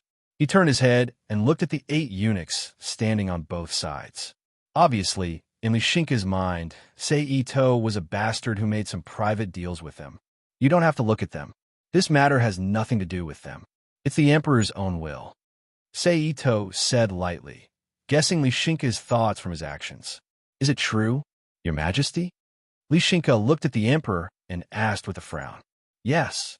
Jiang Lihua looked at Sei Ito and Kagura beside her, then looked at Li Shinka standing there and confirmed softly, "Your Majesty, please forgive me for my presumptuous behavior." After hearing the emperor's confirmation, Li Shinka lowered his head and respectfully apologized. Then, without waiting for the emperor to speak, he directly looked up at Sei Ito. He slowly pulled out the sword at his waist and questioned sternly, "Who are you? What's your purpose in coming to the Chinese Federation? Why did you approach the emperor? If you can't give me a satisfactory answer, don't blame me for being merciless." "Li Shinka, you're really presumptuous." Sei Ito narrowed his eyes and looked at Li Shinka coldly and said, "Let's not talk about who I am, what's my purpose in coming to the Chinese Federation, or why I approached the emperor. With my current status, I'm the emperor's fiancé, and I'm not someone you can question so rudely. What's more, you're just a subordinate. What status do you have to question the emperor's decision?" Sei Ito, Shinka, Jiang Lihua, who saw the atmosphere between the two suddenly changed, called out to the two with a worried expression. Matters between men are not something that women like us should intervene. What's more, in this situation, it's even less of a place for us to intervene. Kagura, who was sitting next to the emperor, whispered to Jiang Lihua with a smile, "As a subordinate, I must be loyal to the emperor. As a subordinate of the emperor, even if I have a bad reputation, I must eliminate all threats around the emperor." Li Shinka, who was in a swordsmanship stance, stared at Sei Ito without blinking and said in a deep voice, "As a subordinate, I must be loyal to the emperor." Sei Ito, who was slowly standing next to the emperor, sneered. Then, as he walked towards Li Shinka, he questioned coldly, "Is interfering with the emperor's private affairs something a subordinate should do? Dancing with a sharp weapon in front of the emperor, is this what a subordinate should do? Using your own decision to decide the emperor's decision, is this what a subordinate should do? Are you kidding me?" Following Sei Ito's questioning, Sei Ito, who was standing a meter away from Li Shinka, condensed his aura and rushed towards Li Shinka. The emperor is young, his mind is not mature, and there are eunuchs around him, so he is easily confused by illusions. Therefore, as a subordinate, we must speak clearly to correct the emperor's mind, use reason to correct the emperor's eyes and ears, and protect the emperor as the emperor. Even if it is written down in the history books of later generations, we will not hesitate. Under the pressure of Sei Ito's aura, Li Shinka, whose body trembled slightly, and sweat appeared on her forehead, relied on the loyalty in her heart to not fall. She looked at Sei Ito with shining eyes and said, Sei Ito quietly looked at Lishinka for a moment, then coldly snorted. When Lishinka vomited blood and fell to the ground because of his cold snort, he withdrew the aura around him, turned around, walked back to the Emperor, and sat down. Shinka, the Emperor looked at Lishinka, who was vomiting blood on the ground, and called out worriedly, Karen, come back. Sei Ito called out to Karen, who was confronting Zhou Xianlin. Hearing Sei Ito's call, Karen did not hesitate and slowly retreated to Sei Ito's side. Sei Ito looked at Lishinka, who stood up from the ground with her hand on her chest and sword, and said coldly, Seeing that you're loyal to the Emperor, I can tell you my purpose, but if you want to use your own body to stop my cause, even if Li Hua is sad because of it, I will kill you on the spot. Humph. In a short confrontation, Lishinka, who lost inexplicably, knew very well that she was not Sei Ito's opponent, so she did not refute. Instead, she snorted coldly and listened to Sei Ito's plan with Zhou Xianlin. My purpose is very simple. Borrow the power of the Chinese Federation to achieve the unification of the world. Then establish a new, centralized country and ascend to the throne. Sei Ito narrowed his eyes and looked at Lishinka. You are pushing the Chinese Federation to the edge of destruction. Lishinka's expression changed when she heard that and said coldly, That's just because you haven't seen my power. Once you see my power, you won't think so. Sei Ito sneered when he heard that. Then what do you plan to do with the Emperor? Lishinka did not dwell on the so-called power that Sei Ito mentioned. Instead, she directly asked what she was most concerned about. She is my fiancée. Naturally, she will become the princess of my newly established empire. Sei Ito said, as if it was a matter of course. Don't you think your plan is a bit ridiculous? Lishinka looked at Sei Ito with a mocking expression and said, Borrowing the power of the Chinese Federation, the Emperor's rights, and in the end, only giving the Emperor the position of princess. Your plan is really good. It doesn't matter what you think. That's my purpose. The reason I summoned you here today is to ask you if you are willing to be under my command. For me, or for Li Hua, who will definitely become my princess in the future, you will contribute your strength to achieve my great cause. Sei Ito looked at Lishinka and asked slowly. Lishinka looked at Sei Ito, then looked at the Emperor who was sitting beside Sei Ito and looking at her with a face full of concern. She fell into deep thought.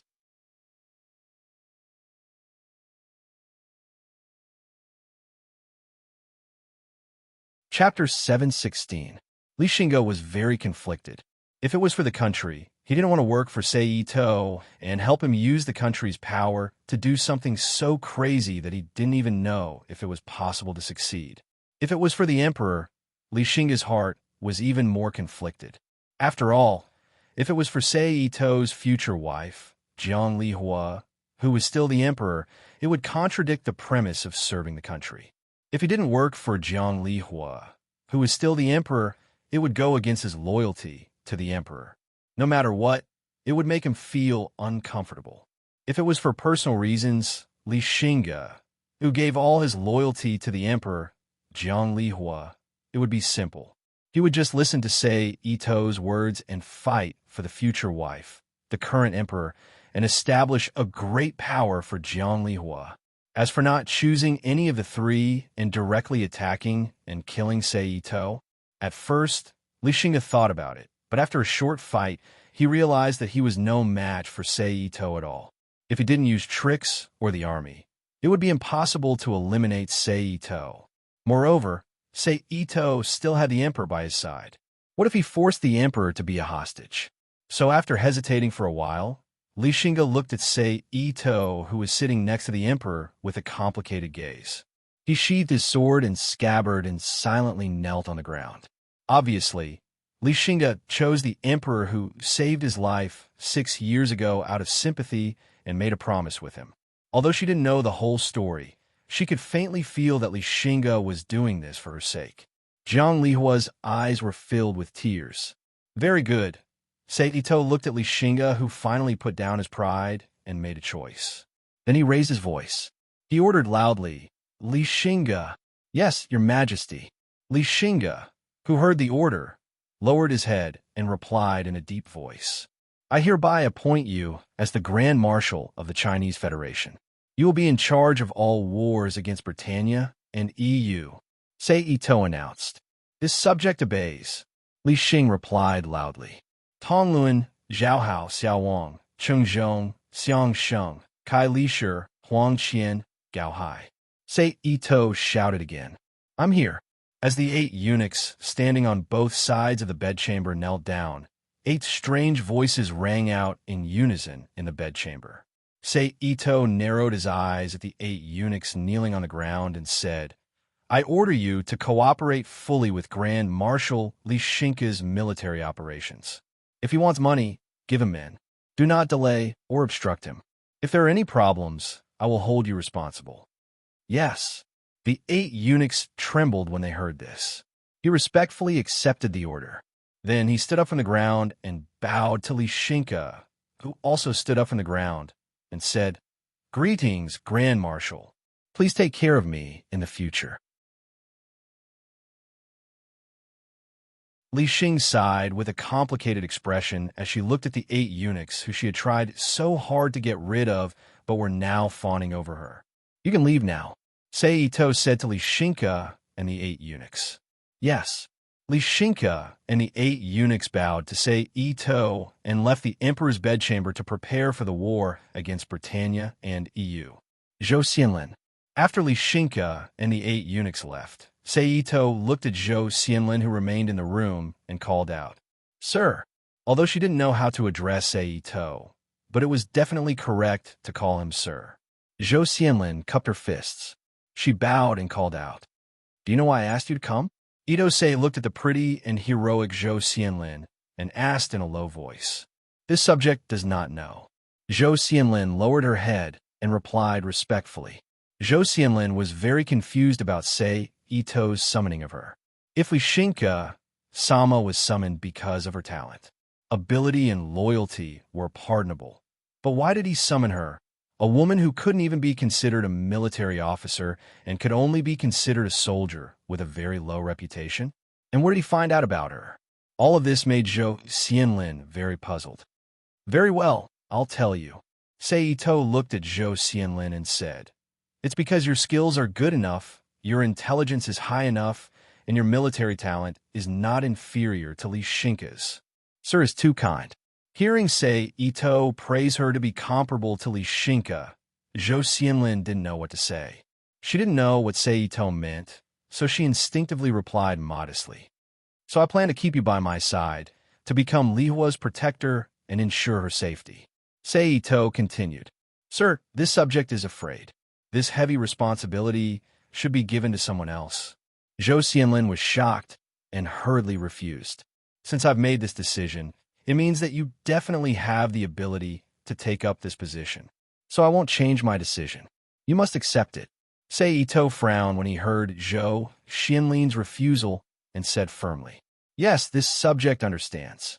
Hearing Ito's words, Zhou Xianlin understood. She couldn't refuse this matter, so she could only agree helplessly. Also, after this matter is settled, I will take you as a concubine. You will become a noble person only second to the princess. You will serve me and Li Hua at all times. Ito said when he saw Zhou Xianlin agree. Seeing that her life was decided like this, Zhou Xianlin was immediately shocked. She subconsciously looked up at Ito and instinctively let out an exclamation. What's wrong? Ito looked at Zhou Xianlin calmly and asked. No, it's nothing. This subject obeys. Hearing the question, Zhou Xianlin subconsciously shivered and lowered her head to answer. From today onwards, I allow you to not call yourself this subject in front of me, but me. Ito looked at Zhou Xianlin with a smile. Thank you, sir. Zhou Xianlin, who felt very awkward and complicated about Ito, thanked him respectfully.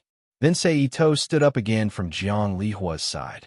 Under the gaze of Karen, Kagura, Jiang Lihua, and Zhou Xianlin, he slowly walked to the side courtyard and summoned Lakshata from the Rubik's Cube world. Kagura, Jiang Lihua, and Zhou Xianlin, who saw Sei Ito transform into a living person for the first time, all instinctively cried out in surprise. Is this the Chinese Federation? After her vision adjusted, Lakshata turned her head to look at the surrounding environment and asked. Yes. Sei Ito nodded and confirmed. This is the Zhujin city of the Chinese Federation. We are now in the Emperor's Palace. TSK, you really know how to choose a place. Lakshata said in a casual tone as she looked past Sei Ito's body and saw the figures of Karen, Jiang Lihua, Kagura, and Zhou Xianlin in the palace. But it seems that you don't need me to contact those people and equipment anymore. Then she retracted her gaze and looked at Sei Ito in front of her again. Although the Chinese Federation has enough power, the more people who are directly under my command, the better. So, Lakshata, you still need to contact those people. Sei Ito smiled. Is that so? Okay then. I just didn't expect that after contacting them to resist the Chinese Federation, they would now cooperate with the Chinese Federation. The changes in the world are just like this. Lakshata said with some emotion. That's not like you, Lakshata. Ito-sei looked at Lakshata, who was in front of him, with a surprised look on his face. It's nothing, I just felt a little emotional. Lakshata didn't hide her emotions and said lightly. Sei Ito shrugged and didn't take Lakshata's emotion to heart. He turned his head and said to Karen, Jiang Lihua, Kagura, and Zhou Xianlin in the palace, I have something to do and will leave for a while. If there is anything, Karen, Kagura, Zhou Xianlin, you can discuss it with Lakshata. Okay. Kagura and Karen nodded in agreement. Yes, Lord. After the big change just now, Zhou Xianlin, who was in awe of Sei Ito, cupped her fist and saluted. Then Sei Ito didn't talk nonsense and directly used instant transmission to disappear in front of the stunned Zhou Xianlin and Lakshata, Karen, Kagura, and Jiang Lihua, who were already used to it, and appeared in the sky directly above Zhujin City. Then, Sei Ito continued to use instant transmission and moved to the coastline closest to Luoyang at high speed. A few minutes later, Sei Ito's figure appeared above the coastline with reefs and waves crashing on the shore. Then, Sei Ito's figure flashed and entered the magic cube world and appeared in the house where Malu lived. Dear, Ito-sei, who was cleaning the room, reached out and hugged Malu, who was cleaning the room, from behind. You're finally willing to come back. Malu, who was hugged by Sei Ito, paused and rolled her eyes. Well, Sei Ito, who really didn't know how to answer this complaint, could only make an awkward sound. Okay, let me go first. I still have to clean the room. Malu, who also knew that Sei Ito had something to do, didn't ask too much. She sighed softly and said to Sei Ito behind her. Okay. Sei Ito replied obediently. Then he released his hands from Malu's waist, turned around, walked to the sofa, and sat down. He picked up the remote control, turned on the TV, and leisurely watched TV. Malu, who was no longer disturbed, looked at the lazy Sei Ito with a funny expression and lowered her head to clean the room again. After more than half an hour, she finished cleaning the room, wiped her hands, returned to the living room, and sat down beside Sei Ito. Tell me, what's the matter? Malu, who was watching TV, said. Hearing Malu's question, Sei Ito smiled awkwardly, then reached out and hugged Malu's waist and said seriously, It's like this, I want to unify the current world, so I plan to use the Archangel.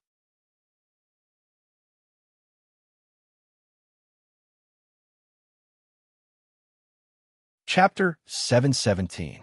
P.S. Thanks to QB's Big Brother, 1577478860, and Nickfany for their tips. Is it going to be a war again? Malu paused and said softly with a slightly dim expression. Sorry, I drag you into this whirlpool of right and wrong again. Ito-sei, who was holding Malu tightly in his arms, kissed Malu's forehead and said apologetically. Malu didn't say anything. She just hugged Sei Ito's waist with her arms and curled her body in his arms. She quietly enjoyed the warmth and smell of Sei Ito's body. When are we leaving?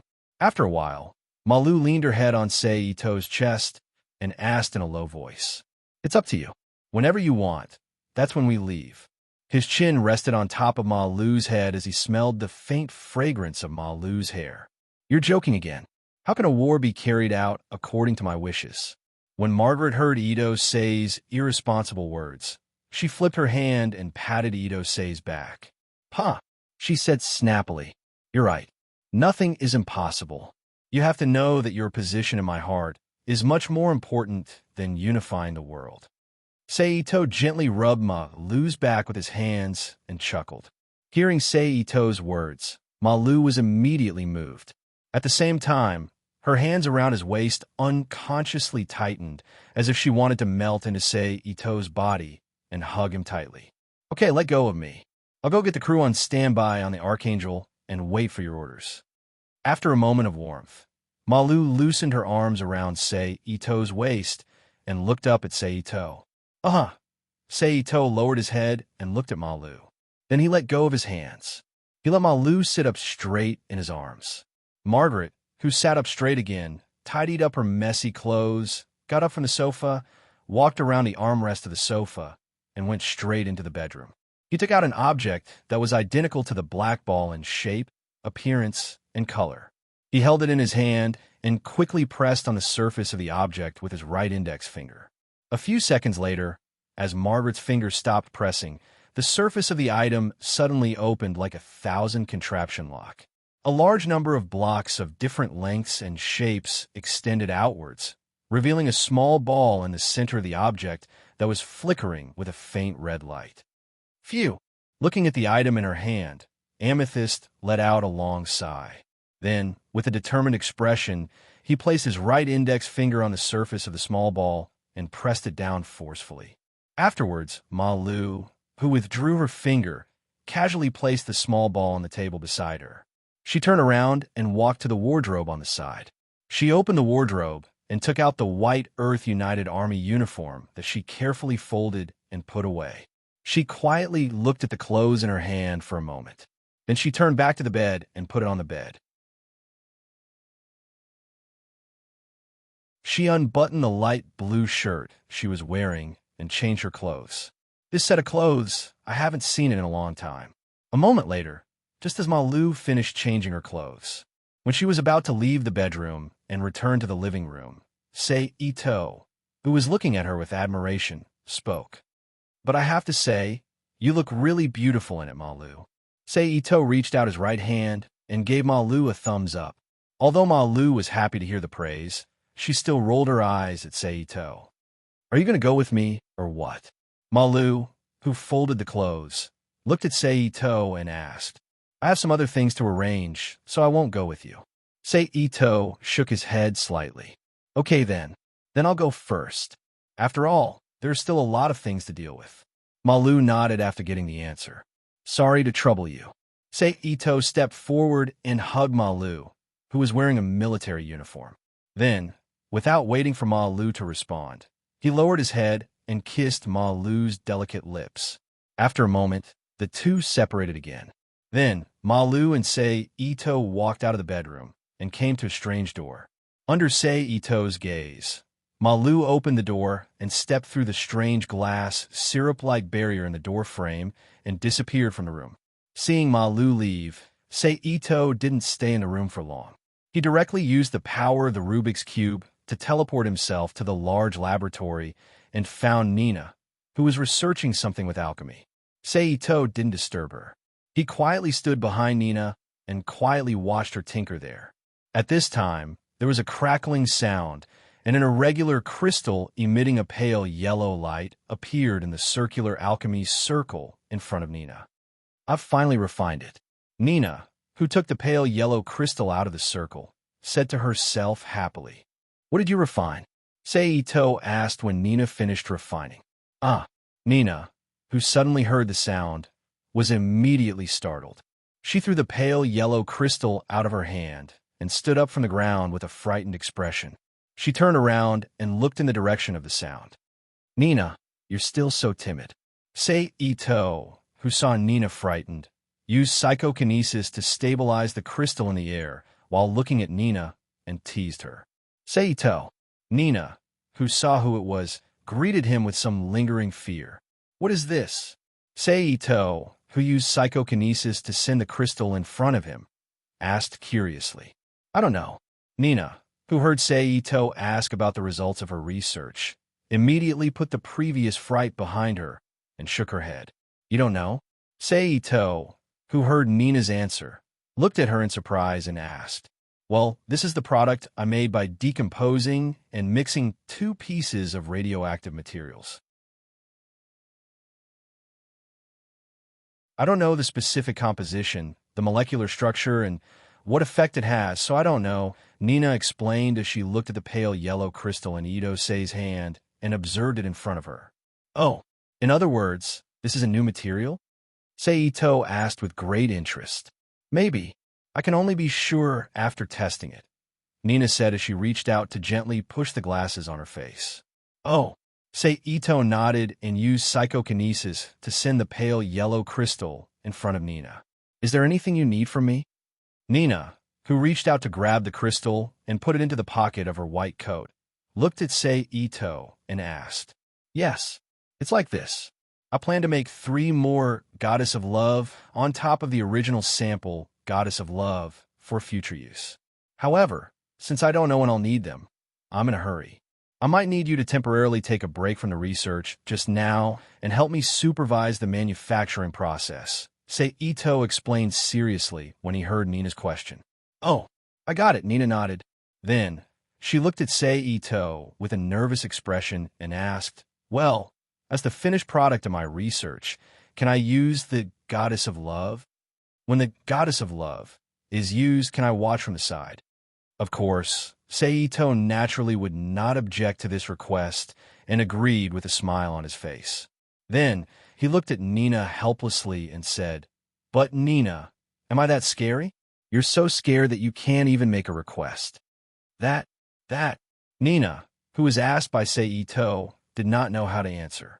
She could only stand there timidly, unable to say a complete sentence for a long time. Seito sighed softly when he saw this, and then slowly walked toward Nina. When Nina saw Seito walking toward her, her body instinctively tensed up. At the same time, she subconsciously took a step back with her right foot and looked nervously at Seito, who was gradually approaching her. However, perhaps because she was too nervous, her left foot accidentally bumped in her right foot when she took a step back, causing her to lose her footing and fall backward. In the process of falling, Nina, who was flailing her arms wildly, screamed loudly. When Seito saw this, he did not hesitate and directly teleported in front of Nina. Before she completely fell to the ground, he held her in his arms and stood on the ground again with Nina in his arms. Nina, we used to be classmates, and now you're a scientist that I value. No matter what, I won't hurt you, so you don't have to be as nervous and scared as before. Seito said softly as he held Nina in his arms and gently stroked her back with his right hand to comfort her.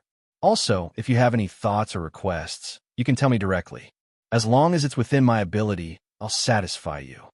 With her arms pressed against Seito's chest, Nina, who was lying in Seito's arms with her eyes closed, did not say a word. She just endured Seito's embrace and comfort like an ostrich. Fortunately, after a short period of adaptation, or perhaps because she felt the kindness conveyed by Seito, Nina's tense muscles finally relaxed slowly. Of course, she did not completely relax. After all, Nina was a girl. It would be strange if she could completely relax in the arms of a man who was not her lover. A moment later, Nina opened her eyes and asked in a low voice, Really? Yes, really, Seito confirmed. Then can you let go of me? Nina, who had received confirmation, continued to whisper. Of course, Seito immediately let go of his hands and took a step back to look at Nina with a smile. I'll go back first. I'll remember what you said just now. I'll help you supervise the manufacturing department to complete the construction of the Goddess of Love. Seeing that she was free, Nina quickly said. Then, Without waiting for Sei Ito's response, she directly ran past Sei Ito with her hands on her chest and her head down. In the blink of an eye, she disappeared in front of Sei Ito. TSK, Nina's personality is really... Looks like I'll have to bring Miley Eye to see her next time. Also, I remember that before Nina fell in love with Yufei, the person she had a crush on was Miley Eye, Sei Ito thought to himself as he watched Nina disappear. Then, with a change of thought, he sent himself to the experiment room where Royd, Cecil, and Lakshada's subordinates were. Royd, Cecil, Sei Ito appeared in the experiment room and greeted the two. My lord, Cecil, who heard the greeting, turned to look at Sei Ito and greeted respectfully. Greetings, my lord. Royd also greeted Sei Ito, which was rare of him. MHM. Sei Ito nodded at the two as a response to their greeting. Then he slowly walked to the two and looked at the experiment behind the glass window while asking the two, Royd, if I asked you to make a brand new Red Lotus Sacred Heavenly Baji style, how long would it take? Brand new? With our current technological strength and equipment, it would take about 5 days to make a brand new one from scratch. If we include the post-production debugging, it might take 7 days, Royd replied with a frown. 7 days. Then if we modify an old model to the level of the Red Lotus Sacred Heavenly Baji style, we don't have to completely modify it. How long would it take to install energy-solidified wings and radiation weapons? Sei Ito asked again after hearing Royd's answer. If that's the case, it'll be easy. If we include the time needed to make the parts, it'll only take 2 to 3 days, Royd replied. Sei Ito nodded and summoned Valletta into the big lab. After her vision adjusted, Valletta nodded at Sei Ito when she saw him. Then, she stood aside silently and watched Sei Ito, Royd, and Cecil talk. Use the Red Lotus Sacred Heavenly Baji style as the standard and build a new model based on Valletta's body data. As for the specifics, the three of you could discuss it. Sei Ito pointed at Valletta and said to Royd and Cecil. Okay. Royd nodded in agreement. Also, Royd, do you know anything about the Knights of the Round Table in Britannia? Sei asked Royd again after he finished talking about the important matters. I know a little about them, but not much. Why? Royd pushed up the glasses on his face and looked at Sei Ito in confusion. Do you know anything about their current model? What I mean is, the technology they are piloting, which generation do they belong to? Sei asked again. This was his main question. After all, he already knew about the members of the Knights of the Round Table in Britannia from the anime. However, the condition of the Knights of the Round Table had changed after he took Royd away. He didn't know which generation the Knights of the Round Table were piloting, so he could only ask Royd, who had some understanding of the Knights of the Round Table. Before I was tricked by you, the Knights of the Round Table were using the 6th generation of the Round Table's model. It was almost the 7th generation. After that, with the help of my Lancelot Stata, it wasn't a problem to modify the model to the 7th generation. I don't know if the other departments have developed new technologies to improve the performance of the Knights of the Round Table after I was tricked by you, but I don't think it's beyond the 8th generation. Royd lowered his head and pondered for a moment before speculating. You're tuning in to the Warrior Lore YouTube channel. Don't forget to subscribe and join us on this journey to catch the most captivating stories.